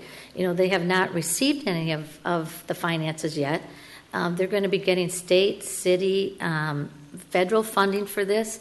My concern is that with this cost of $10 million, that it is more than double what you would pay for a normal apartment or community. And couldn't this taxpayer money be better spent to provide 100 or 200 homes in a location that's more suitable for getting these people back mainstreamed into the residential community where they can be actually embraced and get more with the normal situation than being in a small confined community in between all these medical buildings. So with that, I would highly encourage the planning committee to maintain the insight and that they've had in keeping their integrity and making a decision based on the zoning and the overall plan for a good plan for our city to continue in the future and not get caught up in all the emotion of the wonderful, church people that can really get you enthused in it, but to look at the actual issues and the whole zoning and surrounding area. So with that, I thank you very much for your Thank you, Dr. Brodden. Hi, my name is David Coulard. I live at 7100 Metro Boulevard in Edina. I am a member of Richfield United Methodist Church. You heard a while ago Marcia speaking. And I became involved with Beacon when our church decided to be involved in the Families Moving Forward program, which a lot of the other churches have been involved with. And I saw firsthand how this particular program of Beacon, Families Moving Forward, really made a difference in people's lives and families, in helping them to get reestablished in life, and they would stay with them and help them through the whole process. It's transformative. And I see that this is an opportunity for youth, for us in Edina, to take on this challenge of really investing in young people that have been kind of discarded for whatever reason. You know, it's not their fault that they got into this position. What can we do to help them? And I think that Beacon has a track record. They've shown it with the project on Nicollet, and in the other projects they've been involved with. They've been very successful. And I think that we'd be missing out on a really great opportunity of investing in the future, of developing some people who are competent citizens, tax-paying citizens, and responsible adults. And I think that's what this project will give us an opportunity to do, and I don't want to miss out on it. Thank you, Mr. Coulard. Mr. Chair, members of the Commission, good evening. My name is Bob Long, and I'm a lawyer at the Larkin Hoppin Law Firm, and my allergies are getting on me too. Long night. So good to see Roger Knutson here. I represent Advanced Dermatology Clinic and the Advanced Skin Therapeutics. Just on a personal note, as a former city council member and a former city attorney for many cities around the area, I can appreciate the complexity of the discussion tonight. But I think ultimately the goal and the question for the commission is I think Tom Nelson so well said, is it's about good community planning, and I think there's no question that there's a need for this housing. I think as Mayor Hovland said at the sketch plan review that there's no question that Edina should welcome this program. There's a need for it, but this is not the right site, and it's not the right site for several reasons.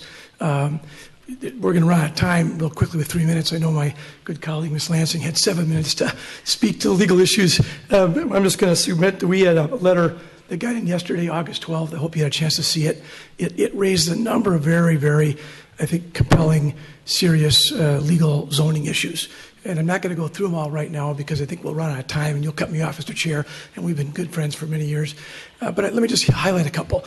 One is really a definitional problem. I mean, the city is clearly struggling with how to define this. So even your own staff has defined this three different ways. It started out back in April as specialty housing to be allowed in the zone. Now it's affordable housing. And frankly, to be quite honest, with all due respect to Ms. Lansing, this is not an apartment building, and this is not regular housing. This is legally defined by state statute as supportive housing in the state statutes. And so once you get into supportive housing, you're in a whole different category. You could call it supportive transitional housing because by definition, this is not permanent housing. These are people on the way to go someplace else with short-term leases. Love to ask the question, how long are the leases? Is there a minimum period? Because I think this truly is a definitional problem, and the city's code really needs to spend some time on the question of how to define these kind of projects, because you don't have good definitions. I think the closest thing in your code is a lodging establishment, and we'd argue that's what it is. But I think other codes are much more sophisticated on group homes, transitional housing, supportive housing. So I would urge you to spend some time on that topic before you adopt amendments. Number two, I think it's very clear that the Supreme Court has spoken on the definition of spot zoning. And I won't quote you on it, but we can talk to your city attorney. It's clearly a spot zoning in its effect, and it's what's happening here. I don't think that's the intent, but that's what it is. We'd want to spend some time talking to the staff about that. And then finally, and one last piece, because if you do move forward tonight, I would hope you wouldn't. I'd hope we'd ask you to lay the matter over to consider the serious policy issues, the security issues, the compatibility issues, the legal issues. But if you were to continue going down the path of tonight, I think if you get into the city's code, in your chapter 32, it's quite clear that this proposed rezoning does not meet the city's code requirements. And I'll just hit 3 points real quickly. It's clearly not consistent with the current comp plan. You got to make a finding it's consistent. It's not consistent. I know there's a proposed amendment, but I think as you know, that proposed amendment has to go forward first. That comp plan amendment will not be adopted for at least another 90 to 120 days if it gets through. So a rezoning today on the comp plan would be inconsistent. It would be in violation, and it would violate your own code. Secondly, I think it's clear from the testimony and the letters you received, it would very much have an impact on the surrounding properties, whether it be parking impacts, economic impacts, potential loss of revenue, and I think the general eroding of the confidence of the business community you're hearing in the district. And so I just want to close by saying I think Edina has done a great job also of doing planning. I think you got a tough job tonight, but I think this zoning question is quite separate from the need for the housing, and I'd urge you to, at a minimum, lay it over for further discussion and consideration to look at these serious both legal issues and policy issues. But if you were to proceed, I would argue that it does not meet your own standards for rezoning and ought to be recommended for denial on that basis. Thank you, Mr. Chair. Thank you, Mr. Long.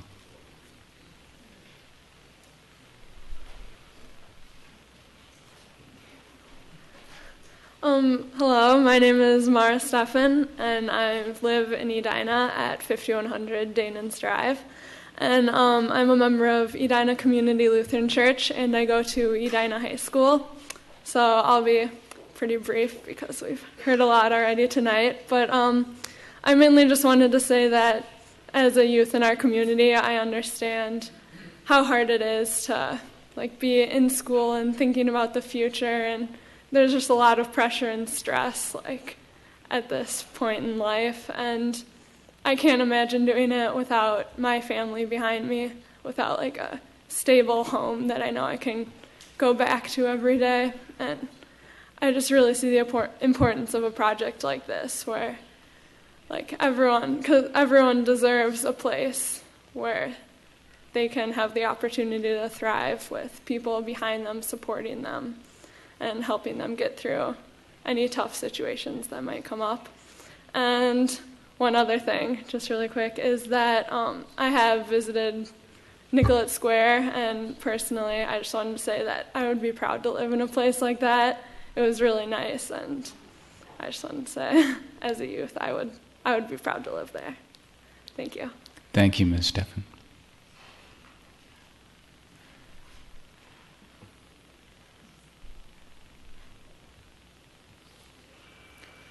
Hi, I'm Father Tim Rodolfi. I'm the pastor at St. Patrick's Catholic Church at 6820 St. Patrick's Lane. I'm the one that has the 8 o'clock Mass that some people attend and some don't. But every Sunday, just 5 minutes before Mass begins, you'll hear the church bells ring. The bells call our faith community together. The bells are a reminder as individuals we belong to a greater community of faith. The church is where individuals and families come together from all walks of life to be nourished by the Word of God, while being uplifted and supported by each other. We are far from a perfect community, but we strive for perfection. The city of Edina is a larger community. It is a place where individuals, families, businesses, religious, civic, and government organizations come together to support one another. Whether we come from a faith tradition which goes back millennia, such as St. Patrick's, or we have none at all, each of us has a responsibility to each other. Reverend John Good mentioned this quote already, attributed to Gandhi or John Paul II and Hubert Humphrey. but I like it, so I'll quote it again. Moral test of a government is how the government treats those who are at the dawn of life, our children, those who are at the twilight of our life, the elderly, and those who are in the shadows of life, the sick and the needy. This evening, you are the government. You, the members of the Planning Commission, have the opportunity to profoundly change the course of the lives that will one day stay at 66 West Apartments. 39 young adults for the better. This is more than affordable housing. It's a home. Beacon will provide wraparound services depending on the individual needs of their residents, like educational internships, help to set career and personal goals. These services help young adults attain higher level of education and increase their earnings and move them out of a cycle of homelessness, all in a secure and professionally managed building. In a few moments, you will continue the business of the Planning Commission. Remember that the work you do for the city of Edina, our larger community, is more than simply dollars and cents. It represents the lives of people, the lives of young adults who will thrive at 66 West. It is our business. Thank you. Thank you, Father Rudolphi.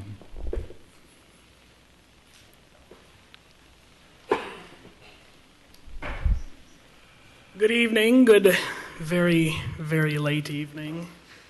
Hello, fellow cake eaters. And I say that just to make some observations. First of all, my name's Adam Estrom. I'm the youth minister at St. Stephen's Episcopal Church. And there are no points that I could make that haven't been made 15 times. But I do want to make one observation and then a personal story. One observation about tonight that I find interesting, because I think this reflects on where we are as a city. There was a younger couple here earlier that was grilled for 45 minutes tonight about a home they haven't been able to live in for 3 years. And then Greg Jennings' home, Minnesota Vikings, was grilled for 10 minutes. Take that however you want to take. I find it interesting. Personal story, and as some of you know on the commission, I have your children in my program. In the last 2 years, I have had 2 homeless youth come through St. Stephen's. One was forced to leave because his parents were perpetuating violence. His dad was killed, and he had to leave. Thankfully, there was a family here in Edina that took him in and put him in college. He's now a freshman in college.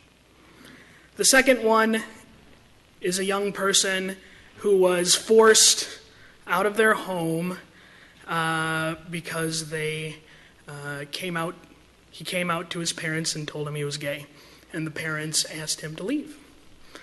So, for people who have kids here, your kids know these kids. This is here. And so I'm not going to make any other points than that, but just think that we have this amazing opportunity to be the change that we want to see in the world. Thank you. Thank you, Mr. Estrom.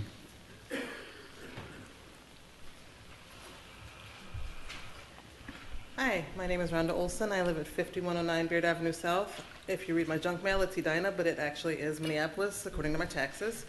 And I've lived there for 17 years with my husband and acquired his 4 children, and then we had 2 of our own. So there have been many, many people in our very small house. When my stepdaughter, second oldest one, got to high school, she told me about a friend of hers who they had been friends for a couple of years, and his senior year of high school had come out to his parents, which I'm surprised I haven't heard that story earlier, but came out to his mom, single mom, and she proceeded to kick him out. He apparently was couch hopping. I had no idea. He just kind of showed up at our house every now and again until my stepdaughter told me that he had nowhere else to go because someone else's parents found out he was gay and kicked him out as well. So we blew up an air mattress in our tiny little house and threw out a sleeping bag, and there he slept for, I have no idea how many months. But luckily, he and his mother reconciled before he graduated high school, but he graduated high school. While he was living with us, got a job at Caribou. We live at 51st and Beard, so he walked the 4 blocks to France, got the bus, and rode it down to Caribou, had an amazing part-time job, met some people, paid for everything on his own. All I had to do was feed him and house him, and that was like the easiest thing in the world. We brought him to church with us. He had never been to a church in his life. Was he baptized, found God, all that? No. But he found another family, and he found people who accepted him and loved him as one of his own, which is not something he had seen much in his life. So this is David's story. He moved back in with his mom, graduated high school. I shudder to think of what would have happened to him as an 18-year-old young man, homosexual, on the streets of Minneapolis if he hadn't found our air mattress to sleep on. But right now he is 26, and he is serving in the United States Naval Force. So he's stationed somewhere on the West Coast, just living an amazing life. A place like Beacon would have benefited him tremendously if our family hadn't been there, with my stepchildren and my husband and now our kids. I have never been homeless. No one in my family has ever been homeless. So I don't know where that comes from. I don't understand people not wanting their own children. That's kind of a bizarre concept to me. But what I do understand is that I took him in. The year before him, we took in another girl who had some emotional behavioral things with her parents. She ended up graduating, going to community college. She had some other issues, but she did graduate high school. She had a place to stay. I shudder to think of what would have happened to her on the streets as an 18-year-old girl living by herself. When we're talking about this building, when you all were asking questions about it and when people have their concerns, it kind of concerns me that you already think you know who's going to live here. You're asking about security. These are 18 and 19-year-old children. They're not people coming out of jail. They're not people coming out of prison. They're not coming out of rehab necessarily. Probably not, most likely. But when you talk about security and being afraid, and I work in early childhood. I take care of babies every day. And our center is located near a halfway house. But know that I would protect these children with everything I had, and that structure wouldn't exist if it wasn't safe for them. Where this building is going for Beacon, yes, there are elderly there. Yes, there are small children there. But understand that at 18 and 19 and 20 years old, and college students and high school students, that's your workforce. Those are people going to get their CDAs. They could work at that Montessori. They could be across the street mowing the lawns for these people who live at the colony. I don't know how the town houses work. I don't really go over there, but thank you, Ms. Olson. I just want to. Your time is up. I appreciate your comments. Thank you. Thank you. Good evening. My name is Jackie Sullivan. I've been a resident of Edina for 27 years and currently live at 6832 Gleason Road. I'm in favor of 66 West Apartments. Much of what I plan to say has been said, so I will cut my remarks to just a few. I'd like to call your attention to the following statement on the webpage of the City of Edina's Human Rights and Relations Commission. Quote, Edina is committed to providing a welcoming community where everyone can thrive. We want to hear about individual, legal, political, societal, and cultural experiences. We hope to build a better Edina that promotes and encourages positive change. End of quote. The webpage also notes the goal of identifying areas where Edina succeeds as a supportive community, as well as areas in which the city could improve. I think tonight we've heard a lot about how affordable housing could help the city of Edina improve. The issue of providing affordable housing in Edina has been studied for years. Goals have been set, objections have been raised, and the goals have not been met. In 66 West Apartments, an attractive building has been proposed that fits with other multifamily housing in the Southdale neighborhood. The developer has a proven track record for success in creating and managing affordable housing for young people. The time to act is now. I'm a member of St. Stephen's Episcopal Church in Edina. My faith does play an important role in my commitment to this project.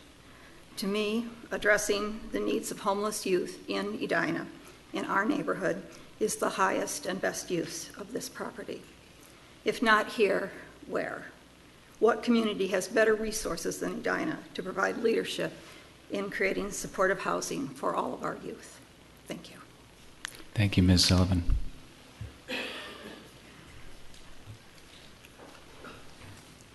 Good evening. My name is Mark Swigum. I've been a member of Edina Community Lutheran Church for 35 years. And for the past 2 years, I've been a member of the Housing Task Force. I want to really thank you for the attention that you are giving to this agenda item tonight. It's very commendable. I was excited about this project for a long time, but after tonight, I'm thrilled. To see the people come forth, I feel really uplifted.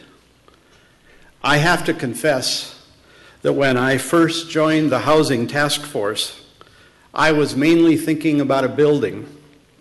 That is to say, I was thinking about bricks and mortar. But I have come to understand that we are really talking about a different use of the word building.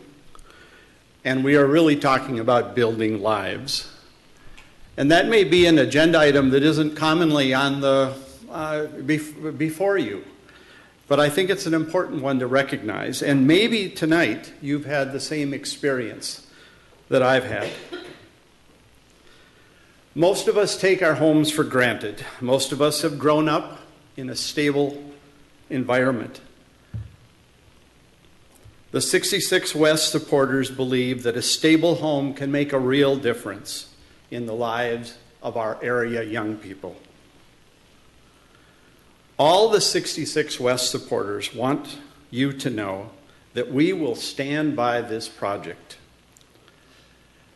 While Edina Community Lutheran Church sort of played a role getting things going, I am so excited that the faith communities in this area are coming out of the woodwork. And we have people that are just wanting to help in any way they can. And the support is there. I dare say there are few situations where you could find this sort of groundswell of folks. I would call it a movement. Maybe it's a new housing movement.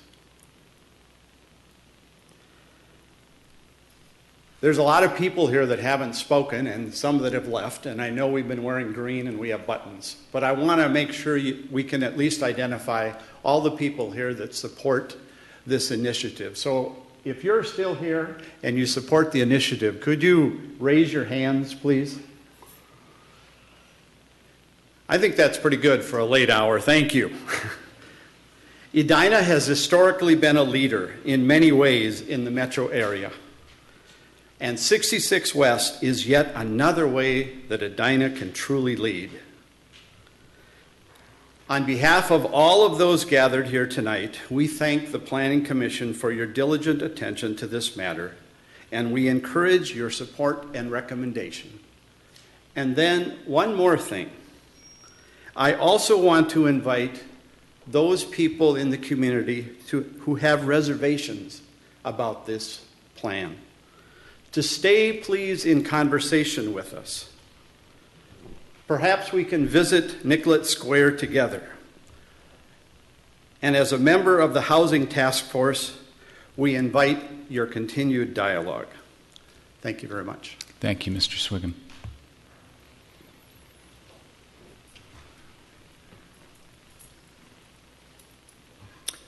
My name is Mark Chamberlain. I live at 7004 Bristol Boulevard in Edina.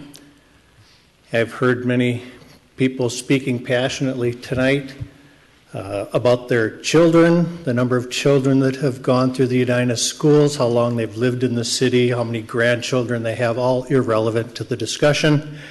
But I'll add to it then, I've lived here 26 years and have had my wife and I have raised 4 daughters in this community. If I didn't know better, I would think that we were at a social welfare committee meeting of the city of Edina, and we were debating the merits of Beacon and whether it's something that we as a community want to support or not. However, I don't think that's why you are here. I believe that you are tasked as a planning commission to look at what has been talked about over and over again as a comprehensive plan for the city. But it seems as soon as the words affordable housing get put in the discussion, comprehensive plan all of a sudden goes out the window. This is not the first time this has come up.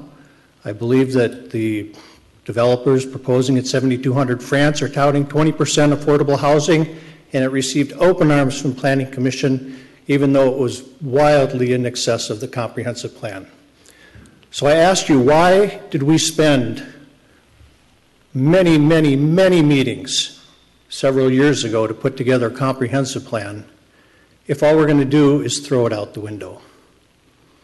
And so I would urge you tonight to consider your task as the Planning Commission, not whether Beacon is a valid endeavor or not.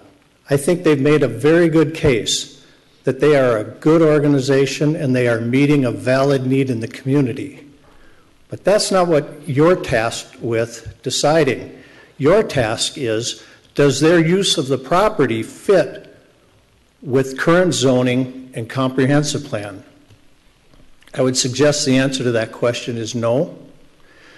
I would ask that you would vote no on this proposal for that property and consider taking up the offer made by a previous speaker, I believe his name was Tom Nelson, to help look for another place in the city where this project would be better suited, where you didn't have to make changes to the zoning of the medical community area that they have there now, changes to the comprehensive plan, and not assume that people that are opposed to the location are opposed to the concept and the project. I think they're trying to frame the discussion that if you oppose us, you're against youth, you're against homeless kids, and that is not a fair assessment of people that are opposed to this project because it does not fit with current zoning and current planning.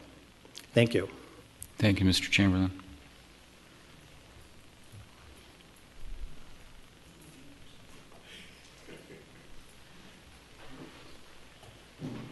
Sure.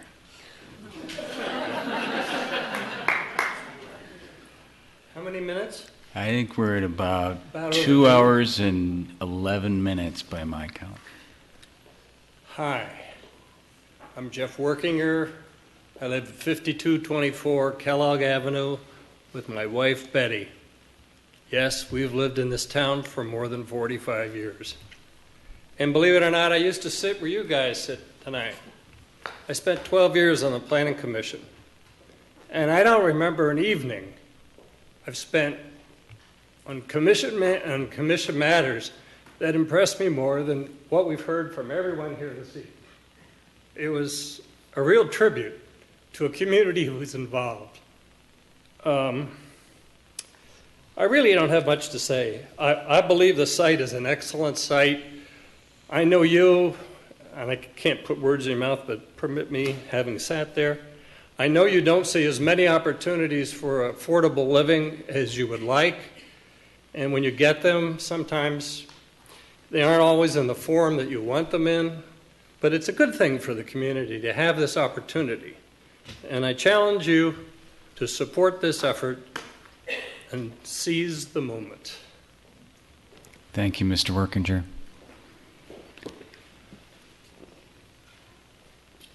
Would anyone else like to comment?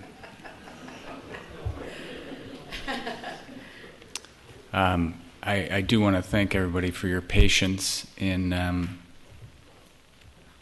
sticking with us through the early part of the meeting and for your patience and civility in communicating obviously well thought out and passionate perspectives, and it's really helpful to us, so thank you for doing that. With that, I would entertain a motion to close the public hearing. So moved. Is there a second? Further discussion? Hearing none, all in favor say aye. Aye. Opposed say nay.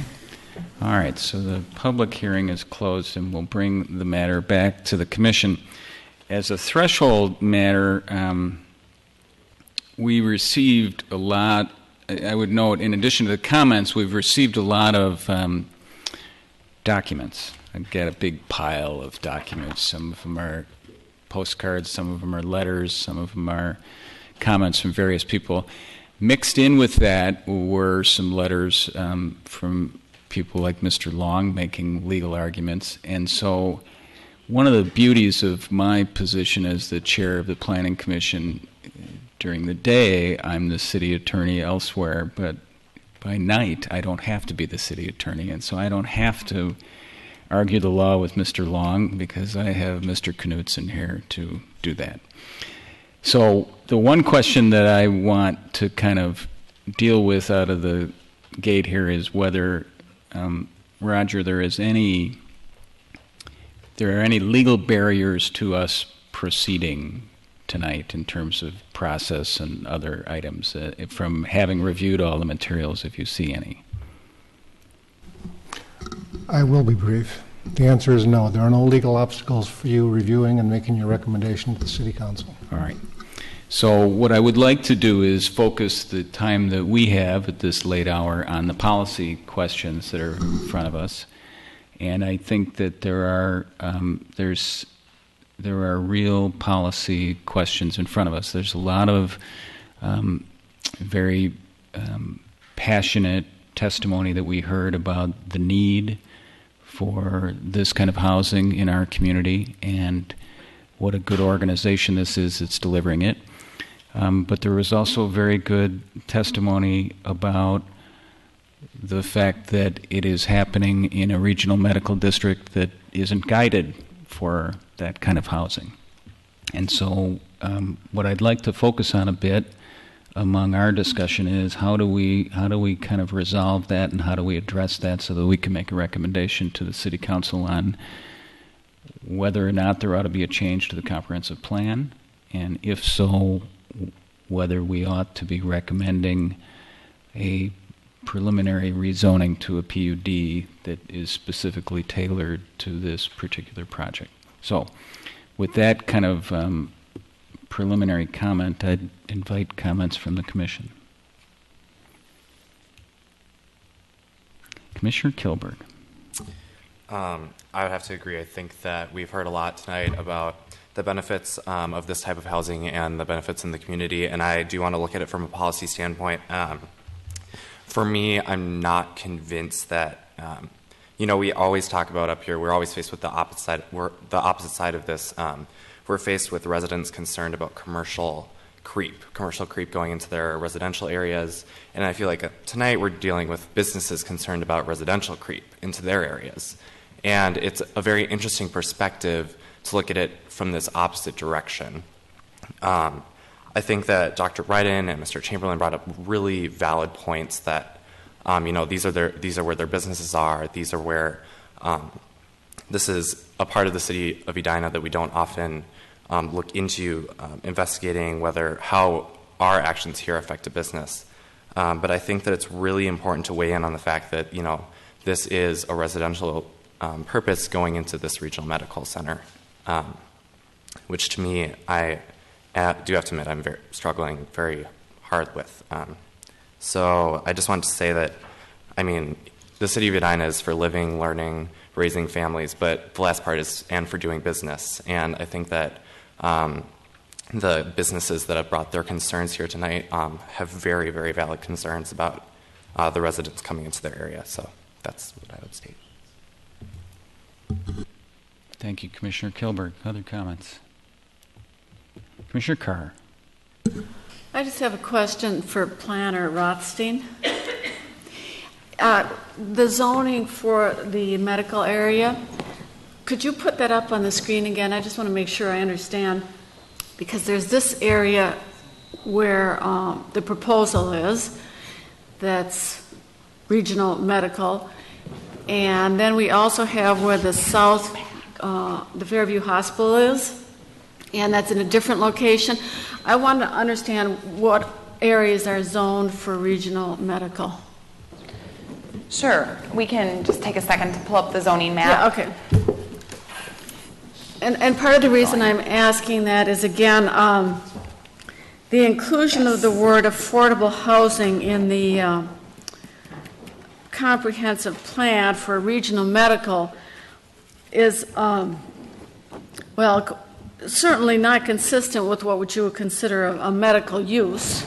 I also question what is meant by affordable housing versus just housing.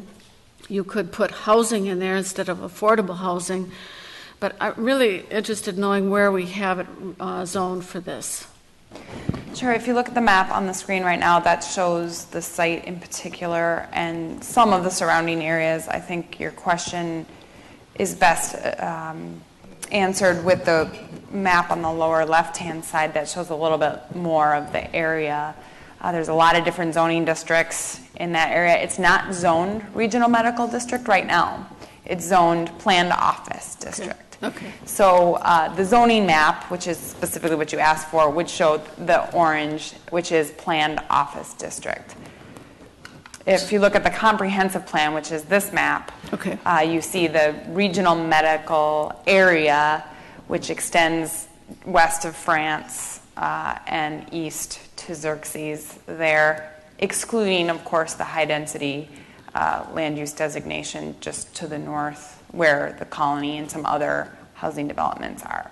Okay, so zoning, it's the parcel is zoned office, planned office. Correct. The comprehensive plan, which we've got here, is for regional medical. Is which area again? And maybe do that by color. In blue. It says RM and it's in blue. Just the blue area. Mm-hmm. And then what is the area that the, just curious for my own benefit, for example, Fairview Hospital, what is that, what does the comprehensive plan show for that area? Regional medical. So that's where, just next to the 4 there on the screen, if you can see okay, that. That's all within the blue area? Yes. Okay. Commissioner Halva. I had a question for Mr. Knudsen. When you say there are no legal obstacles, does that include what has been said about the nonconformity to the comp plan?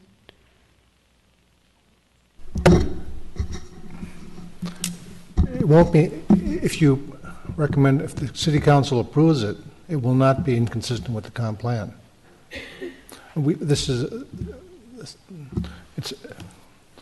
There's many ways of doing things, but it's very common in Edina and most cities to bring forth the comprehensive plan amendment if it's needed and a rezoning at the same time. And then you don't adopt or you don't make it effective, the rezoning, until after the Met Council has signed off on the comp plan. That is the normal way it's done in most cities. Okay, thank you. I just wanted to pick up on, thank you, Commissioner Halva. I wanted to pick up on a comment that Commissioner Carr made. So in terms of Fairview, the hospital is in the regional medical, it's guided for regional medical under the comprehensive plan, but it is also zoned regional medical, correct? It would take me a second to verify the exact zoning. I don't want to misspeak on that. Right, and then the comprehensive plan also permits general office use in the regional medical area. There are some inconsistencies between the planned office district and the regional medical land use designation. They are not significant. Floor area ratio is one that I mentioned, where the regional medical is allows one for floor area ratio, and the zoning district that's currently zone planned office only allows 0.5. So there are some inconsistencies between the comprehensive plan and that zoning district, but when it comes to use, I wouldn't say that. Right. It contemplates a general office use in addition to the medical office use. Correct. Okay.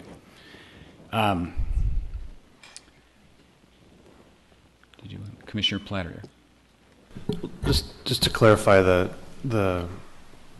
when the project at 6500 France came through, it was zoned office, wasn't it?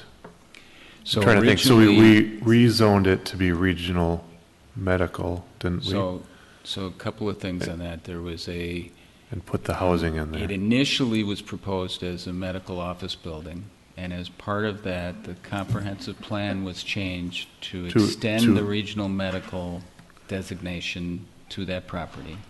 It subsequently came back to us not as a medical office building, but as senior housing with support services.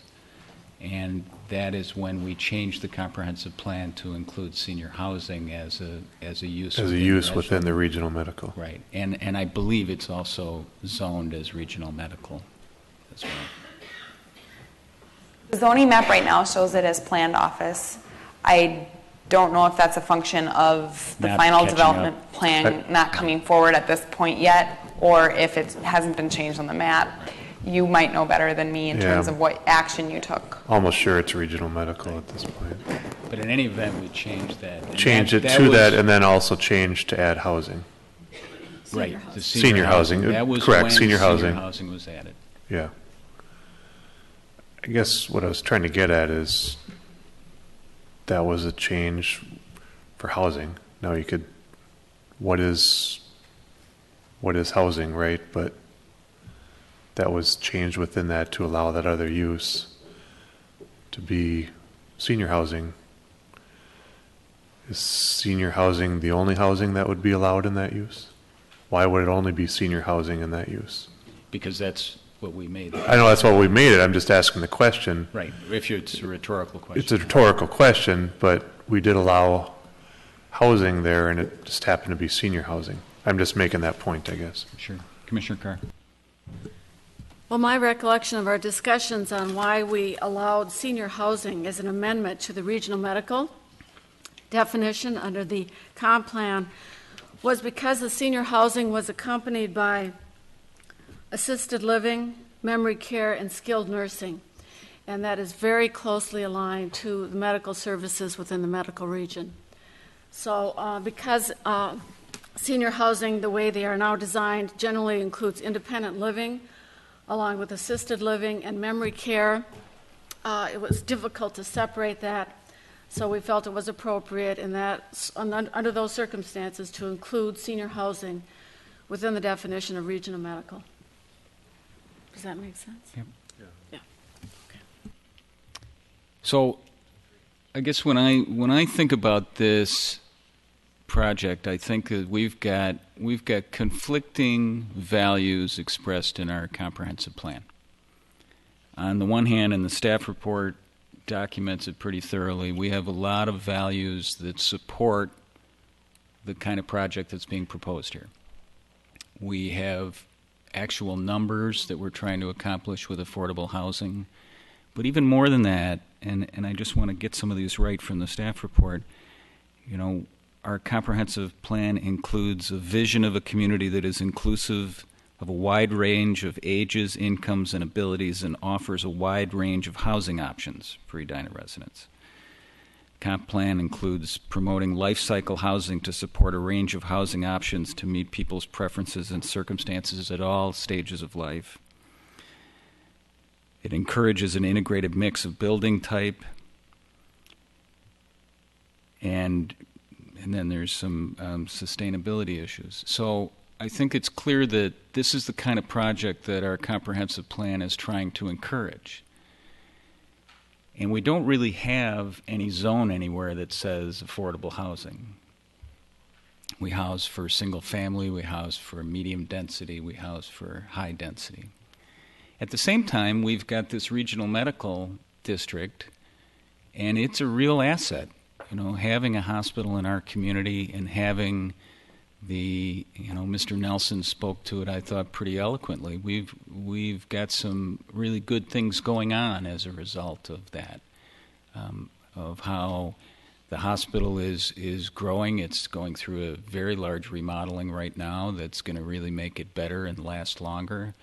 That 6500 France building is a terrific project that's going to provide housing and senior services, and there's been multiple renovations of the medical office just to the south of the Fairview Hospital site.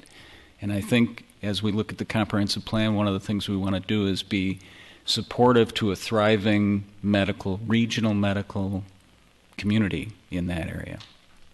And so for me, the question is, how do we reconcile those two? How do we make those two work together? And I find it very noteworthy what we did on the 6500 France. And one of the reasons I asked so many questions about the support services is I don't see this as just a straight housing. I see this as housing that comes with a certain range of support services. And the fact that those support services are proactive, I can't remember what the phrase was that was used, makes it feel like a care environment, and I use care with a small c, that we're helping people move along. We're helping people go through a transition that is going to have a positive effect on their lives. And so I don't see it as that different from what we did at 6500 France. I'm more troubled by the notion of the comprehensive plan saying affordable housing, both because I think it opens the door too wide, because I wouldn't want single family affordable housing in that area. I don't think any of us want that. And because I'm a little alarmed at the notion of kind of designating parts of town where affordable housing should be happening. I think affordable housing should be open to happen anywhere in our community. In this kind of district where we don't normally have housing, I think we have to think about what it is that makes us comfortable with housing. We went through the 6500 France deal like 3 times because they kept coming back. And I can tell you there weren't in the combined 3 times this many people in the room. And because for some reason that didn't alarm everyone, one way or the other. And I think it's this feels to me analogous to that. I'll grant that it's on a different end of the spectrum. It's further removed geographically from the hospital. It's not direct medical care like you'd have in an Alzheimer's unit or in intensive nursing care. But it is helping people, and that is kind of what the medical district is trying to do. And so, when I look at this, I feel like there's got to be a way for this to be able to fit into what we're doing in this regional medical district. And maybe it'll just be for a while until that part of town starts to get more dense with medical office, and maybe then it morphs into something else. But I have to say, as I look at it, there are really strong values on both sides of this, and I applaud all the folks who have, articulated that so eloquently. But as I'm sitting here and I'm waiting to hear more from my fellow commissioners, but I'm feeling like that balance, that we can figure out a way to do both, at least at this point in time and space, and be able to tailor that through a PUD that can make some sense. And I would welcome the thoughts of my colleagues. Commissioner Forrest. Commissioner Platter. Very good points, Chair Staunton. And just to backtrack a little bit, I'm just kind of struck out through this whole conversation. It's my daughter went to the Montessori school behind there. Now she's in high school, almost in high school, and seeing what her and her friends are going through. And I'd hate to be a girl in high school or junior high, but that's another thing. But just as people talk and understanding what what truly is our community. And Commissioner Stoughton's point, and that's kind of where my head's going, is this regional medical, is it really serving, is it really helping people? Not maybe in the sense that you traditionally think of medical, but is it a place that helps people, makes it better, makes the community better? Is that truly what, this may give us here, beyond just the affordable housing numbers in a way? I don't want to get into all the numbers on that, but is it truly doing that? So is it a compatible thing? And kind of asking the question on, we approved the one in 6,500 with the senior housing. We did approve housing, and it was a while to get there, but we thought about that long and hard. Is this another, I should say, on the other end of the spectrum? Is this, we on that side of life, is there another thing on this side of life that also needs to be considered? So I'm just, as thoughtful points, I just want to hear what people are thinking also here. Commissioner Forrest. Yeah, there's some really interesting tension going on here between the comp plan and the current zoning ordinance and what's there and what supposedly can be built there, and that's it makes it a challenge. Right now, we pretty much have a mandate from Met Council to provide affordable housing in our town, and we aren't doing the best job time-wise for that. Currently, the area is not zoned RMD. It's planned office district. It's guided RMD. But if that were, I think, now, Mr. Knudsen, are we needing to rezone this to a PUD? If the comp plan is amended, do we need to use the PUD because of the 10-acre minimum to rezone in the RMD? ABC or whatever? I mean, alphabet soup. You could create a whole new, in theory you could do something else, but PUD is the functional way of doing it. Otherwise you'd have to create a whole new conventional zoning district, which so PUD is the appropriate approach. And we'd have to create a new one because we don't have enough land there? Is that it? Because we have an RMD zoning district already. I'm just curious. You could amend that zoning district to allow this use. But that would open it more wide open than I believe you've been talking about. Okay, I was looking at this minimum tract area with it, where you have to have at least 10 acres of land or have it be contiguous to other land in the regional medical district in order to rezone that parcel. Is that the... Right. Okay. But let's say if this did all this area that's guided RMD is zoned RMD, then you don't have the Montessori school there. Then you don't have a bank there. You don't have those commercial things that are not directly and primarily there for the benefit of the people who are working in the RMD businesses. And our zoning code, when it was written, I think it was really tightly written primarily for the hospital and the clinics, in that it refers to hospitals, medical dental offices, and laboratories, and laboratories meaning pretty much diagnostic labs.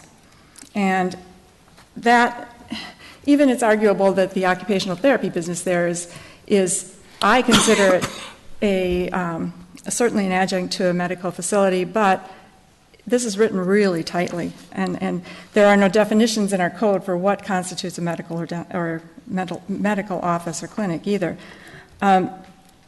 The other side of it for me is that, and I tend to be fairly purist about let's have a good reason if we're going to amend the comp plan too, so this is a challenge for me. There's also the portion of our code that talks about workforce housing or housing for living quarters, recreational and educational facilities for nurses, interns, staff members, hospital employees, and volunteers if the uses are located within or are contiguous to the principal building. That's really specific to the hospital, and I think that's what was involved in mind there. There's the flip side of that argument, though, is this isn't a temporary youth home. It's not a halfway house that we're talking about. We are talking about adults. We're talking about workforce. This is workforce housing. And that's a challenge we've had whenever we've talked about affordable housing on this commission, is trying to get the point across to people that affordable housing does not necessarily mean subsidized, does not necessarily mean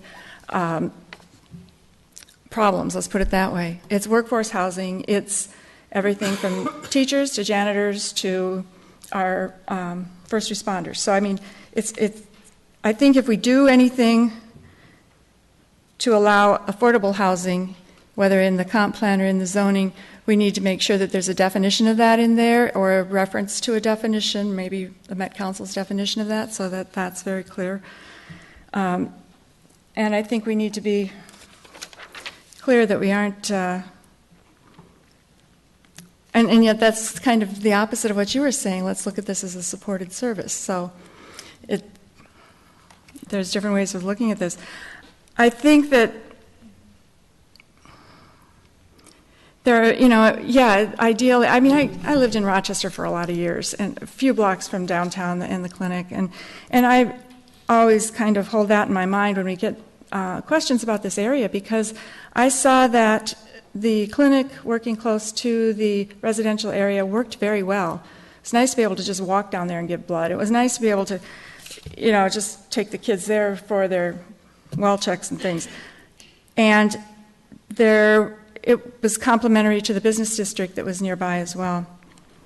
I think the one thing, too, that we have to keep in mind is that when there's something we don't understand or people we don't understand, then that turns to fear.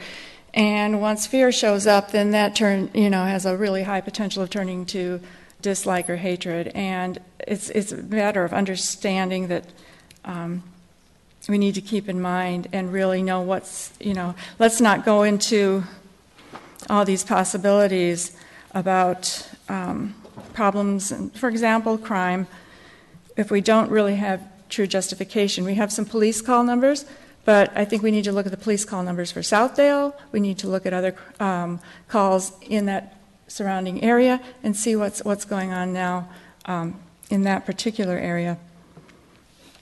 I mean, I'm willing to consider this as workforce housing that's supportive to the general area, both the clinics and the other businesses in the area. And if it does go forward, I'd really like to see the businesses in the area take ownership and embrace this and be able to turn around and say, look at this little gem over here. We were opposed to it at first, but we're going to help create this, and we're going to make it a really kind of an example for others to follow. I still need to come to some conclusion as to how we're going to do this mechanically, though, if we do.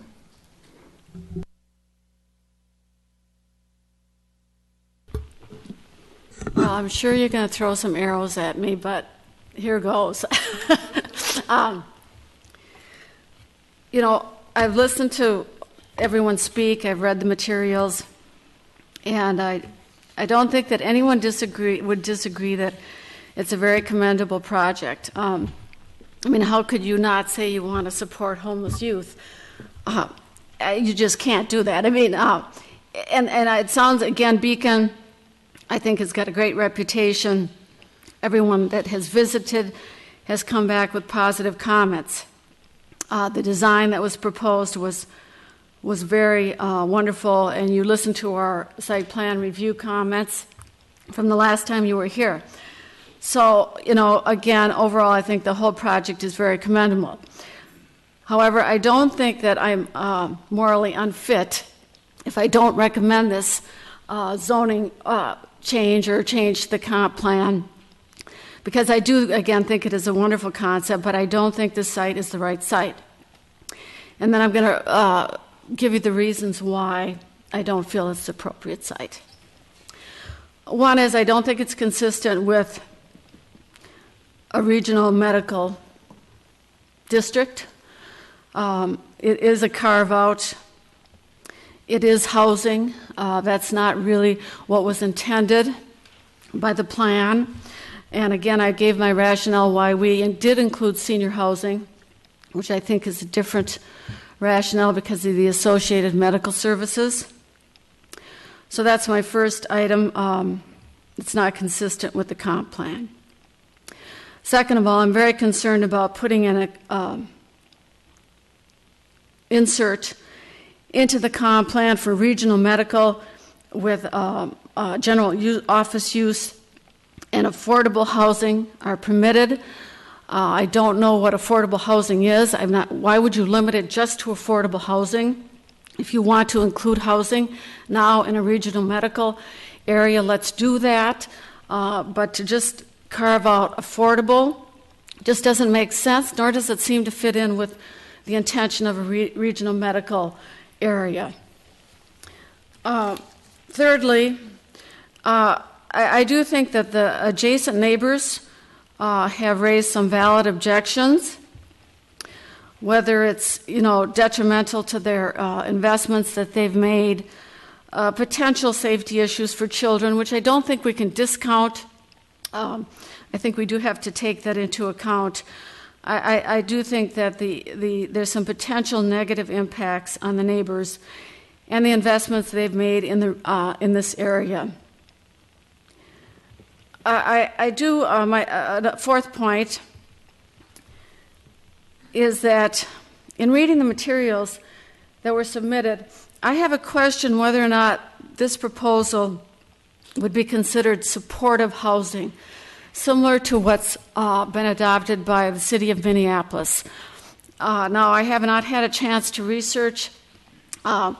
There's apparently been an amendment to this code or ordinance. But I do think there's a question that's been raised as to whether or not this is supportive housing. And the city of Minneapolis felt that this was significant enough that they adopted a separate ordinance for supportive housing. And that there was planning involved.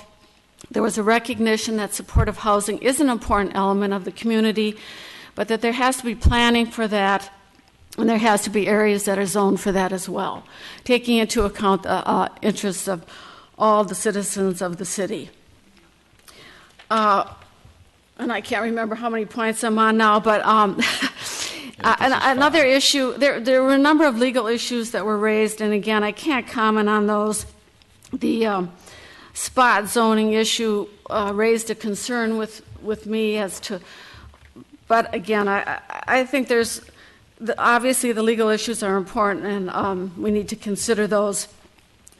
So in summary, I really don't believe that an amendment to the comp plan and followed by then a PUD is really in the best interests of the city of Edina and its residents.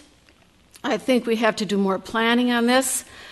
It's a very difficult decision for me to make after listening to all the wonderful stories we've heard about the Beacon development and how they help homeless young people, because I do think that is something that as a community we want to support. But I don't think we've planned for this. I don't think this is the right site for it, and for that reason I would not recommend it.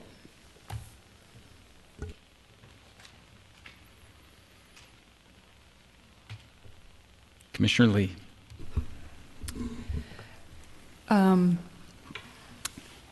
I too agree that the issue of this is without question. It's a very, very noble thing. It's something we need in Edina.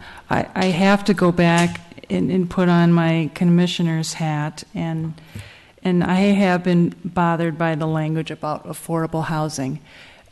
Sometimes I think that we're just so eager to jump on and count every unit that I don't know that we have really thought that through very well. Although this does technically qualify as affordable housing, it is really limited in terms of that definition. I think it only reaches a certain segment, age, population. And I think when we talked about affordable housing, it was in a broader sense. So for me, there's a little bit of difficulty about trying to include that are making that change to the definition of the regional medical category. So the other thing that I think I tend to side with Commissioner Carr is that I have that same question, that this sounds like more like supportive housing, or if we want to call that and create a category for that, but then again we'd have to define that more as to what does that entail. And to me, somehow that feels like that could fit within the regional medical area. So I don't know if it's just I'm just getting hung up on semantics, but it is going to make it difficult for me to support at this point this particular change to an inclusion of affordable housing within the regional medical area.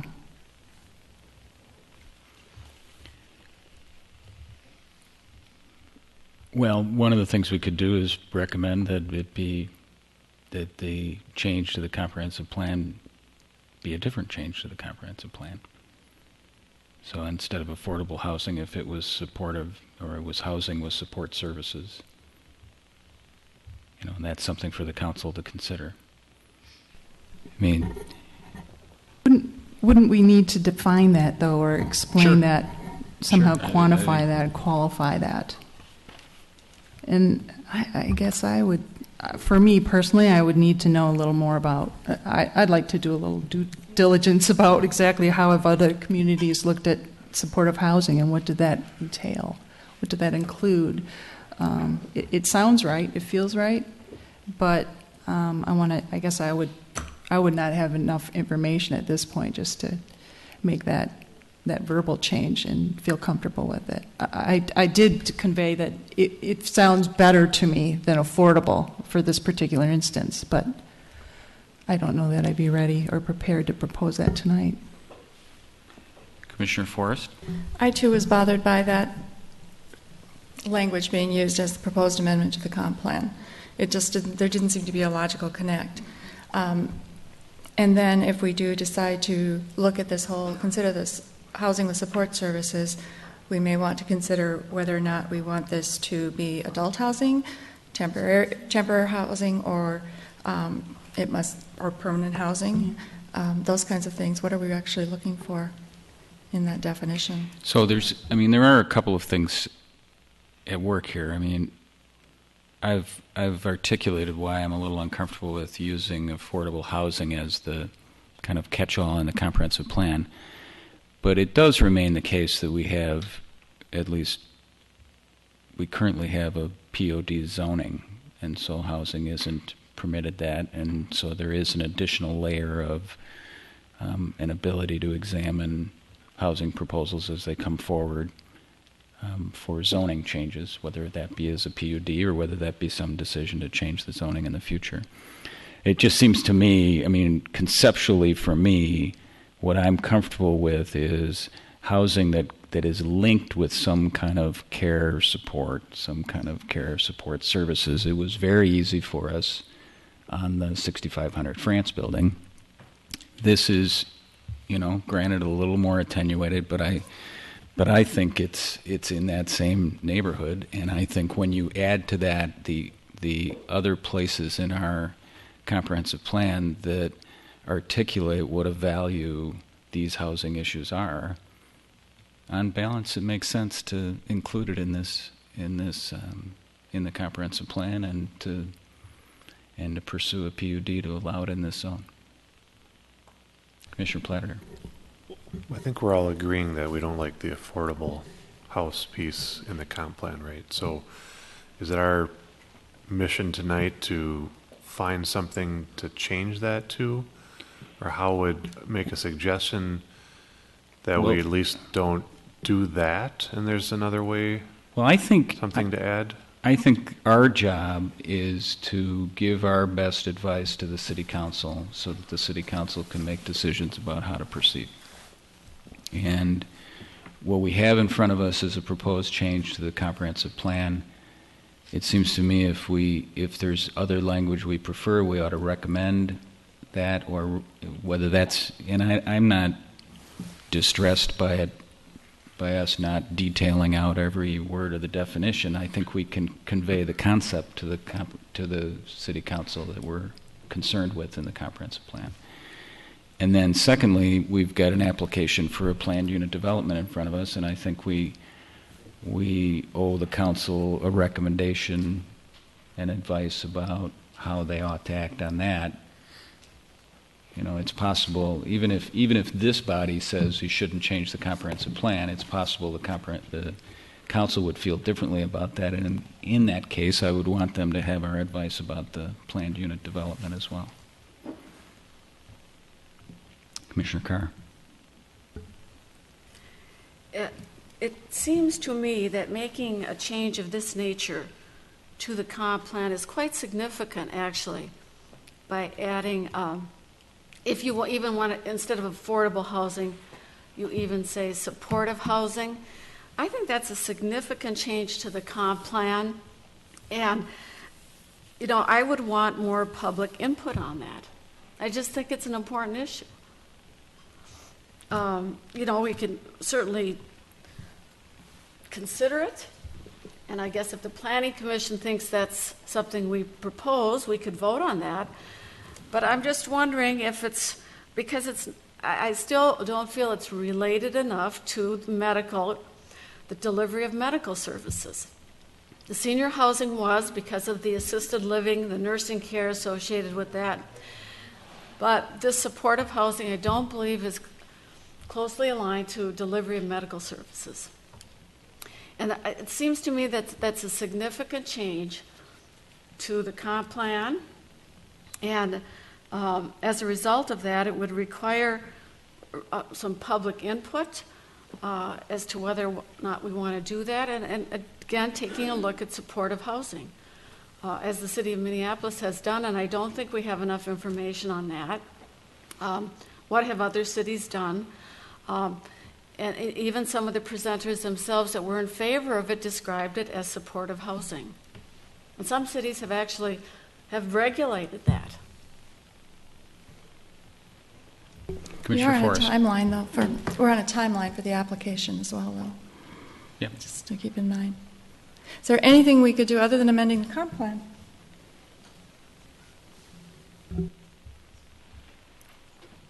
What do you mean? Is there any other method? If one way or the other, let's say if we wanted it to go forward, what's been proposed to us, the action that's been proposed, is that pretty much the only way it could be accomplished? Well, I think it's pretty clear we need to, this project can't go forward without a comp plan amendment. That's correct, sure. Yeah. I just wanted that out there. All right, well, it's out there.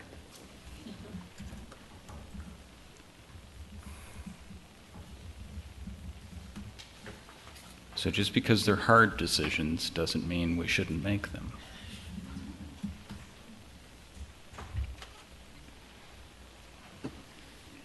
So we are at 22 minutes after midnight. I'd be happy to entertain a motion. Aren't there a couple steps involved, though? This is a planned office right now, right? Planned office. Okay. So we have to go to a PUD first. No. No? So the way to think about it, I think, is the first order of business is, are we going to amend the comprehensive plan?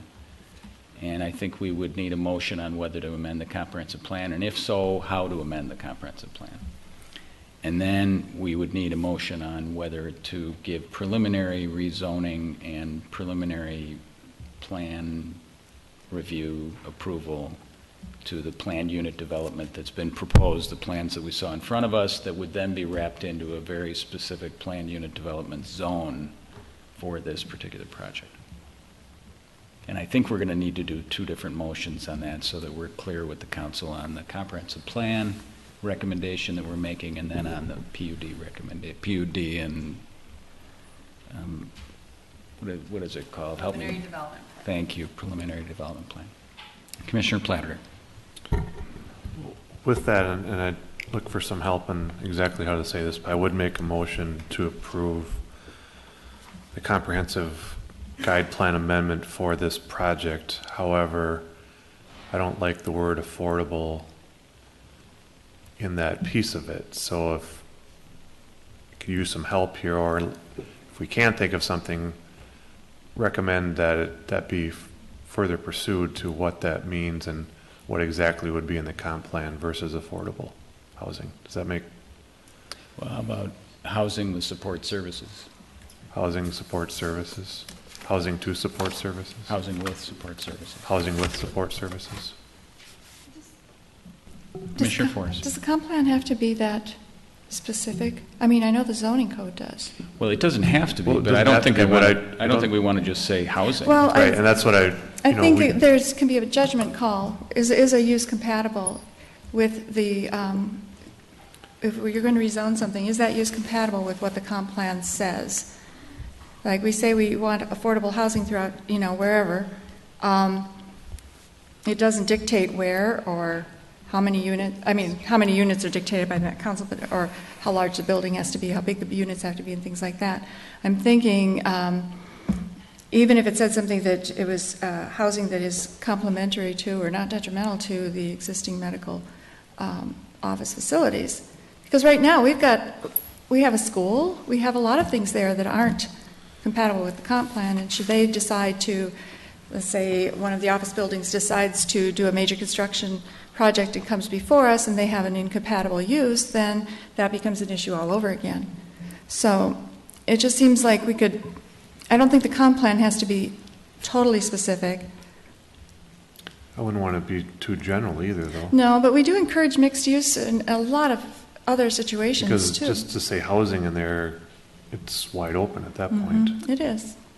And that's not the intent here, in my opinion. Well, that's what I said. I don't think that's the intent here. Put some non-quantitative or a little more loosely described restrictions on it, so that there's some guidelines in there, which is what it is, versus being very proscriptive as far as what we want to see. It seems like the best, correct me if I'm wrong, I think the best we're coming up with right now is housing with supportive use. Is that?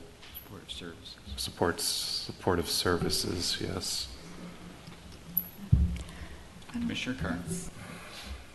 Again, I raised the question as to whether or not that type of amendment to the comp plan, again, detracts from the attractiveness of this region for investment as a medical center.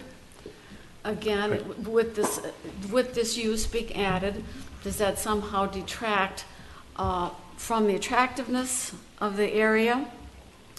And also long-term planning, again, coming back to long-term planning, this is an important economic tax base for the city of Edina. So I get all that, and I feel like we're passing the same tree in the forest here. Okay. Yeah, So I'm fine with you making a motion to that effect too. I just think we ought to get a motion on the table, and then we can, if we get a motion in a second, then we can discuss it and we can vote, and then we'll know where we're at. Yeah, that's what I'm trying to get at here. So either Commissioner Carr or Commissioner Platter, whichever.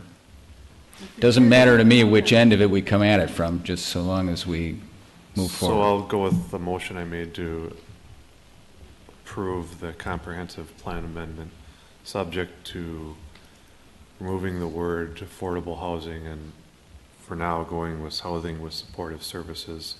Having said that, there's maybe a better way to say that, and that may be a separate discussion that will need to occur.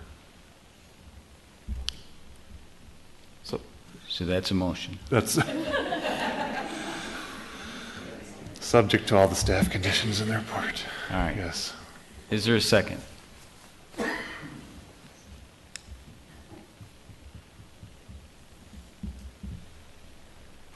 Motion dies for lack of a second. Is there another motion? Commissioner Carr.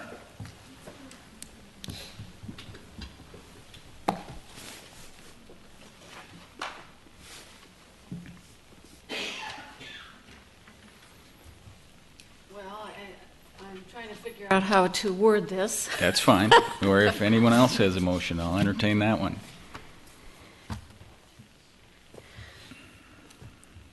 So let's stick with, for now, let's stick with the comp plan. No, that's what I was going to Okay. stick with. And I move that we not approve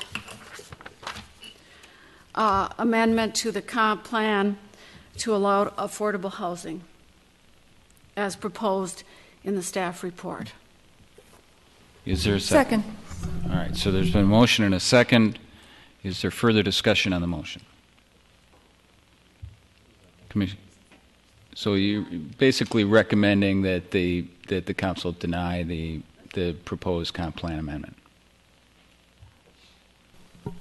Because of the affordable housing? As proposed. Well, and I assume it's for all the reasons that you articulated Right. earlier, that that you're concerned about the impact on the regional medical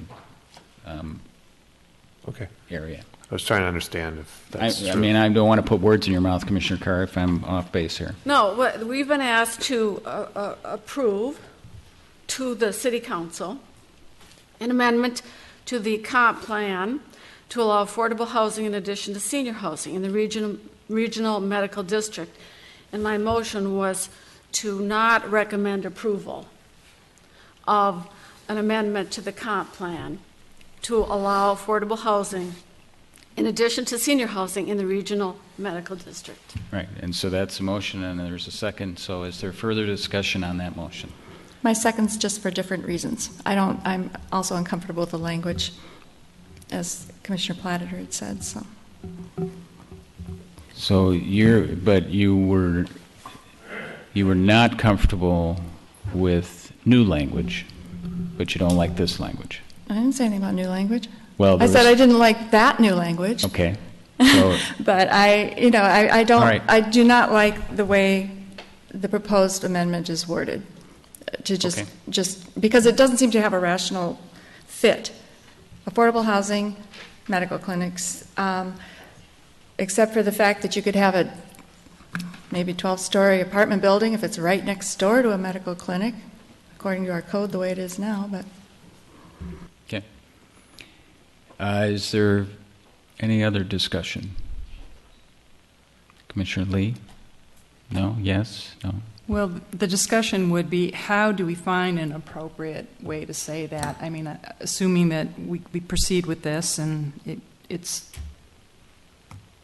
it doesn't move ahead. So we don't change the comp plan, but yet if we still want to be able to somehow put the right language in there, how do we can't. We're done once we're past Well, that. I mean, I suppose there could be a motion to propose some other language change. There's been one motion to propose a different language change to the comprehensive plan, but I think I would agree that I'd want to have a little more time on that. I'm not ready to propose that what that language would be tonight. So, okay, Commissioner Halba. Well, that's kind of what I was going to ask too. So would this motion be kind of a lead-in to perhaps amending the language being used? So this is kind of a baby step of this whole process, kind of. No. I think it depends who you ask. This denies this. Right. So, this would effectively deny the request to amend the would comprehensive deny the- plan to add the affordable housing language. Right. So it would deny the project. well, I don't see how that denies the project, though. Well, it could be You a don't make the comp subsequent. plan change, There you could don't be have a a project. There could be a subsequent motion, I suppose, to amend the comprehensive plan in some other way, but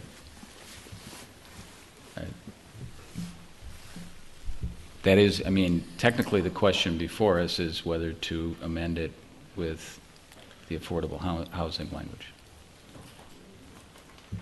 And a motion's been made and seconded. to Right. that So effect. is there further discussion on it? Anybody? Okay. Jackie, can we do a roll call on this? Commissioner Morris? Aye. She said aye. Commissioner Lee? I think aye. Commissioner Carr? Aye. Commissioner Platter? Nay. And I would agree with the language change, but I'm not ready to not approve it. Chair Stockton? Nay. So the motion passes 3-2, denying the comprehensive plan change. So, but I think, Exactly what my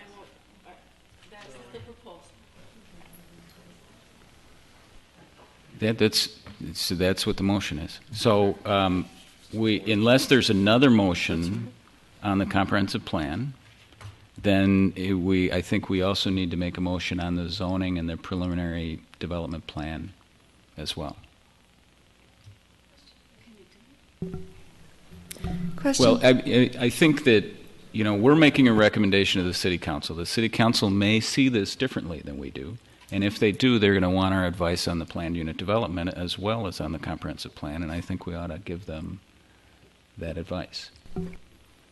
And everybody's going to have their own perspective on this, and you may have different reasons for why you would vote for or against that. But do we need to put forward to the City Council the exact specific language we want to see go into the comp plan? Or can we put some general guidelines or whatever and let them play with this one? You've already made your motion on the comp plan, but you can send forward anything you want to them. But we don't have to give them an answer that has specific language that we want to see it amended to, or do we? If you want, you can send forward anything you want to. Just ideas. But right now, you've recommended to the council that the comp plan amendment be denied. So that's where you are now.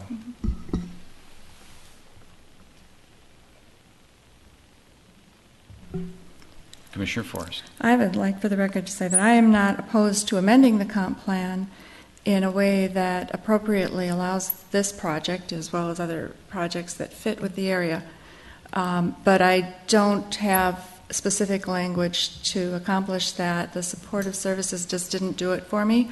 I think there are some other interesting goals we could maybe come up with as a city for any projects like this in this particular zoning district.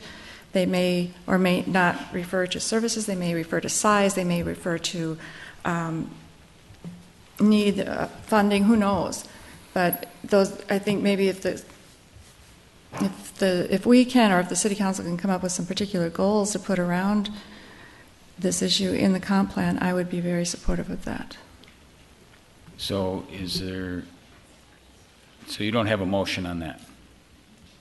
You wouldn't let me do that, would you?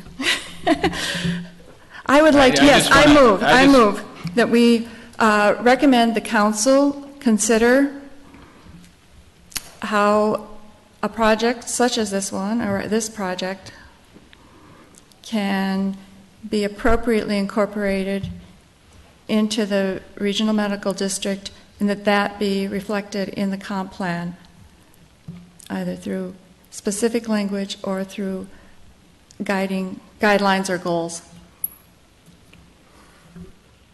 Is there a second?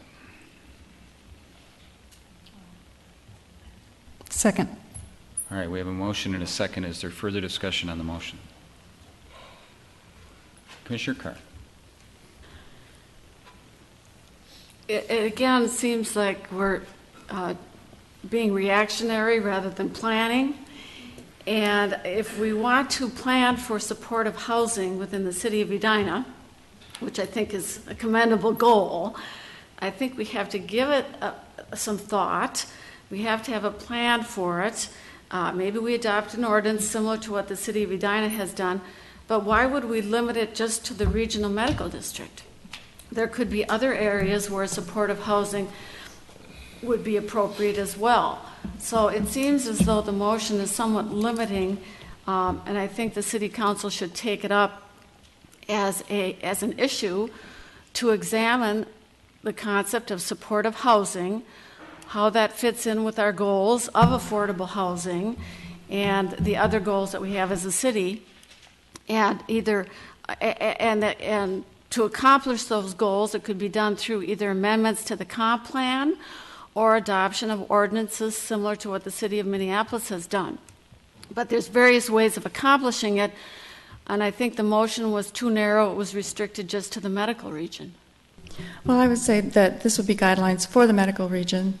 We have guidelines in the comp plan for various topics in various regions of town and for various issues that have come before us. So I think it could be a guideline that at this point in time is put on that, because the comp plan is going to be redone in a few years anyway.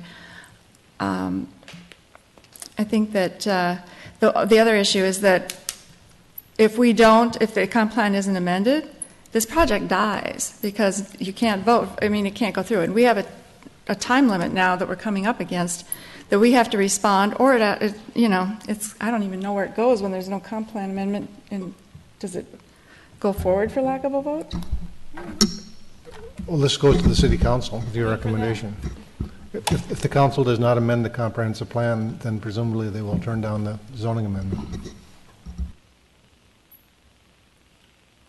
So we have a motion and a second. Is there further discussion on the motion? Commissioner Lee. Perhaps so you could hear that read back. I think what you're saying is what we're trying to do, but I don't know if it did actually single out only the regional medical. I mean, I agree that the idea of supportive housing needs to be considered for all of Edina, so it just happened to come up in this particular case, the regional medical area, and obviously we're focusing on it because we're trying to get this project moved on. But do we have the language there that we maybe we can just change that, well, or revise it? Part of the reason is that there are other restrictions on housing as far as whether it can be a multifamily or single family that already exist in the other zones. Right now, regional medical is very, very restrictive as far as what's allowed in it. And I'm not sure there's that kind of a barrier. I wouldn't mind an amendment to the comp plan in general, encouraging certain supportive housing, but that's why I think it's more imperative to just focus on whether or not this is appropriate for this area. Because the ordinance and the guidelines are both very restrictive. And for the record, I don't think I was in favor of the change for senior housing there either, because I thought it would. I just didn't think it was an appropriate thing to put that much residential into the medical district, and it was tempered somewhat by the increased acuity of care that was provided. But it, I had trouble with that one too. So. No, it's true. I mean, right here we've got senior housing spelled out specifically for regional medical. So the motion was? I would like the council to consider, and I didn't have that written down, but I would like them to consider still amending the comp plan by incorporating some guidelines or requirements that would allow this type of residential facility to occur in the regional medical district. All right, is there any further discussion on that motion? Jackie, would you call the roll? Commissioner Forrest? Aye. Commissioner Lee? Aye. Commissioner Carr? Nay. Commissioner Platter? Aye.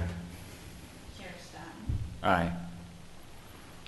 All right, so the motion carries 4-1. So now we need to move to the zoning and the preliminary development plan.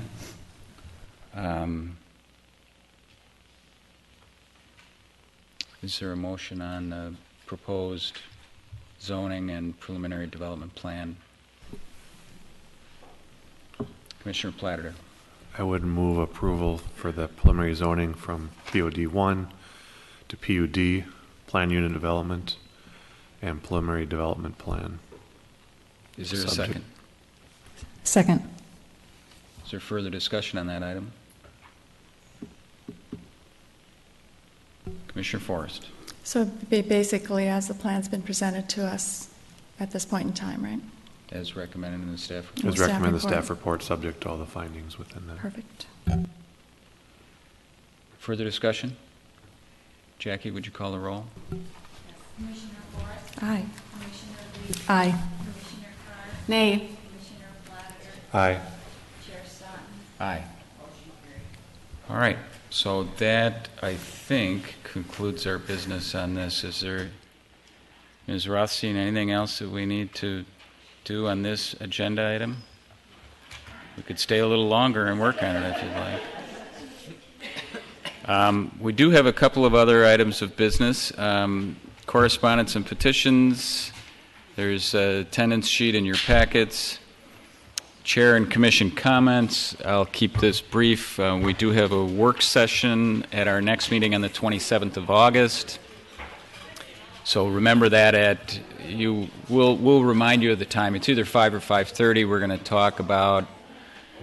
to talk with staff about how things work their way through the process. I also would like to, let's just wait a couple minutes. If you could all just make your way out, we have just a couple more items of business. You can stay if you want, but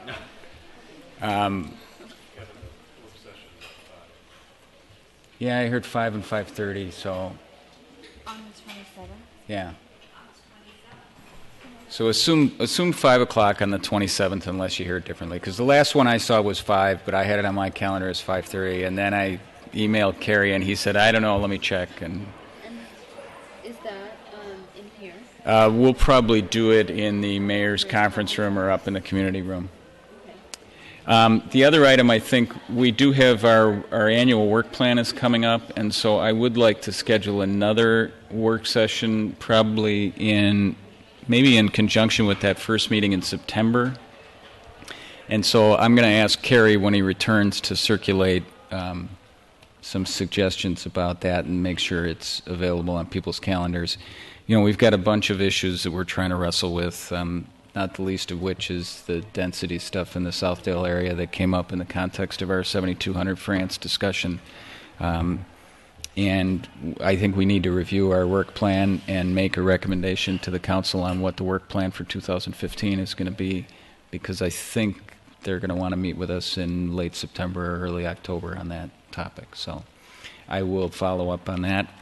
Are there any other burning issues that we need to discuss in commission comments? Commissioner Forrest? Just as a quick reminder, in case anybody ever watches to this part of the meeting, that yes, the Wooddale Valley View Small Area Plan process is humming along. The team met with a consultant, and it's a really impressive group of residents on our team. I mean, they're motivated and very thoughtful, so I'm grateful for that.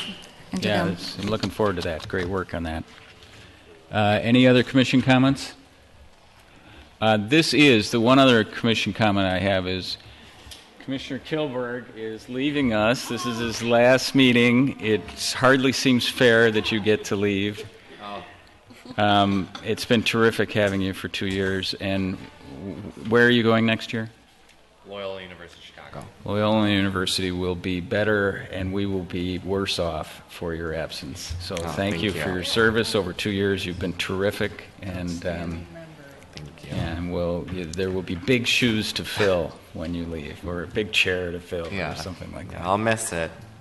But Taylor will be here carrying on as the senior student member, and we will have a new student member at our next meeting. So, Ben, thank you. To stay. Exactly. Thank you again for your great work. Tonight was another great example of how you've really leaned into this thing, and we really appreciate it.